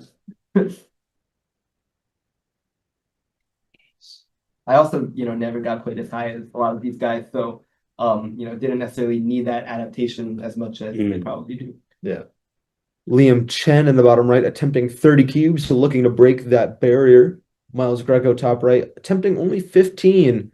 A bit of a downgrade from his first 3 attempts. I want to also highlight Pierce for a second. He's attempting 10 after 3 straight attempts of 8, going 4, 6, and then 4 on those. So given his track record, I'm interested to see where exactly those 10 cubes are going to place him. Yeah. Stanley finishing up his second 8-pack. Let's see, what time did he start again? Like 3:30. Stanley started at 3:34 and 48 seconds. It seems low for him. Yeah, well, how much time did he have left after his previous attempt? Was that 3 minutes? 3 or 2 2 minutes? 2 minutes Just and over 2 minutes and like 8 Yeah. seconds. 2 packs worth of change. Yeah, so we might be taking that into account and trying to go a little bit slower so we can get maybe better accuracy. Yeah. Yeah. I do kind of wonder if he's going to go for another 60 plus attempt after like that breakout first attempt. It just seemed like such a statement, you know what I mean? Like after everybody wondering for so long whether or not he would be contending for a world record, he's still got 2 attempts in him after this. So Michael, I gotta ask. So you know Stanley better than anybody. Probably not correct, Probably but not as much as himself. but you know, Yeah. but you know Stanley quite well. Yeah. Is 63 his limit, or is his limit really like 70, and he just like isn't telling anybody? I really don't know. I'm sure it's higher.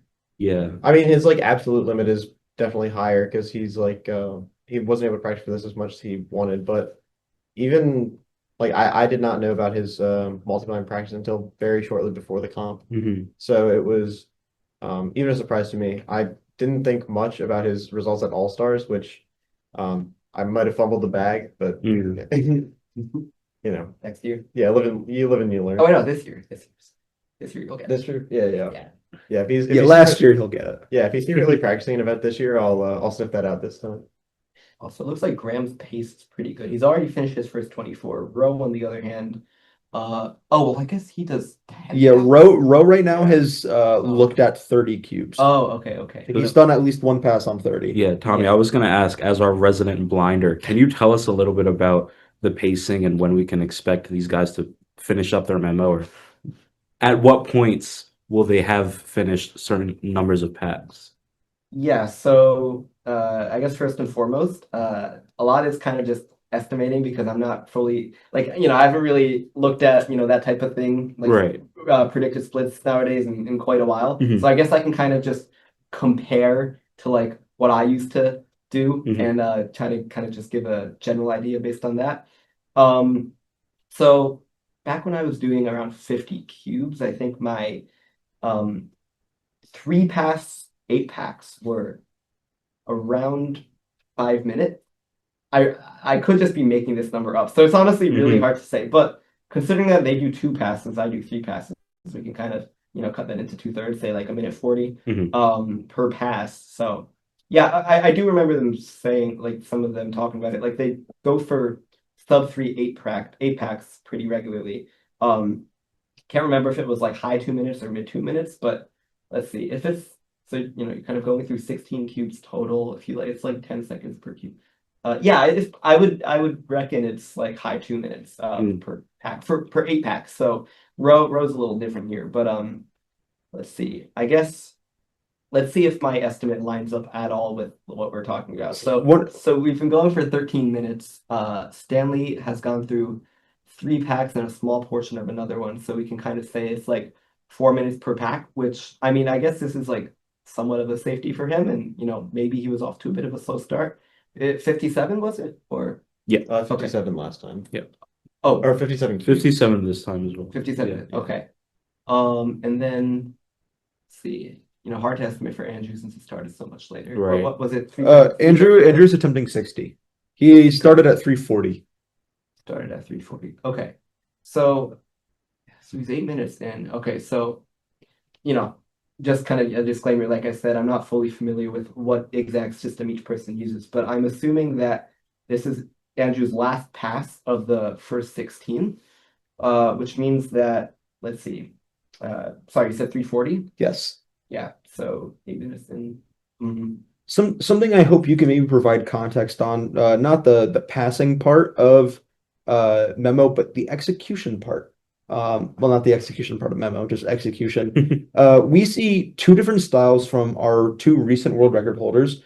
Roe, kind of just brute forcing with, like, I believe UF and UFR buffer. But Graham, like, really is optimizing every single cube as much as he can.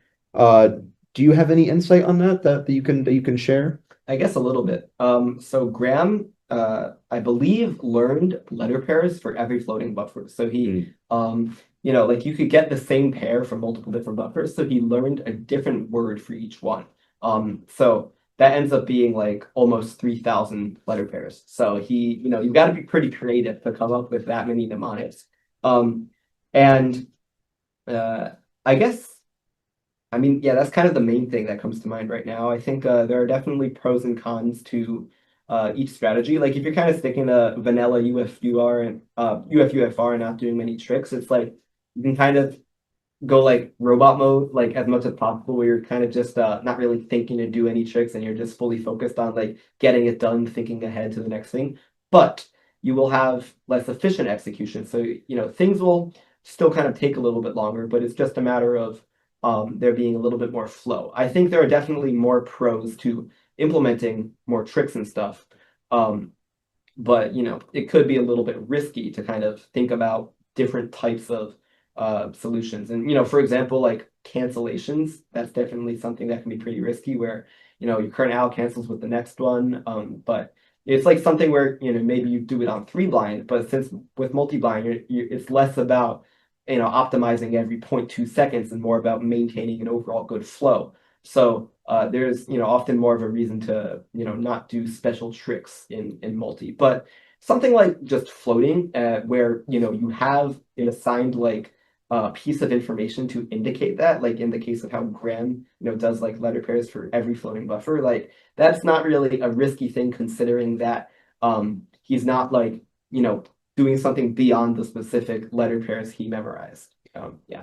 Yeah, so I had something and I totally forgot it. That's a bummer. Oh yeah, but so yeah, these little optimizations, I definitely think, at least in my opinion, as someone who doesn't know much about the event, but like tries thinking sometimes, if you make an optimization that saves like even like half a second per cube on like a 60 plus cube attempt, then you're looking at like 30 seconds saved, which you could like tack on another cube and then get that much closer to a record. There's a lot of risk with that. If all those cubes you're trying to do like some kind of trick, like a cancellation or maybe some, yeah, I mean really like cancellation is one of the main things that would be risky. They've got like these other really advanced algs that's called LTCT and T2C. They're like a couple hundred algs for those, and I believe at least Roe and Graham have learned like letter pairs or like triplets, because with those anyways, the way you kind of think about those, it's basically you have 3 letters usually, because with LTCT we have like a corner target and then a twisted corner separately. And T2C, it's like you have 2 corners that are swapped but with their orientations wrong. So what you end up kind of having to do is go to one piece, go to the other piece, and then go back to the same piece but on a different sticker. So I'm not fully certain on what Roe and Graham do currently, but all this is to say that like LTCT and T2C, I don't think those would be particularly risky for either of them. But something like floating, if Roe doesn't do that, like separate letter pairs for separate buffers thing, like in that case, yeah, it would probably be a little riskier to do a lot of floats. So it's all a calculated risk really, and sometimes you might just kind of feel in the moment where you're able to do like something slightly riskier, just have better control over it. Like it's not necessarily always a matter of following a hard rule where it's like, if we run into a certain scenario, then we're not going to do this to stay safe. It's more like, there are certain types of, I'm speaking in very vague terms here, right? But like there are certain types of cases you can encounter, whether it's like flipped edges, twisted corners, cycle breaks, a floating cycle, whatever, where it's like, you generally have like a certain level of risk that comes along with it, but you might make an abnormal decision sometimes just because of kind of the very specific state of mind you're in during that moment of that multi-line attempt. So, a lot of it is really going with your gut, not only in terms of those like small decisions you make during execution, but also in terms of like this, just so many things, like the speed you decide to trace at as you're like going through your cube memo, the just amount of time you spend thinking about each cube as you review them later. There are just so many variables that are really hard to predict that go into multi-line, where you just kind of really have to like get used to sticking to your system, but also adapting on your spot whenever there are like kind of slight shifts you have to do in how you think about things. Yeah, so is it the kind of thing where you just rely on your practice? Because I know that for the events I do, it's complete opposite end of timing from these attempts, but I very rarely will try something new in an official attempt. I usually just anything I see and might be interested in, I hold off and then wait till after the round and just kind of stick to only doing what I know. I mean, well, yeah, I mean, I think that's kind of how multi is too, though. Like what I mean is like, you're not really necessarily gonna like, come up with like alternate algs during a multi attempt that you wouldn't even use during 3-blind, but there are just, what I more so mean is that there are just kind of certain decisions you have to make where it's like sometimes you'll go for it, sometimes you won't. Like, just as a simple example, like if you get a floating cycle and it's like an easy one, kind of just depends on like how risky you feel it is at that moment and how comfortable you are with the specific alg needed to solve that case. Yeah. Back to the multi attempts for now. It looks like Roe is on his final pass of long term. He's about halfway through it. So 30 cubes there. Joshua Gao seems to be tackling on his second big pack, but like his third regular size pack. Also probably getting ready to finish up long term. Graham looks like he is done. Yeah, finishing up his 32 there. So he's probably, let's see, Roe's in the middle of his last review. Graham's towards the end. And so I think Graham's probably going at a little bit better of a pace than Roe right now. They start around the same time? Yeah, Graham and Rowe started within, we weren't able to get like an exact time, but I imagine within seconds of each other. Okay, okay. That's intense. That's for a good stream. Yeah, it'd be down to the wire when the video execution. Imagine they're like both at like 59, 30, and then they like each have one keep play. That'd be so good for the plot. Yeah. Oh, did Stanley just? Okay, he's probably not fully clear. Maybe he's doing his last pass of. I was gonna say, is he doing his final long-term pass? Yeah, I would think so. Which means that his pace is a little bit behind Grant, but that's to be expected. He's doing fewer cubes, and he doesn't quite need to go quite as fast because, well, that's just how it works when you're doing fewer cubes. He's doing almost one pack less. So yeah. Something I've noticed just off of the body language of each competitor is that the way Rowe memorizes feels like it is a lot more confident. Even if it necessarily isn't, I feel like you really see Rowe powering through a lot of his memorization, whereas Stanley and Graham, you can kind of see here, are sort of taking their time. But I think as we cut to Rowe on your bottom right, like you can kind of see him just like powering through his packs and really very rapidly memorizing his cubes. Do you know anything about that, Tommy, or is my assessment inaccurate? No, I mean, we can all kind of see it. Yeah. Yeah, I mean, I agree with what you're seeing right now because I'm seeing it too. It's really interesting how how Rowe, like, he moves the cube around a lot faster. There's so much more movement. And I think it's kind of just a stylistic choice as to whether you're kind of like gonna go like chill and calm and minimize that movement versus like kind of seeing things as fast as you can. Maybe you're like looking at things like, how do I say this? I'm not so sure, but I think another thing that is like kind of worth looking at is how much they sub-vocalize things, like how much they're actually moving their mouth to kind of say to themselves like what they're memorizing. I remember like when I watched Andrew's World's multi-blind winning attempts, like I don't think he moved his lips a single time during execution. So that I'm kind of the opposite end of that. Like I've always, back in the years when I did multi, I would always be the type of guy to just, whisper to myself the memo as much as I could because I always felt like it was kind of this extra signal that like helped me remember things. But I think that doesn't necessarily have to be the case. It kind of just depends on like how you think about your memo. But I'm noticing just kind of from watching this attempt, like Stanley kind of tends more in the direction of what I was like back in the years. Like I'm seeing him kind of, sub-vocalize things at least semi-frequently. He definitely does. Yesterday, for the first attempt, I was not wearing earplugs, and you could kind of hear Stanley whispering a little bit throughout the attempt. At first, I was a little confused about what that was, but yeah, it's just Stanley going ahead and doing the vocalizing. Tommy, I did have one other question for you. Can I hop in because we have not given a refresher in the last few minutes. We are about 20 to 25 minutes into this attempt. 25 minutes if you are anyone not named Andrew, and 20 minutes if you are named Andrew. So we're approaching the halfway mark of this attempt. We are here in Charlottesville, Virginia, at the Miller Center for Multi Mayhem Virginia 2026. This competition features some of the nation's best multi-blind solvers: Rowe Hessler, Graham Sigan, Stanley Chappell, Andrew Tao, Joshua Gao, and many more. Thanks for tuning into the stream. Continue, Braden, where you were. Sorry, No,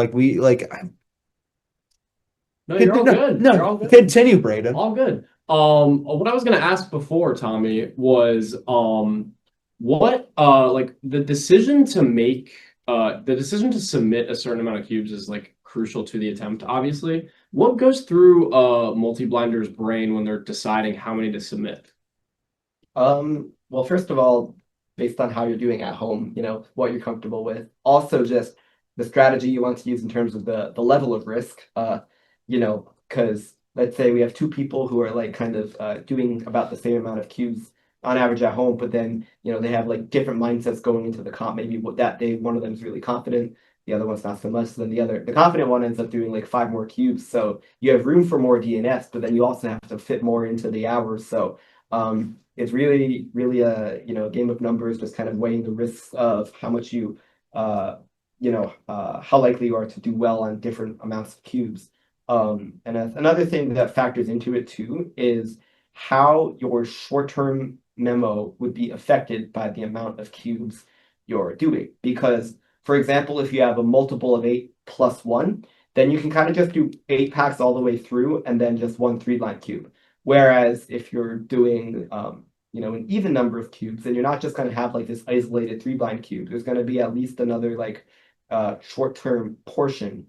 And I think with some of these guys who are doing 60 right now, I would assume that the last 4 cubes are kind of treated as a mini attempt there, where you kind of have the first 3 in a room and then the last one as a 3-blind cube.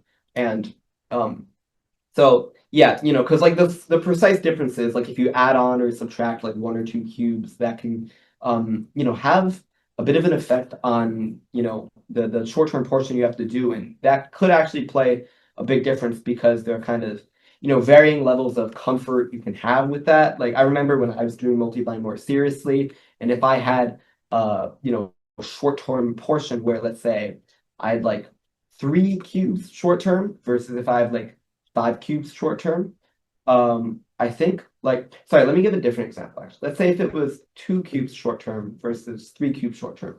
So I actually kind of prefer 3 cubes short-term in the sense that like obviously it's going to take longer, but not necessarily by much. So I kind of like would tend to try to fit that other cube in, because the way I would do a short-term 2-cube attempt is I memo like the first one in a room and the second one treated as a 3-blind cube. Whereas with a 3-cube attempt, the first 2 are both in rooms, the last one's a 3-blind cube.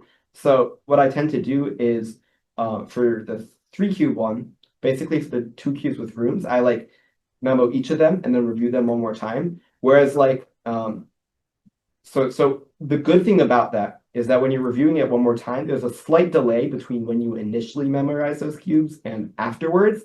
So you kind of it helps you to make the memo stick more, that you're not like instantly reviewing it again. Whereas if I only have like 1 cube with a room, I can review that as many times as I can, but it's not necessarily gonna like help with like firing those neurons for like making that memo stick as much as it would if you were to like take a 30-second delay before reviewing the thing again. And obviously there's no need to take a 30-second delay to memoing just 1 cube between memoing it initially and reviewing it again. So yeah, maybe that was a bit of a long-winded answer, but I think the short-term portion does play a decently big role in terms of like just what you're comfortable with and the system that would be required for a given number of cubes. Absolutely. Do you think that submitting an amount of cubes gets in other competitors' heads? So that's a really good question. I think when I used to, do multi seriously, I think I would know like how many cubes my competitors are doing like prior to the attempt, but I don't think it ever really got into my head. Yeah, I'm not too sure, honestly. I wish I had a better answer for you.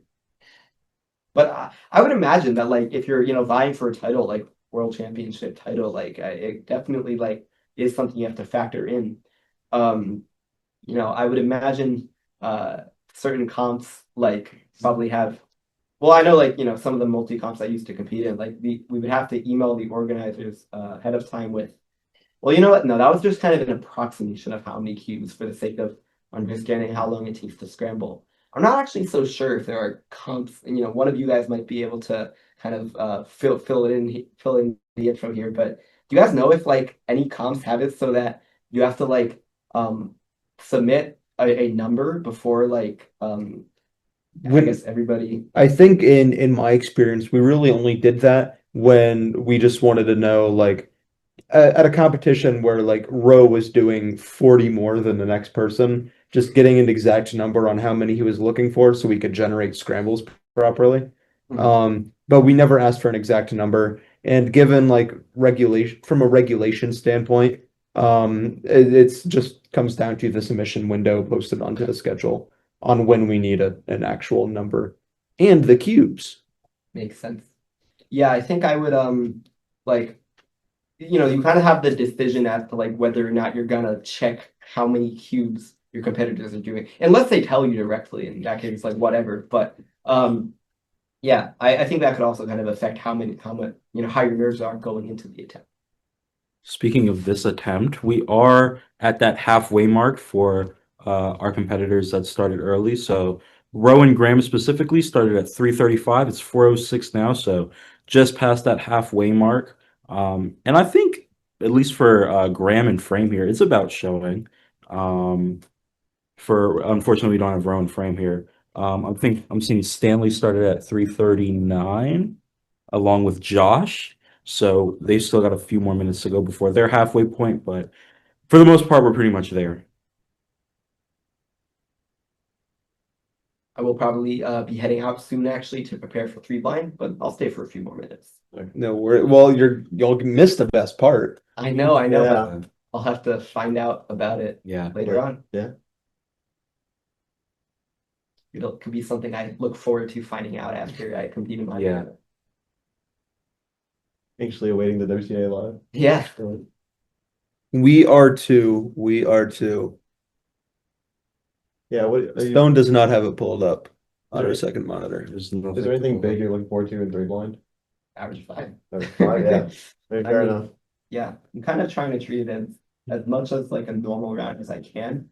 But you know, of course, it's not fully a normal round. So Yeah, have you changed anything like with like in anticipation of average of 5, or are you just gonna do the exact same thing you're doing before, but pretty two more? same thing. Okay. I think I've kind of done like you know, sessions where I at a certain point I tell myself these next 5 solves are gonna be an average of 5 constant. But then I feel like the way I end up like, you know, thinking like just going through the solves ends up being more or less the same as mean of 3. But you know, during an actual comp, it might be a different story. Well, where, you know, after I've done a few solves, I have to weigh the fact that like, okay, you know, let's say I get successes on the first 3 and I get, you know, I should, so for an good average, I need 1 more good success and the other can be a DNF where, you know, of course the room for a DNF is never, that was never there for mean of 3. So, you know, I guess that inevitably there is going to be some kind of difference in mindset, but when I practice with that, I haven't really noticed anything specific that I do. I think yeah, I don't know. We'll see if that changes after I compete with average of 5 for the first time. Yeah. I feel like he's not on the camera anymore, but I saw a minute or two ago that, you know, all his cubes were arranged in the way, you know, that they need to be to prepare for exec. So I'd imagine his pace is probably pretty good. Rowe, interestingly, covering I guess those first 40. I haven't seen that before. He does that when he's Yeah. like getting close to execution. I mean, you have to think Rowe has been memorizing puzzles for 35 minutes now. So those are probably well into his long term, and he's just putting the he was already reaching over for cubes, so he may as well grab the side blocker, get ready for that anyways. Good stuff. Do you see on the top left, Stanley Chapel, quite a few packs in, grabbing the last 2 cubes. I think we found a straggler 3-blind cube. Graham Siggins in the top right got can I count 8 packs plus a 3-blind cube are ready to go. Joshua Gao still picking out cubes and sorting them into packs this late into memorization. And Rowe has Fuller down in the bottom left. Yeah, I think at this point we're pretty much all on short-term memo for a lot of these bigger guys. So it won't be very long until we're starting exec. Yeah, and Stanley was one of the first competitors to begin, and it looks like he's finishing up soon. Mhm. So he'll probably be one of the first ones to begin execution. It's about time I head out, but thank you guys for All right. having me. Yeah. No worries. Thank Thanks you for so joining much. us, Tommy. Looking 3-blind, Tommy. Thank you so much. Looking forward to it. Just as a reminder in the chat for those wondering, Rowe is attempting 66, Graham 64, Joshua and Andrew 60, Stanley 57, and then as for smaller attempts, Liam is doing 30, Miles 15, Ryan 21, Pierce 10, Curran 13, and Braden attempted 2. Attempted to, got I one. got 1. Pretty good. Still a Fail. It is, yeah. It's my I mean- first time trying to in competition. In Just wanna baseball, do it that's for Hall fun. of Fame numbers, so Yeah, that's pretty that good. is true. Yeah. On baseball, Zero? You got zero. no, you got 1 out of Just got 7. 1 out of 2. DNFs are actually stored as -1 in the database. So Nerd alert. you are even worse than you thought. Now that we have that one. Well, luckily that was Thank nowhere goodness. close to my PR, so we're all good.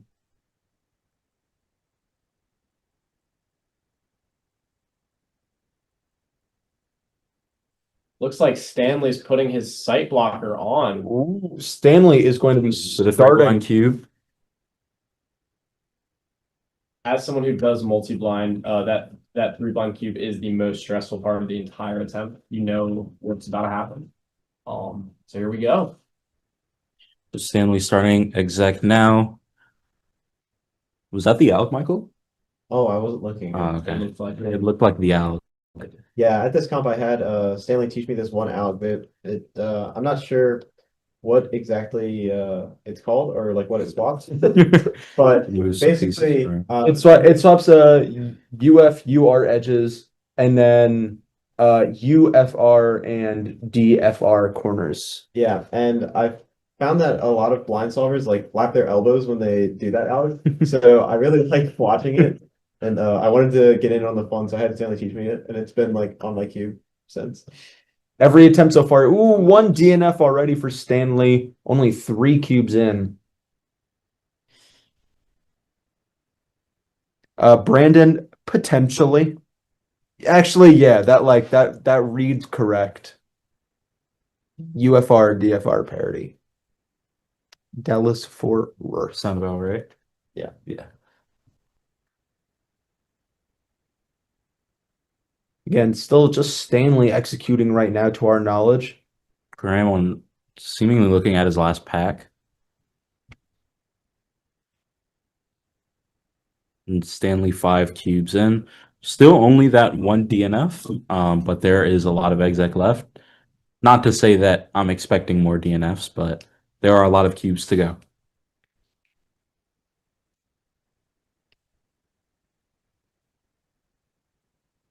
Yeah, of all of our top multi-blinders here, Stanley's the only one to have start execution. So I'm curious if that's gonna play a big role at the end of his attempt with maybe having extra time. Yeah, and it's interesting because I feel like he almost felt a little bit behind during memo. Yeah. So interesting. Of course, he's attempting a few less cubes, but interesting to see that he was able to keep pace. Joshua Gao on your bottom right, starting exec.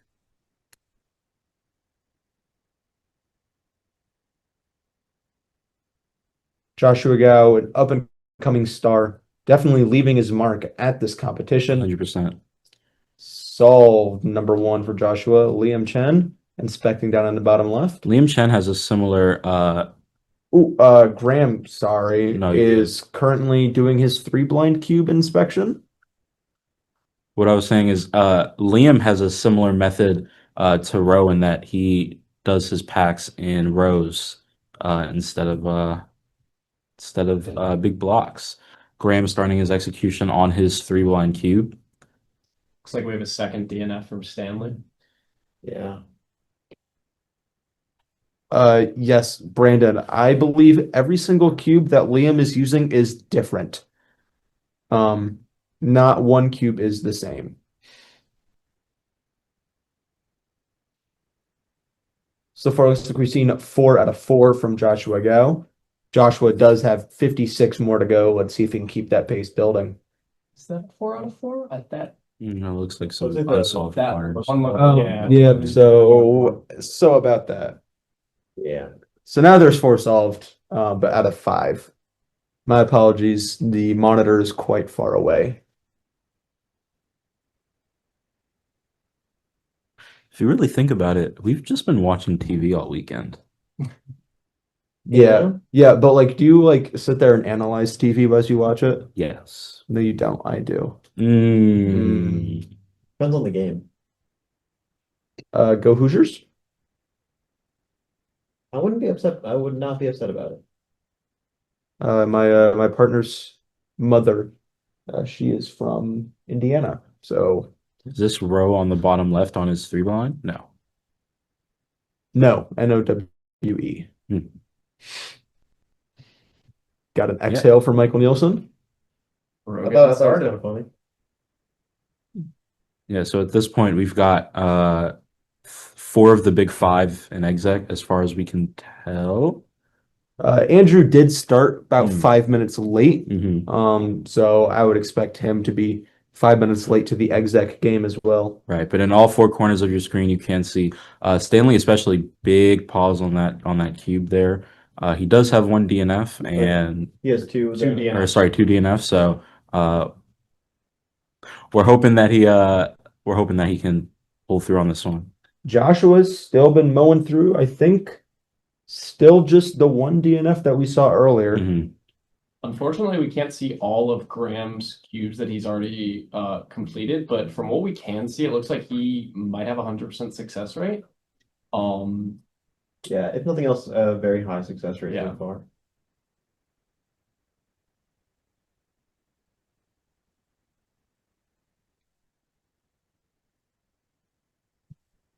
But yeah, that was Graham getting a good attempt in would be very nice. I don't think any of the first 3 attempts really went how he would have preferred. Mhm.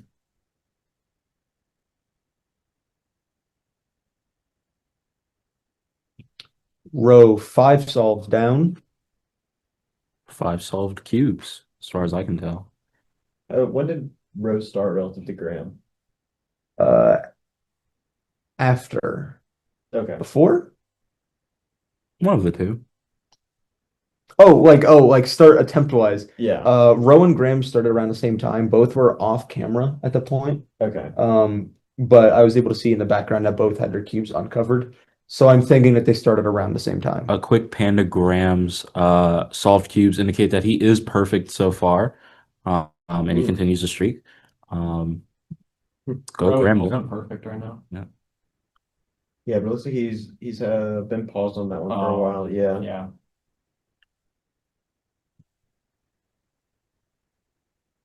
Joshua still only has missed 1. See, Andrew's still on memo. Yeah. Let's say we're about 3 minutes into execution, so should be seeing Andrew start within the next 2 or 3.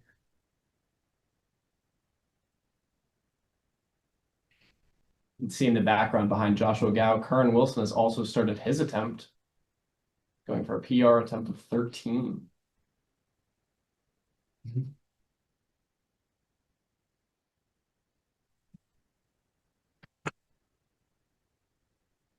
Stanley Chapel has been kind of mowing through these. I think Yeah. still only the 2 DNFs. That There's might be a Could be new. a There's a Oh, third one. third, yeah. He has 1 early DNF hidden under some of the 2 high cubes. I Heard. think Graham is still perfect. Yeah, this is pretty good attempt for a lot of our top solvers so far. Very nice to see that from Rose, Stanley, and Graham because they Yeah. I don't think any of them in the first round got results they were particularly pleased with. Mhm. There's Miles Greco. At least 1 DNF that we can see so far on Miles. Although he's been very consistent with hitting the 14 and 15 cubes. So how many did he? He's attempting right now 15. Okay. And that's been, more or less the amount of successes that he's gotten in previous attempts. So I did just see Stanley set aside a cube after performing some elves on it. So you got 1 cube in memo limbo.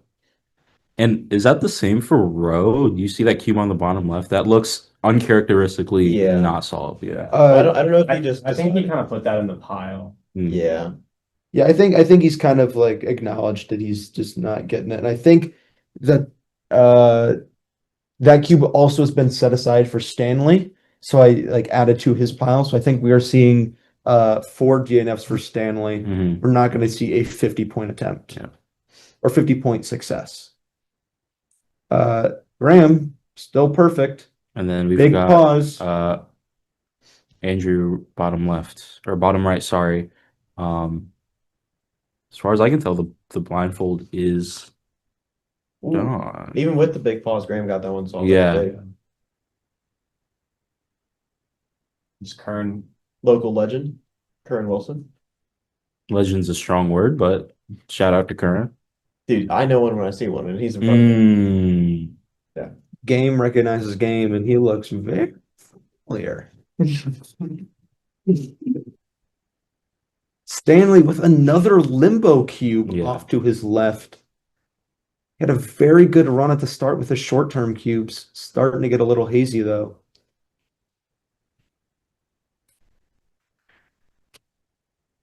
Graham's still perfect. And Road still, I believe, only with the one DNF. That sounds right. Andrew starting memo on his 3-blind cube.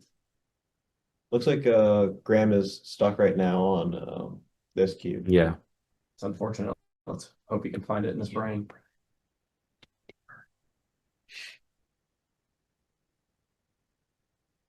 Turning with confidence, he may have found it. Yeah, he's moving.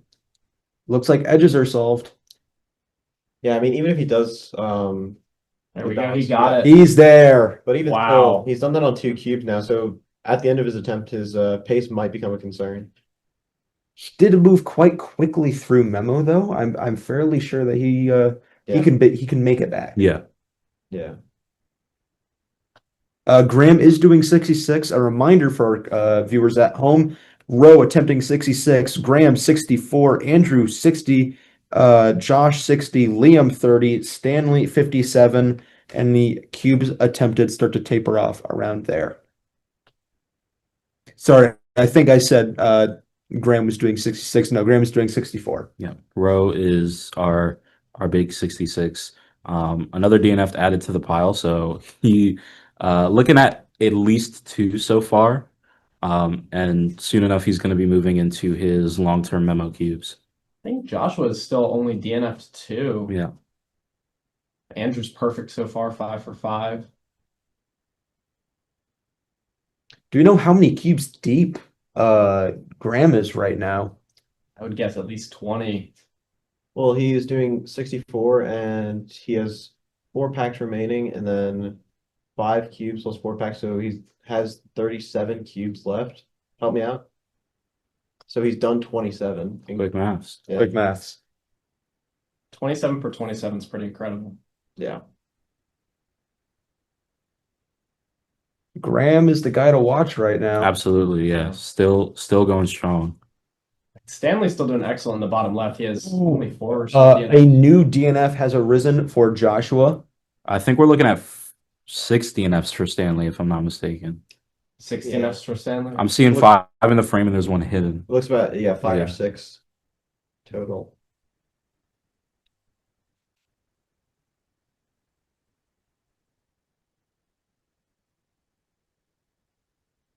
Andrew in your bottom right, still perfect so far. I think Rowe only has 2. Yeah. Yeah. Yeah, this is shaping up to be, Quite the attempt for a lot of our competitors. yeah, and not to put the commentator's curse on anybody, but I mean, this is really promising, especially in comparison to what we saw yesterday and even this morning. Graham, some locky turning. I feel like he may have lost a spot in an out. He Yeah. looks like he's in a good spot. Can he hold on? Wow. He gets it. So Gets this cube. if Graham gets this cube, he'll be perfect on his short term. How many points currently is world record? 61. 1. 61. Oh, So Graham great pace. Graham is currently perfect on his short term. Moving into his long term, we'll see. What time did Graham begin his attempt? Graham began at 3:35 as an estimate. So he's got 10 He's minutes got 10 left. minutes left. Okay. That's 600 seconds for 64 cubes. Nope. For 32. 32 cubes. Oh, so even better. Oh, Graham puts 1 down into DNF. it's okay. He's All good. he's got plenty of room for error. Stanley with quite a Quite a few bit. more DNFs. So to get world record on points, well, yeah, he can only get it by points. He can't get it by time. Graham will need to solve everything else and get no more DNFs. Andrew's still looking to be perfect so far. Stanley, I was going to do the anti-penultimate thing, but like he's just got to 2 more packs after this cube. Stanley's going quite quickly through this attempt. Speaking of going quite quickly through the attempt, Joshua Gao on your bottom left seems to Ooh, be a second DNF has been put down for Graham. looks to be off by just a few flipped edges as well. So yes. Andrew has put one in the mental limbo off to the side there. It's a very deliberate one. It's not in the pile. Joshua Gao, ton of solved pieces on his table. Rowe also, I think we're looking at 3 or 4 DNFs.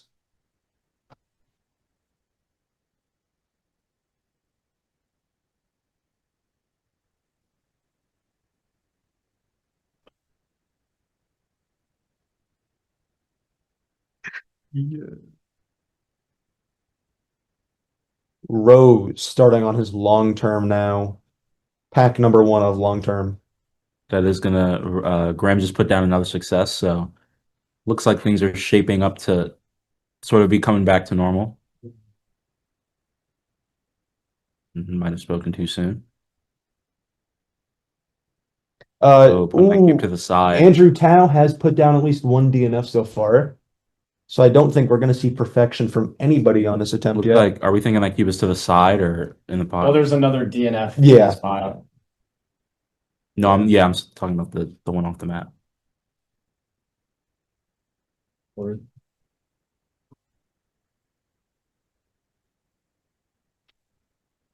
Oh, another DNF as well for Joshua. I'm seeing at least 4 right Yeah, now. yeah. But I think there might be 5 hidden, not 5 hidden behind, but a 5th hidden behind. Mhm.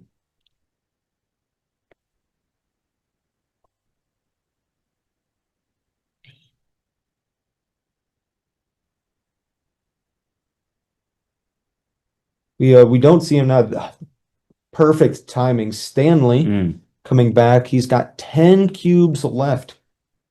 10 cubes left with around 6 minutes to go. And now, yeah, our top guys have around 6 minutes to go, so it's coming down to the wire.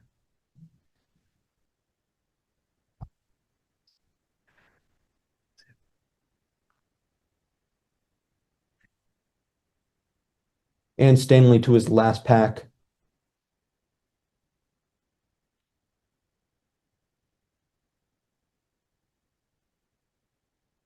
Graham, I think, has been flawless since those last 2. I see Graham's actually put a limbo cube off to his left. Yeah. So 2 that is, confirmed DNFs as well with that. yes. Yeah, it still definitely be a solid round or a solid attempt for Graham though, and that could give him a little bit of momentum going into the next 2 tomorrow. For sure.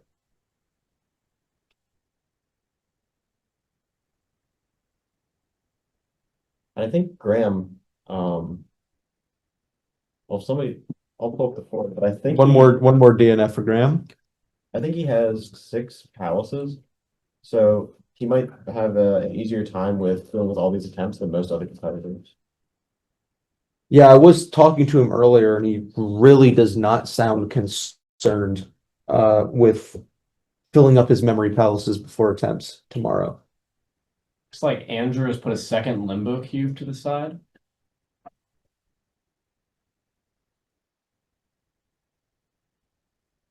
Yeah, he has 5 memory palaces for multi-blind and 1 for big blind.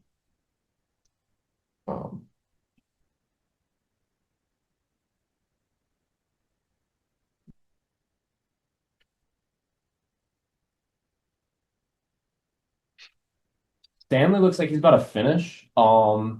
He has roughly 10 DNFs. I mean, we can't get an exact number. There was a few that he put down with a lot of misaligned corners and stuff. So Stanley about to finish his attempt. We'll get a number on him soon.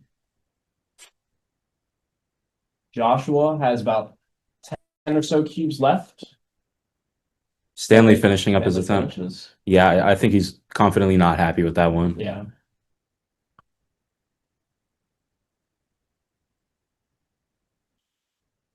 Yeah, how many DNFs do we have coming on the road? Is it 4 or 5?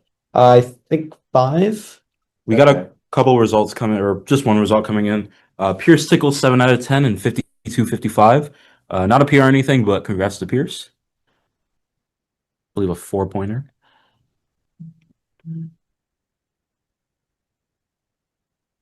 Yeah, so it looks like Graham and Rowe actually have a pretty similar number of DNFs, and since Rowe's doing 2 more cubes, it could end up being pretty close between the two of them. Yeah. We do have 2 DNFs in the pile right now for Graham. He has 2 cubes set off to the side to hopefully recall what's going on, but likely we're going to see 4 DNFs for Graham. Interestingly, only 1 DNF in the pile for Andrew, although he does have, it looks like 3 cubes. Oh, there. Well, I've just cursed it. Wow. He has 2 DNFs in the pile now, but it looks like he has 3 cubes in mental limbo. I'm seeing 3 DNFs in the pile, and yeah, three mental limbo. We got a number right now for Stanley. I think we are seeing 15. Yes, 15 unsolved out of 57 attempted. So that is going to be 27 points for Stanley. Yeah. Miles Greco coming in with a 12 out of 15 and 55-27. So a 9-pointer for him. I don't think he's going to be particularly happy with that, especially given his success rates in his earlier attempts, but still 2 more attempts during the competition. Josh Gao with, I think, 5 cubes left. One of them appears to be in one of these weird states of going back or not. And Rowe is going to be moving on to his last pack very shortly, as he just added another DNF to the pile. And how about Joshua? He's got what, 3 or 4 DNFs as well. So this could be pretty close between the 4 competitors on screen right here.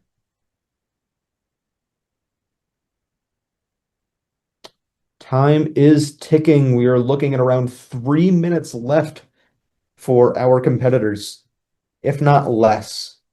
Doesn't it kind of feel like this hour just flew by? No. No. Well, I will say, even though Stanley's attempt did not get as many points as I'm sure that he wanted, he was still quite a bit below the time limit. For sure. A couple minutes. So it might be that he may try a couple more cubes, or he can take a little bit more time, maybe throw in an extra review here or there, and get a bit better result next time. Just as a reminder, I do not believe at this point that Graham is on world record watch. Looks like Joshua will go into his last cube. Curran Wilson with a DNF. Joshua Gao ending his attempt, I believe, with 7 or so DNFs. We will get a count as soon as we can. Looks like Rowe has 4 left. Yeah, we'll see if he revisits that cube that's just set off to the side, or if that'll just be kind of a lost cause. Yeah, my guess is that that's a lost cause cube. Stanley Chappell's 42 out of 57 has been put into WCA Live. I think we're looking at, more than expected for Joshua Gao. I think we're looking at 10. We're looking at 12 DNFs for Joshua. A lot more than we saw or expected. Time's getting close. Graham's on his last cube of standard memo. Then he has the 2 more recall cubes to try and attempt. Yeah, I'm curious. I don't. That's it. That's it for Graham. DNFing is the last one too. Yep. So Not a bad attempt for Graham though, at all. Rowe on his last one. It'll be interesting. Oh, here comes and there's the tap. So at this point, we're really just watching Andrew. It looks like he's still got about a pack and a half left. So yeah, still got a lot of time for Andrew. Yeah, we are counting it up here in the Miller Center in Charlottesville, Virginia. Yeah, it looks like, is Andrew the only competitor still going? I believe so. He was the latest to start. Yeah. Yeah.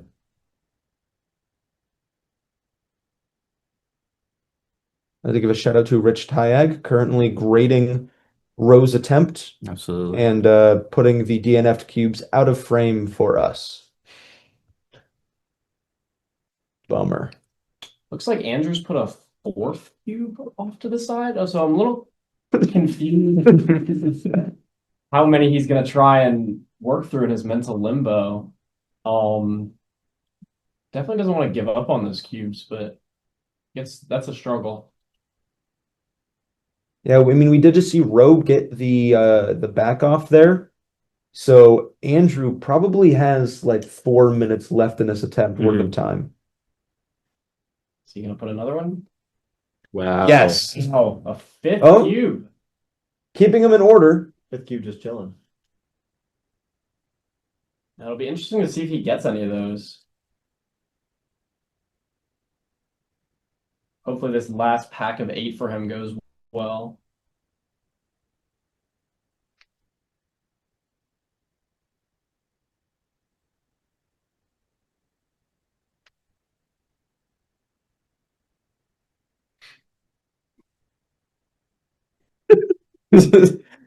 Things are getting weird here in Charlottesville in the Miller Center. We're all tired. It'll be a long day tomorrow. I'm sure. Yeah. Graham Siggins 57 out of 64. That's A impressive. 50-pointer. Yeah. Joshua Gao 48 out of 60. I believe our second 50-pointer of the competition so far.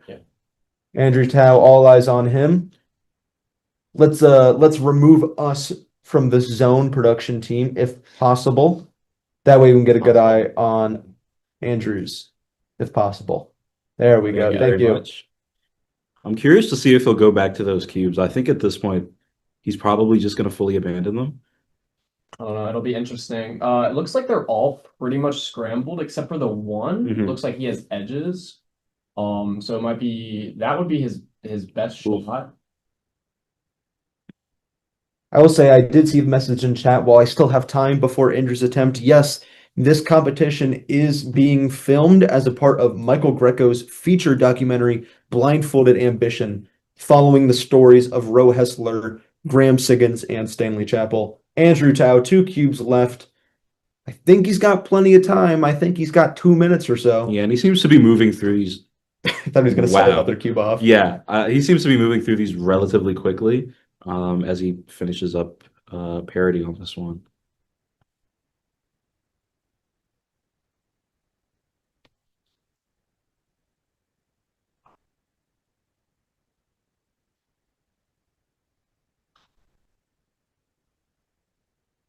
Andrew Tao he's going back. Going I mean, back. he has the time. He's going back for seconds. Third, And fourth, maybe- fifth, and sixth. Oh. Last some edges in. Can he get there? I'd be quite excited to see somebody go back to one of those cubes and get it. That would be. I might do a cartwheel. I am just realizing that I left my cube covers in the main room again. Bummer. Oh, Wow. he gets there. He's gonna get that tap any second, though. I can see Pierce tickle. In the Pierce back. is looming. He's Yeah. he's inching closer. It's like Jaws. Dead. He's gonna start doing it. So he's gonna go to the one he has edges solved on. Gonna try a different one. He's really gonna gave up on. ponder this cube. Yeah. Mm. He's the thinker. He still does have the 2 on the other side of the table. Yeah. Ah, There it Okay, is. there's the give up. He somehow I hope I was gonna say he realizes he got it. Roe Hessler with a 55 out of 66, so that's going to be a 44 pointer. Yep. And then Josh Gow with a 48 out of 60. Ryan Farish with a 17 out of 21. And then results start to drop off after that. Liam Chen with a DNF. Noah Swore with a DNS. Yeah, Noah electing to skip out on this attempt. And I believe we're done. That's it. That's Yeah. everybody. That is it for multi-blind tonight. Stick around. We still have 1 round of 3x3 blindfolded to And go. Arguably one of the most exciting rounds given the format change. I was talking. Big Then I format start. change. Big format change. We are Massive. we are now seeing best of 5 instead of mean of 3. So Tommy Cherry is no longer just getting 3 attempts, getting 5. I mean, I don't know if since Noah seems to have sat out this attempt, I don't know if that means he's going to be doing 3 blind. He Mhm. is one of the best 3-blind solvers. So really hoping that, you know, whatever caused him to sit this one out gets fixed and he's back for 3-blind. For sure. And then we can see Liam Chen do 3-blind. That's exciting. And then even we've got other competitors too. Stanley Chappell, very excited for 3-blind. And yeah, it'll be a fun round. I think we're all excited for 3-blind. Michael Greco stepping out onto the floor. He's Give that showing man applause. a round of applause.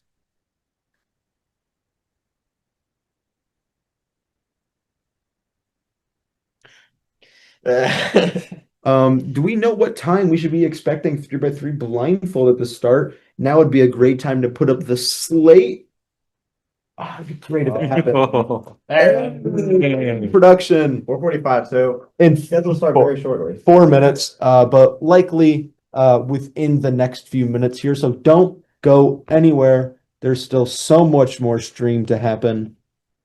We'll see you guys. We will see you around here. We are going to take a very quick break, get everything situated for 3x3 blindfolded, and we will be back then.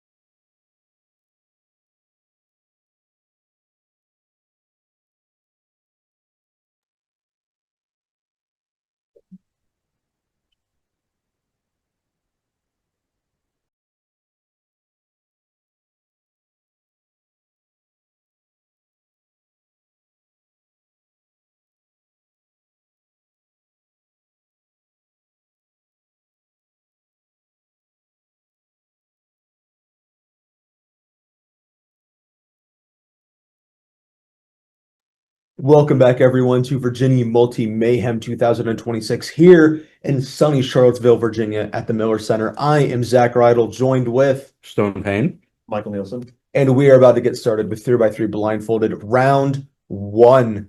The regulation change of this new year went into effect on January 1st, changing the format that 3x3 Blindfolded is held, has been held, will be held. Yeah. It's changing. It's no longer mean of three and is now best of five. So competitors are no longer limited to 3 attempts. We're now going to see these competitors get 5 attempts. Mm-hmm. So big names to watch out for. Tommy Cherry. You know who Tommy Cherry is. You know who Tommy Cherry is. He was just here. Just there. Right in that chair. Bro's on. Tommy Chair E. Daps. He is going to be you get nuts. Tommy Cherry is absolutely the person to watch out for. No longer having to worry about safetying Mm-hmm. in hopes of a mean. Of course, it's going to be difficult to get an average, but I mean, like now you have 5 shots at single. It's going to be really awesome to watch. Who are you guys looking out for? I'm on the lookout, obviously, for Tommy Cherry, and then Noah Swore and Liam Chen. They've been highly ranked 3 blind solvers for a very long time now, both getting championship podiums. And then Stanley Chappell as well, another long time highly ranked 3 blind solver, and championship podiums for him too. So really just established 3 blind solvers. Yeah, I think Liam Chen, for the amount of times he's been on championship podiums, I don't think he gets the recognition that he deserves. You know what I mean? He's a Maryland resident. He's been doing it in the DMV for a while. So I am really interested to see. You know, I think most of the competitors that we've talked to more or less have a positive outlook on the change. But I am interested to see specifically how it's going to affect him, especially given his very long streak of not triple DNF. Yeah, and great ball knowledge from Brian Johnson. With there was a comp in Israel already that had 3 blind with the average of 5 format this year. Mhm. And in the first round of this, Ben Barron got a new national record single for Israel. So if this is any indicator of what we'll see here, I'm very excited for it. Yeah, definitely looking forward to this round. We got a ton of top names. Of course, all of our blindfolded solvers that you've seen throughout the day. If you were not tapped in to the earlier parts of the stream and only joining in now, I strongly recommend you go check those parts out when you have a chance. Truly an exhilarating day that we had so far. We had 2 great multi attempts. We had 4x4 and 5x5 blindfolded, and we're going to be seeing the same tomorrow. We're going to see 2 more attempts of multi, another round of 4 and 5, and then another round of 3x3 blindfolded. Yeah, 5 blind. I won't spoil it, but I was on the edge of my seat for that one, so that one will be going to go back and watch. Yep. This is how Michael was. Exactly it, to the T. To AT. If we can, hopefully we can get a nice bird's eye view on the competition area. We are going to be seeing production. I love Perfect. you. You guys are killing it. Shout out production team. Can we get W production team in the chat?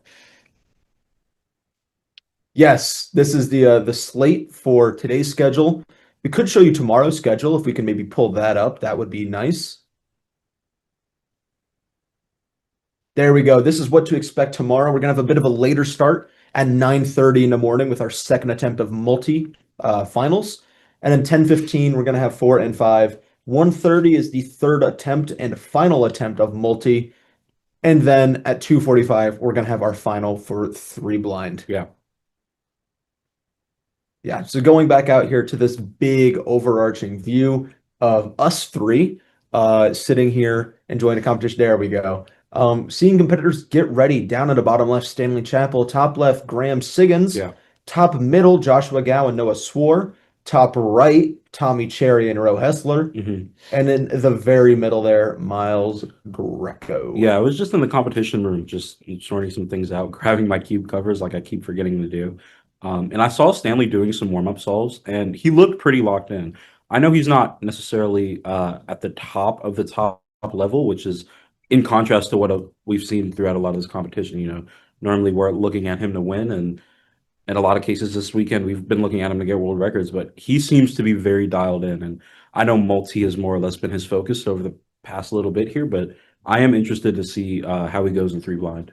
Yeah, and I think this might be a good time to mention as well, in case people are tuning in just for 3 blind.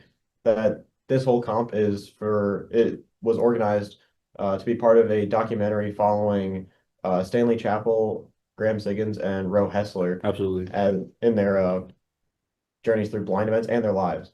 And that'll be coming out, I think, a while from now, but it's, Yeah, but Like we're this still stuff. we're still at the fairly early stages, but he already has quite a lot of footage. So I'm definitely looking forward to it. I've known about the project for a little bit now. Mhm. So really, really excited to see what's got going on. Absolutely. While we're here waiting for some of our solves to start, some competitors have gone already. I know Ro Hessler has already done one attempt. Mhm. Yeah. If you are not already, make sure you are following Blindfolded Ambition on Instagram as well as subscribed on YouTube. Any information will be posted there regarding the feature documentary by Michael Greco. Yeah, and I believe that on the Blindfold Ambition socials, there are already some clips and little teasers posted. Mhm. So, little stuff to get you an idea of what the documentary is going to look like. Can you go to WCOIs and sync real quick? Sync. Yeah.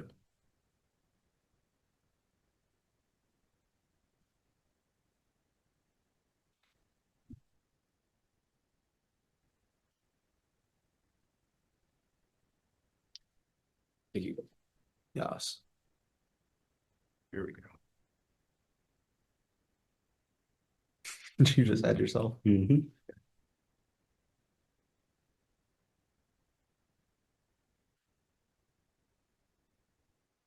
Yeah. Bunch of big names in this group.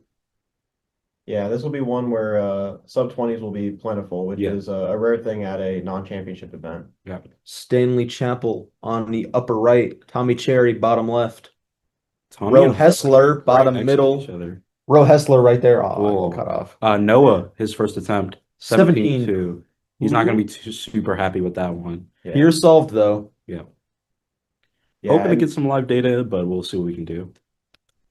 Hopefully we can get the camera on Stanley a little more to the right, just so we can keep an eye on his timer. While we're in a bit of a lull here, Keaton Ellis with a very essential question for Michael. Have you ever considered making the ends of your mustache twisty?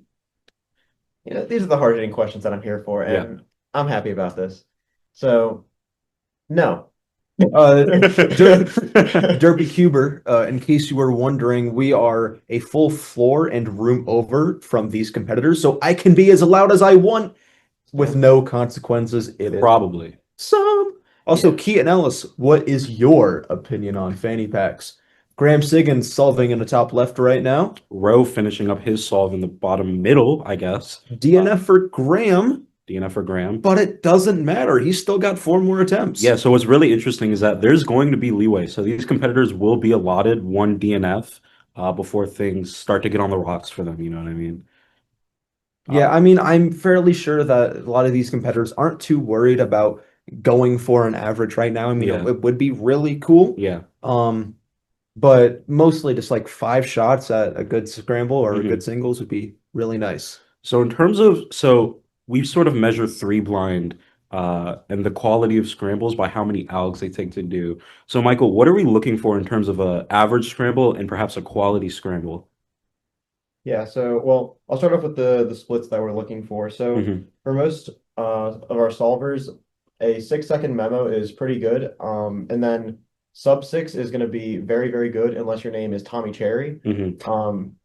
And so In which case it would be good, but not, he's Tommy Cherry. insane. He's Tommy Cherry, so he gets graded a little differently than everybody else. Absolutely. And then 10 algs is an average scramble. So anything, if you get something a little bit lower than that, then we might get some exciting results here. Mhm. See Liam Chen in the top right, getting his first ever 4-blind mean today at 9th in the world. Yeah, absolutely insane. I mean, I was gonna say debut, but it's not even a debut. We've known about Liam Chen. I've known about him for years at this point, and I think most people, he's been on their radar at least to a certain extent, given the amount of championship podiums he has. And I imagine he's hoping to bring something home. Still no solves from Tommy, who is going to be sort of our main focus during this round. Graham Siggins for attempt 2, it appears. Oh, Tommy in the bottom left, Hopefully we can pan a little more to the left. We can see him, but maybe just a little more view would be nice. Graham Siggins, top left.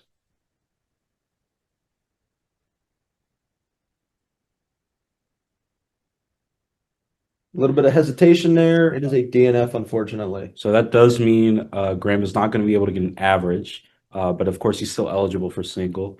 Tommy with memo. Going to be like Sub-6. a high five memo. Yeah. Get Olo solved there. Maybe. 1586 for Tommy Cherry. Cash money in the bag. Still got 4 more attempts to go.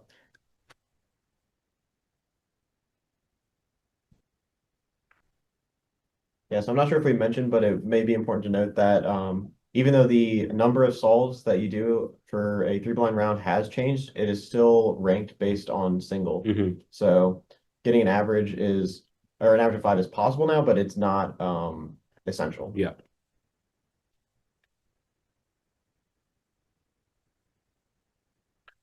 I'm going to be interested to see with the added leniency that Best of 5 gives you. It's going to be really funny to see how competitors like Andrew Tao in the top right, who sort of like to go with the flow of things, how they take that and how they decide to utilize their extra 2 solves, as we see Noah Swore in the bottom right gearing up for what I believe this is second or third solve.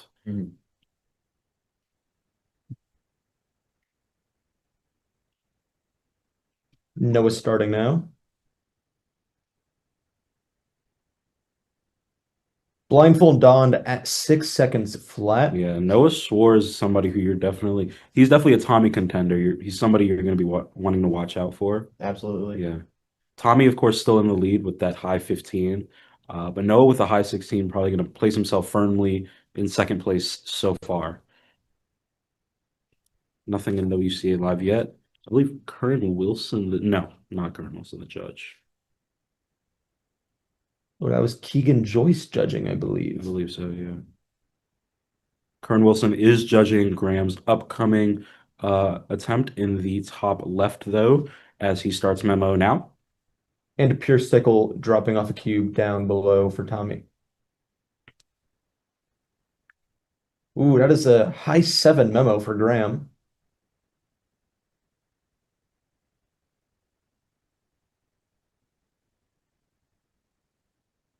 Nice. 1857. Yeah, so that is a little behind the top of the top pack, as Tommy does his low or high 5 memo in the bottom left.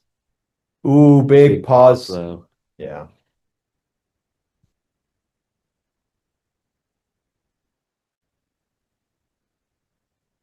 $21.96 DNF. No worries, we still got 3 more attempts to see from Tommy. Andrew Tao on the top right of your screen, passing the 20-second barrier. Yeah. In contrast to all of Tommy's previous comps, he can still get an average. It's just science, dude. yeah. I get wonderful here. Noah Swore for his 3rd, potentially 4th, I believe 3rd. Andrew Tao with an unsuccessful 41. Stanley Chappell with an 18 on the top right of your screen. Yeah, I don't think he's particularly pleased with the 18, but it's a solid solve that will get him into the final. Absolutely. So, yeah, the final is the round that usually matters. Very unfortunate there for Noah Swore. DNFing is 18.4 by a slice move.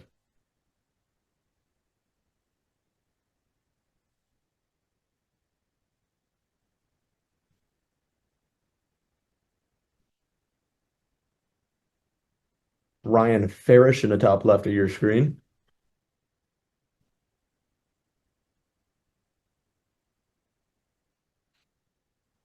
One thing I am sort of noticing about Ryan Farish is that, he's been in the Virginia scene for a really long time, and he's been really successful in blind, but I feel like Miles Greco is almost sort of the Ryan Farish successor, you know what I mean? Like, I think what a lot of what Ryan was able to establish in the Virginia blind scene is going to be able to be picked up on by Michael. Or sorry, by Miles. I'd like to point out that Joshua Gao, I think he has a very visually appealing blindfold. A lot of the solvers here opt for a black or black with minimal text blindfold, but it red and vibrant has like images on it. Right. I appreciate the style. I think it's sick.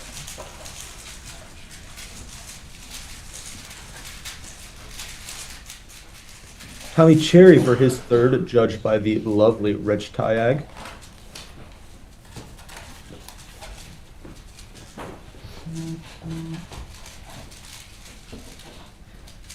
Every second counts. You'd be able to knock down your blindfold without using your hands. Here we go. Tommy Cherry, number 3. Tommy Cherry in the bottom left. Low 6 memo. Yeah, I think it was lower mid-six memo for Tommy, which I think is a little bit on the slower side for him. But or he is compared to- moving through that turning with. Oh. Looks like a mechanical twist there. Yeah. So not even that he forgot anything. It was that his hardware betrayed him. Yeah, he was moving so fast that. Yeah. According to the. Is he still up to the GPS 3? No, I believe he is changed hardware recently. Got you.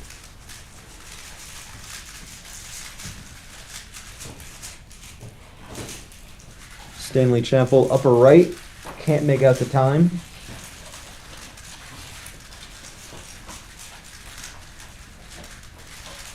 A bit blocked on the bottom right. Not able to see if Joshua Gao has done his next solve. As we see Liam Chen in the top left. Looking to be high 6, low 7 memo.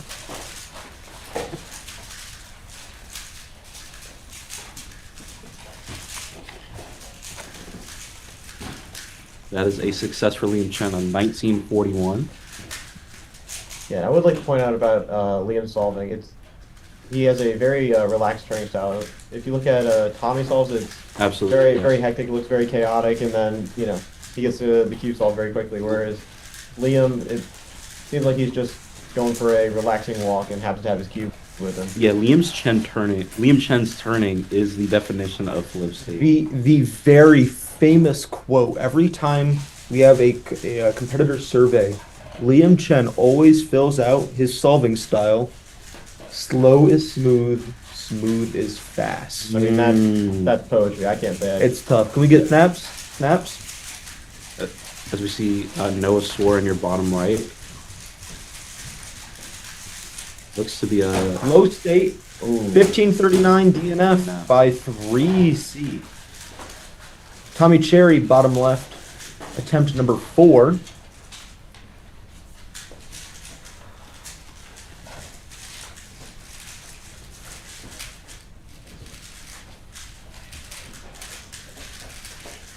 Yeah, I think most of our competitors to watch have already gotten success at this round, so they should all safely be into the final.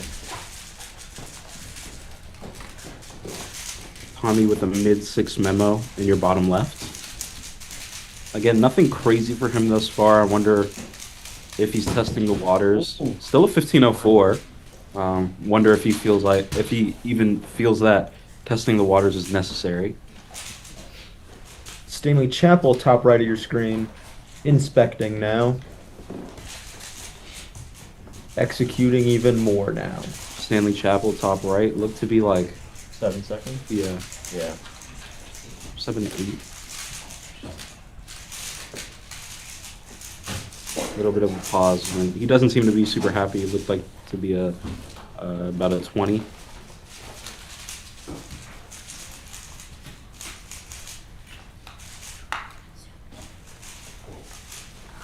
Yeah, it looks like most of our competitors are finishing up here, and we have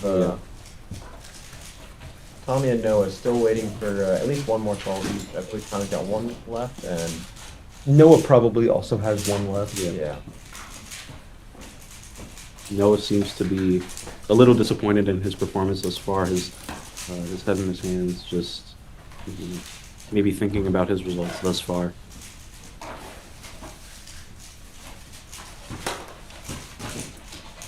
Liam Chen in the background getting a 21. Can't see if that's solved or not, but I'm sure he's had a success faster than that. Mm.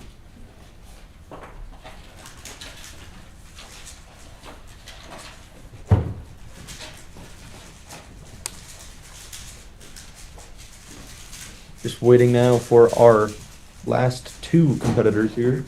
Tommy Cherry being delivered his 5th and final attempt of the day.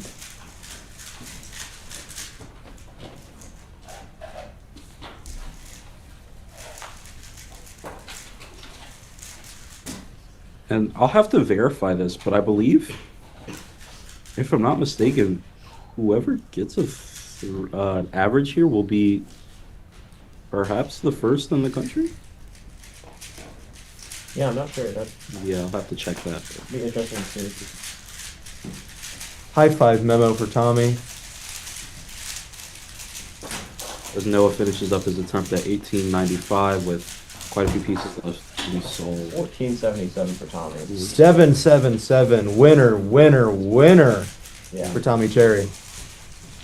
great solve. Great job finishing that one up. Looks like Ryan still has one left, at least.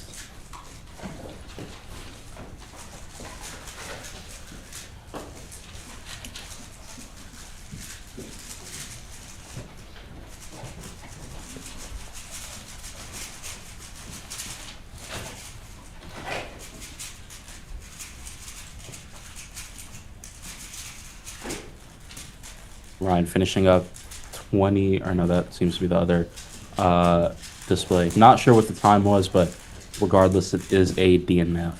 Liam Chen starting right now. Hopefully we can get another camera angle where Tommy Cherry is out of the way. Tommy Cherry stealing the spotlight as usual.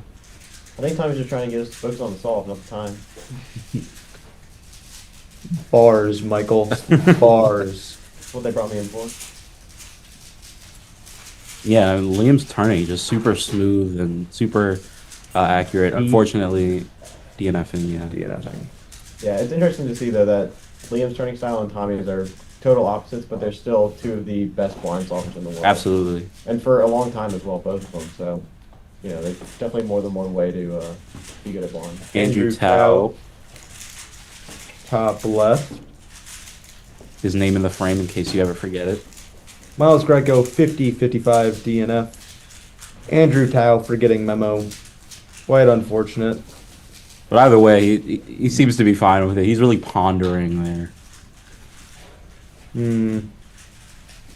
I could see the nose squinch. I like that term. Oh, we get there. Oh, there you go. Okay, nice. 40. We'll say Andrew Tao seems to be very good at recovering these blind solves after big pauses and maybe even a little bit of forgotten memo. He did that on one of his multi-blind cubes. Ro Hessler coming in with a 21 flat average. We see at least one happen here. Yeah. All 5 solved successes, so very impressive. I think Graham was somebody. I wasn't able to catch his exact success rate, but he seemed pretty confident in that he would not DNF as many solves. So maybe he got an average, maybe not. I'm unsure.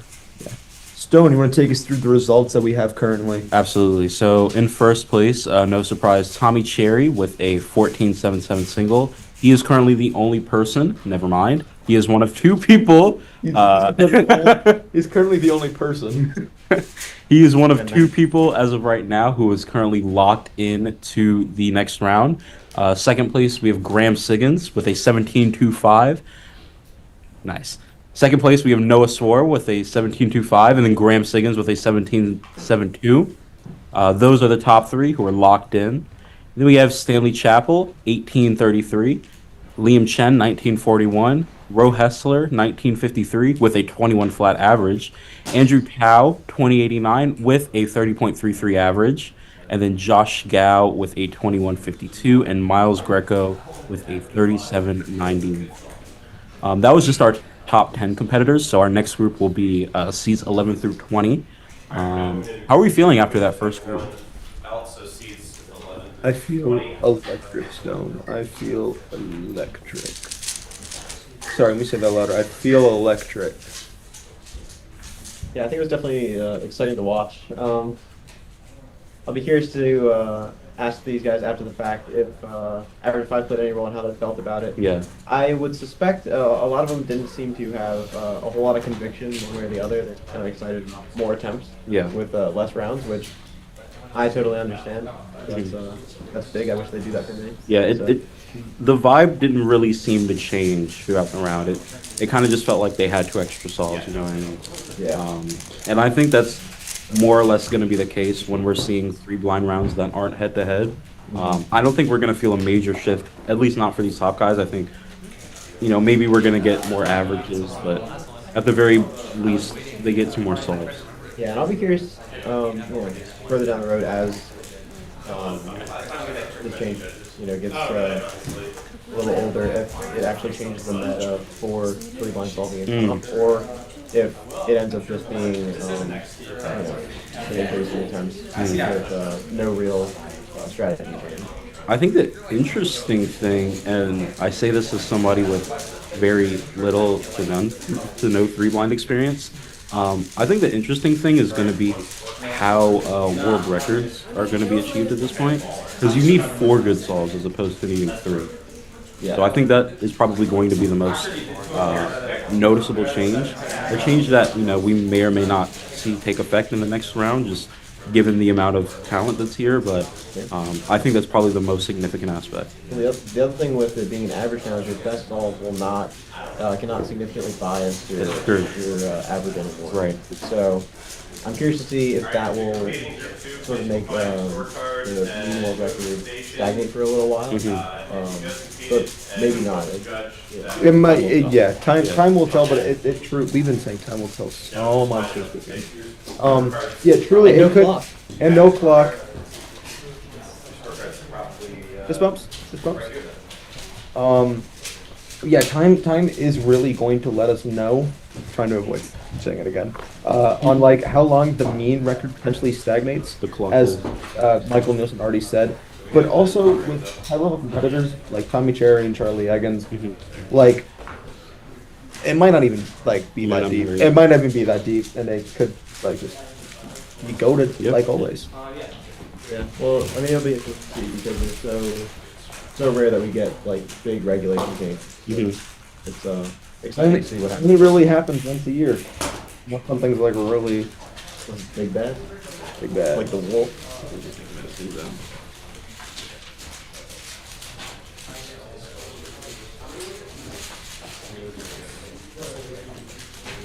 Hey Lois, this is just like the time the clock pin regs changed. Yeah. In your screen, we have Rich Tyag, Pierce Tickle. We have Braden Adams off to the left. Braden Adams. We have, I believe, Eli Rogers off to the left as well. No. Or off to the right, I mean. Yes. Yeah. Of the left, yeah. And then Kern Wilson, Miles, Recco. And then your top. Keegan Joyce in the bottom right.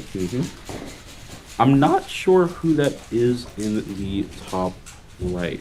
Ooh, I believe that is Philip Kendall. New competitor just dropped? New competitor just dropped. For this comp, but he's not a first-time competitor, right? Oh, I mean top middle. Sorry, top middle right. Yeah, not first time competitor, but new to this competition in specific.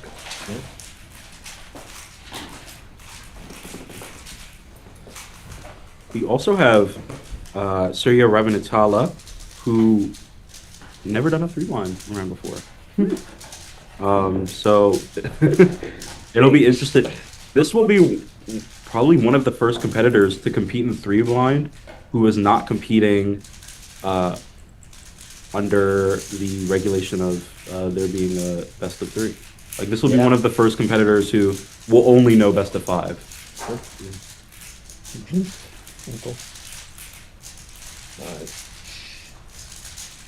Braden Adams in the bottom left. Braden Adams.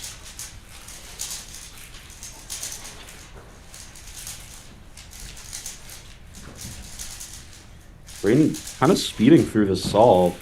Success for him. Not sure what the time is, but it did seem like he had a bit of a head shake. Any just to answer a question I see in chat, no, the first new average for the average of 5 format will not become the new world record. It still has to beat whatever the mean world record is. Speaking of world records, off to our right here, we have Tommy Cherry And Michael Nielsen. coming. And Zach Rydell. I don't even have one of those. Tommy coming fresh off of your first ever best of 5 round. How are you feeling? Just felt like attempts. Like Right. Sorry. I don't know. It's just like I think I got more nervous than the average because I wanted to get at least something good. Mm-hmm. So then when I got that 14 on the last, I was satisfied. But like this scramble set was pretty bad. Like I'd say like maybe like bottom 10% of scramble set. Wow. Yeah. So because there were no scrambles that are like a lucky amount of algs. So like normally, like when you float and stuff, like you get somewhere between 9 and 10 algs usually. Mm-hmm. Like mostly 10, but you know, a good amount of nights, bro. Okay, I didn't even say those numbers. Yeah. You but- said 9 and 10. Okay, sure, add 3, whatever you want to do. There are 3 of you guys. What have I started? Okay. Yeah, I guess only the first scramble was like you could reduce it to a 9 alger only if you do something like kind of weird and niche that's like hard to actually implement and solve, which means they're pretty much all like average or worse than average. Mhm. So I actually kind of was a bit risky with the way I memoed on some of those calls. Like the memo felt slow throughout most of it, and I just kind of visualed the last few edge pairs. Mm-hmm. Something I do sometimes, but I just did it more than average for sure this time around. Mm-hmm. And I mean, it helped, you know, on the successes I did get, like, you know, they would have been slower had I not done that. Yeah. It's a little risky because you have to like kind of deduce the last few things in your memo while you're executing, so it's a bit more to pay attention to. But it ended up working out. But overall, I think you can agree. The most noticeable thing is that you just have 2 more attempts. Like it just keeps going. Yeah. It just feels so much different. I don't know if the Breaking news, 5 is more than 3 by a quantity of 2. What's percent change? It is 67% after rounding. I think we have gone all day without a 6-7 joke audibly on stream. I think we have earned it. I agree. We have earned the 67% increase. No, I actually made a recent YouTube video with milking the 6-7 meeting. It's one of my best performing videos ever. Maybe it's a sign. Yeah. A sign that You has a have- big. Of the amount of algs I'll get tomorrow on my temple. We do have double Braden Adams action going on here on the stream. Yes, please. Top right, bottom left, all Badams. As well as Curran Wilson in your bottom Right, and Keegan Joyce in your top left. Pierce Tickle in the bottom right, as well as Philip Kendall in the bottom right.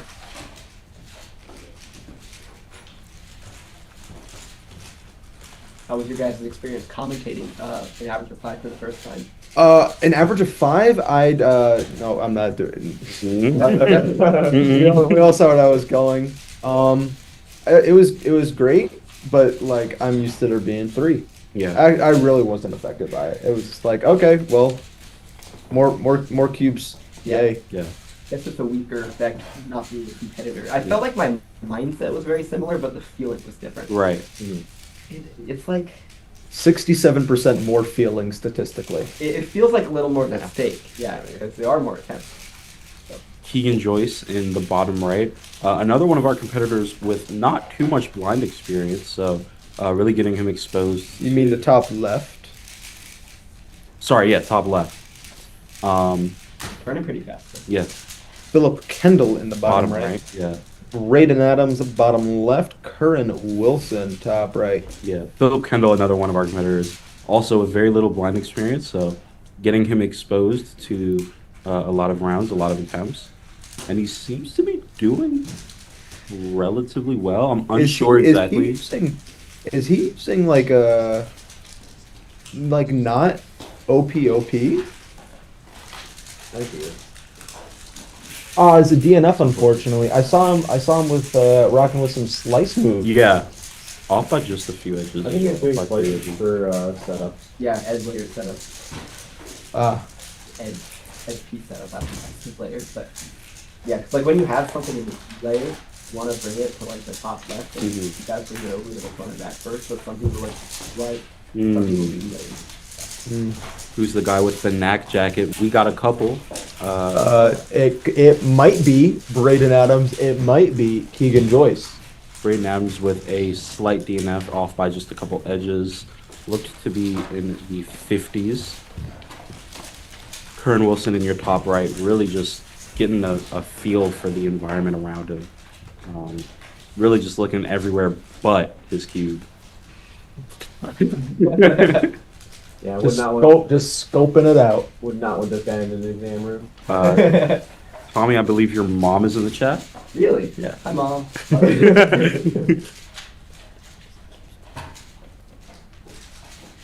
think that's my dad. Yeah, Right. from From mom. mom. Yeah, you're from right, mom. you're right. Yeah. Okay. How many could be there? Literacy is down. Yeah, whatever. Sorry. I was like reading a lot of the cues during blind and I forgot how to use one. Huh? I No, was that's Reading a lot of the cube. I was like tracing through, reading letters. Okay, got it. Wait, do you know how to do blind? I do. I actually have the best blind attempt out of everyone on this side of the table. That last name does not rhyme with Sherry. Oh, man. You could have said a word that rhymed. Cherry. Yeah, I couldn't. Like a non. No, because the one we were thinking, I said earlier was chair, and it's like, well, chair doesn't rhyme with cherry. Eli, It pre-rhymes. Rhymes? Eli Rogers at the anything. top right, Anyways. looking ready to get started with this next. Centered of the discussion instead of the solving. My bad. That's okay.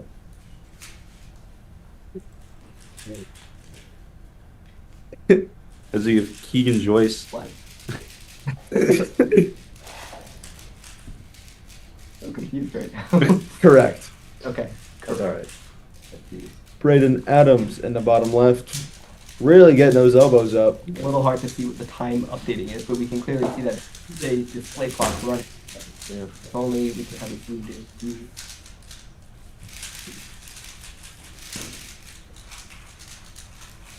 Pierce Tickle moving on the bottom right. Cube looks solved. Another solve there for Keegan Joyce. Could be a PB for him. Potentially. Oh, it looks like your entire fan club showed up. Maybe Hart was here too. Hi, everyone. For all the new people joining in, saying hi to Tommy Cherry. If you want to see more of Tommy Cherry, you can see him in Blindfolded Ambition, the feature documentary by Michael Greco. Make sure you follow Blindfolded Ambition on Instagram and subscribe on YouTube for more updates regarding the documentary. Absolutely. Still have another day of the competition as well. Tomorrow we've got another round of 3 blind, another round of 4 and 5 blind, and a couple attempts of multi. All the events. Braden Adams failed to solve the cube and stop the timer before removing blindfold. Braden Adams So a double DNF. doing everything wrong.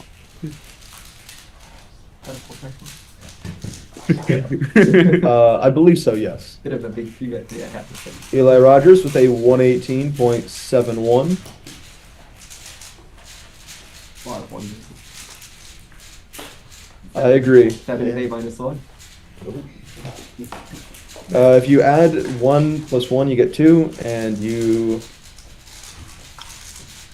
Amen. Thank you for the insights. Thank you for the insights. Aaron Mack, thank you. It is always a pleasure to hear from you.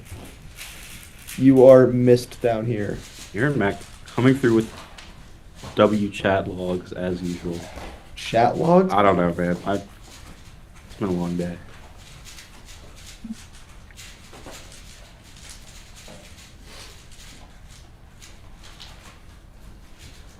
Up left. Keegan Joyce in the top left. We got 7, 8 seconds. You can see an upside down timer display, so at least it gets the reference point. So, yeah, I believe his last solve was in the 140s range. What was the memo on last? Do you remember? I do not. Alright. We'll see what happens.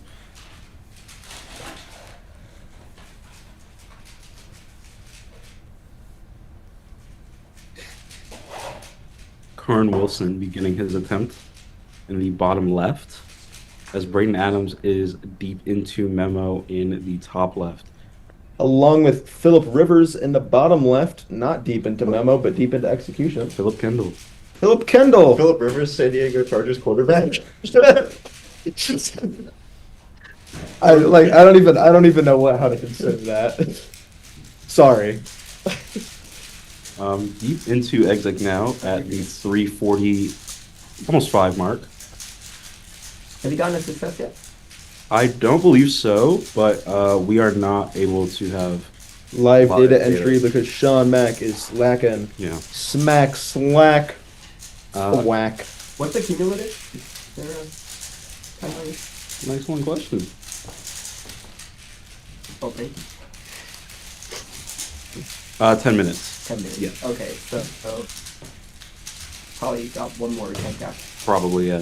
And that is something that's really interesting about the best of 5 format is that most competition organizers, as far as I know, Braden Adams with the success in the top left, a lot of competition organizers do prefer to stick with that 10-minute cumulative time limit. So it'll be interesting to see how, for some of these slower competitors, if they're able to even get those 5 solves in, whether or not they'll just be able to stick with 3. Definitely something I'll be interested to see for sure. Of course, not as much as of a concern for somebody like you, so like more of the top competitors, but And yeah, myself. right. I am probably one of 4 people on the planet who was opposed to changing the format of blindfolded solving. Mm. Sorry. How come? Yeah. No, because primarily just due to scheduling issues and consistency, like how we've held the event in the past. As Stone mentioned, the slower competitors not really having as much time to go for a mean if the cumulative also doesn't increase, which would increase the amount of time that needs to be scheduled for it. But also, like, it ain't that deep. Yeah, it is though. I mean, I feel validated. Tommy Contrary. I mean, I'm not even expressing an opinion. I'm just saying, like, it does have, You're expressing a fact that I'm correct. Awesome. It has a notable effect on what, thousands and thousands of competitors. Yeah. Like, I don't know the number off the top of my head, but Like 40. 1. Jeez. Okay. I've earned it.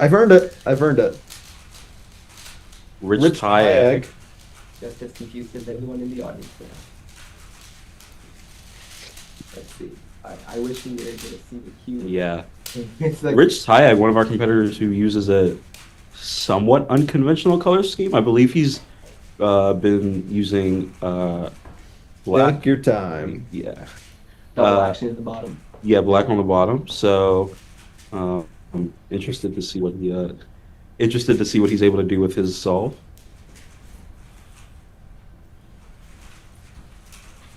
Really hoping for Rich Tayag, one of our region's delegates.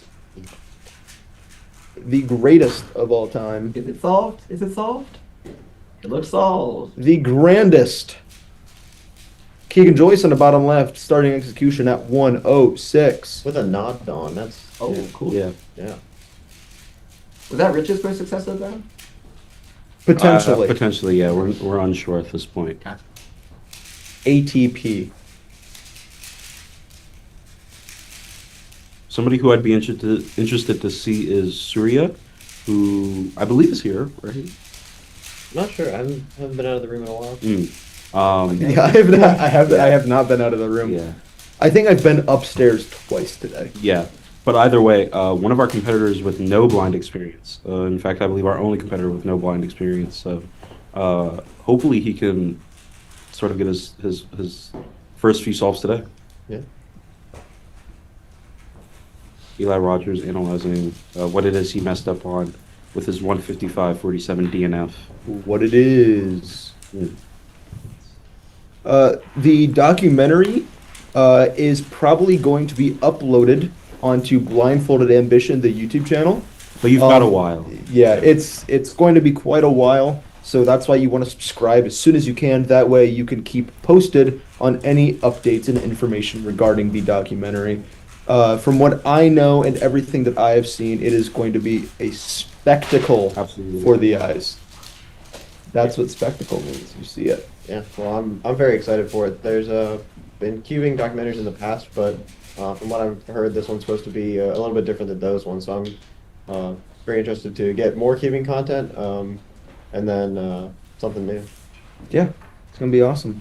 Yeah, I hope it really goes big, does well in all its film festivals. Yeah. Yeah. Makes the mainstream, streaming film subscription. Niche service. indie film. Yeah. Yeah. Add me on Letterboxd. I don't have a Letterboxd account. Anyone that wanted to add me on Letterboxd, deactivate that. Y'all got Letterboxd? I have an account, but I don't use it. What that is. Nuts. Dude, that's lame. I didn't know we were doing that. Oh, dude, I know what you did. Unfortunately, not much cubing action happening right now. Yeah. Oh, that Oh. Right? spoke too soon. Rich Tayag. Yeah, manifested is. We gotta keep it going. I don't know how many more solves we have going on production. I think it could be cool if we had a multi-cam shot of Rich Tayag's last attempt. I would totally agree. Yeah, would be nice. I mean, we don't have anything else to watch right now besides people walking around. Not as entertaining. Especially the background camera. Okay, that is the invert. Oh, okay. Oh. I'll take it. Okay. Thank you very much. We can see the cube at least. It's not exactly zoomed up, but it's something. Guess we're down to the last solve of the day. Yeah. This is it. Finish this one. All eyes Good on for Rich. Okay.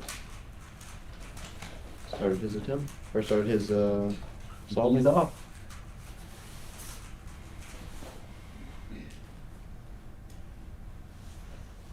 Miles Greco sashaying out of the room. Mm.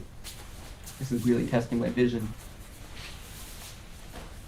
It's like when you go to the doctor and have to read the letters on the toilet. This is wrong. This is past my level. You know what? We can work with this. We can work with this, people. Let it ride. Let it ride.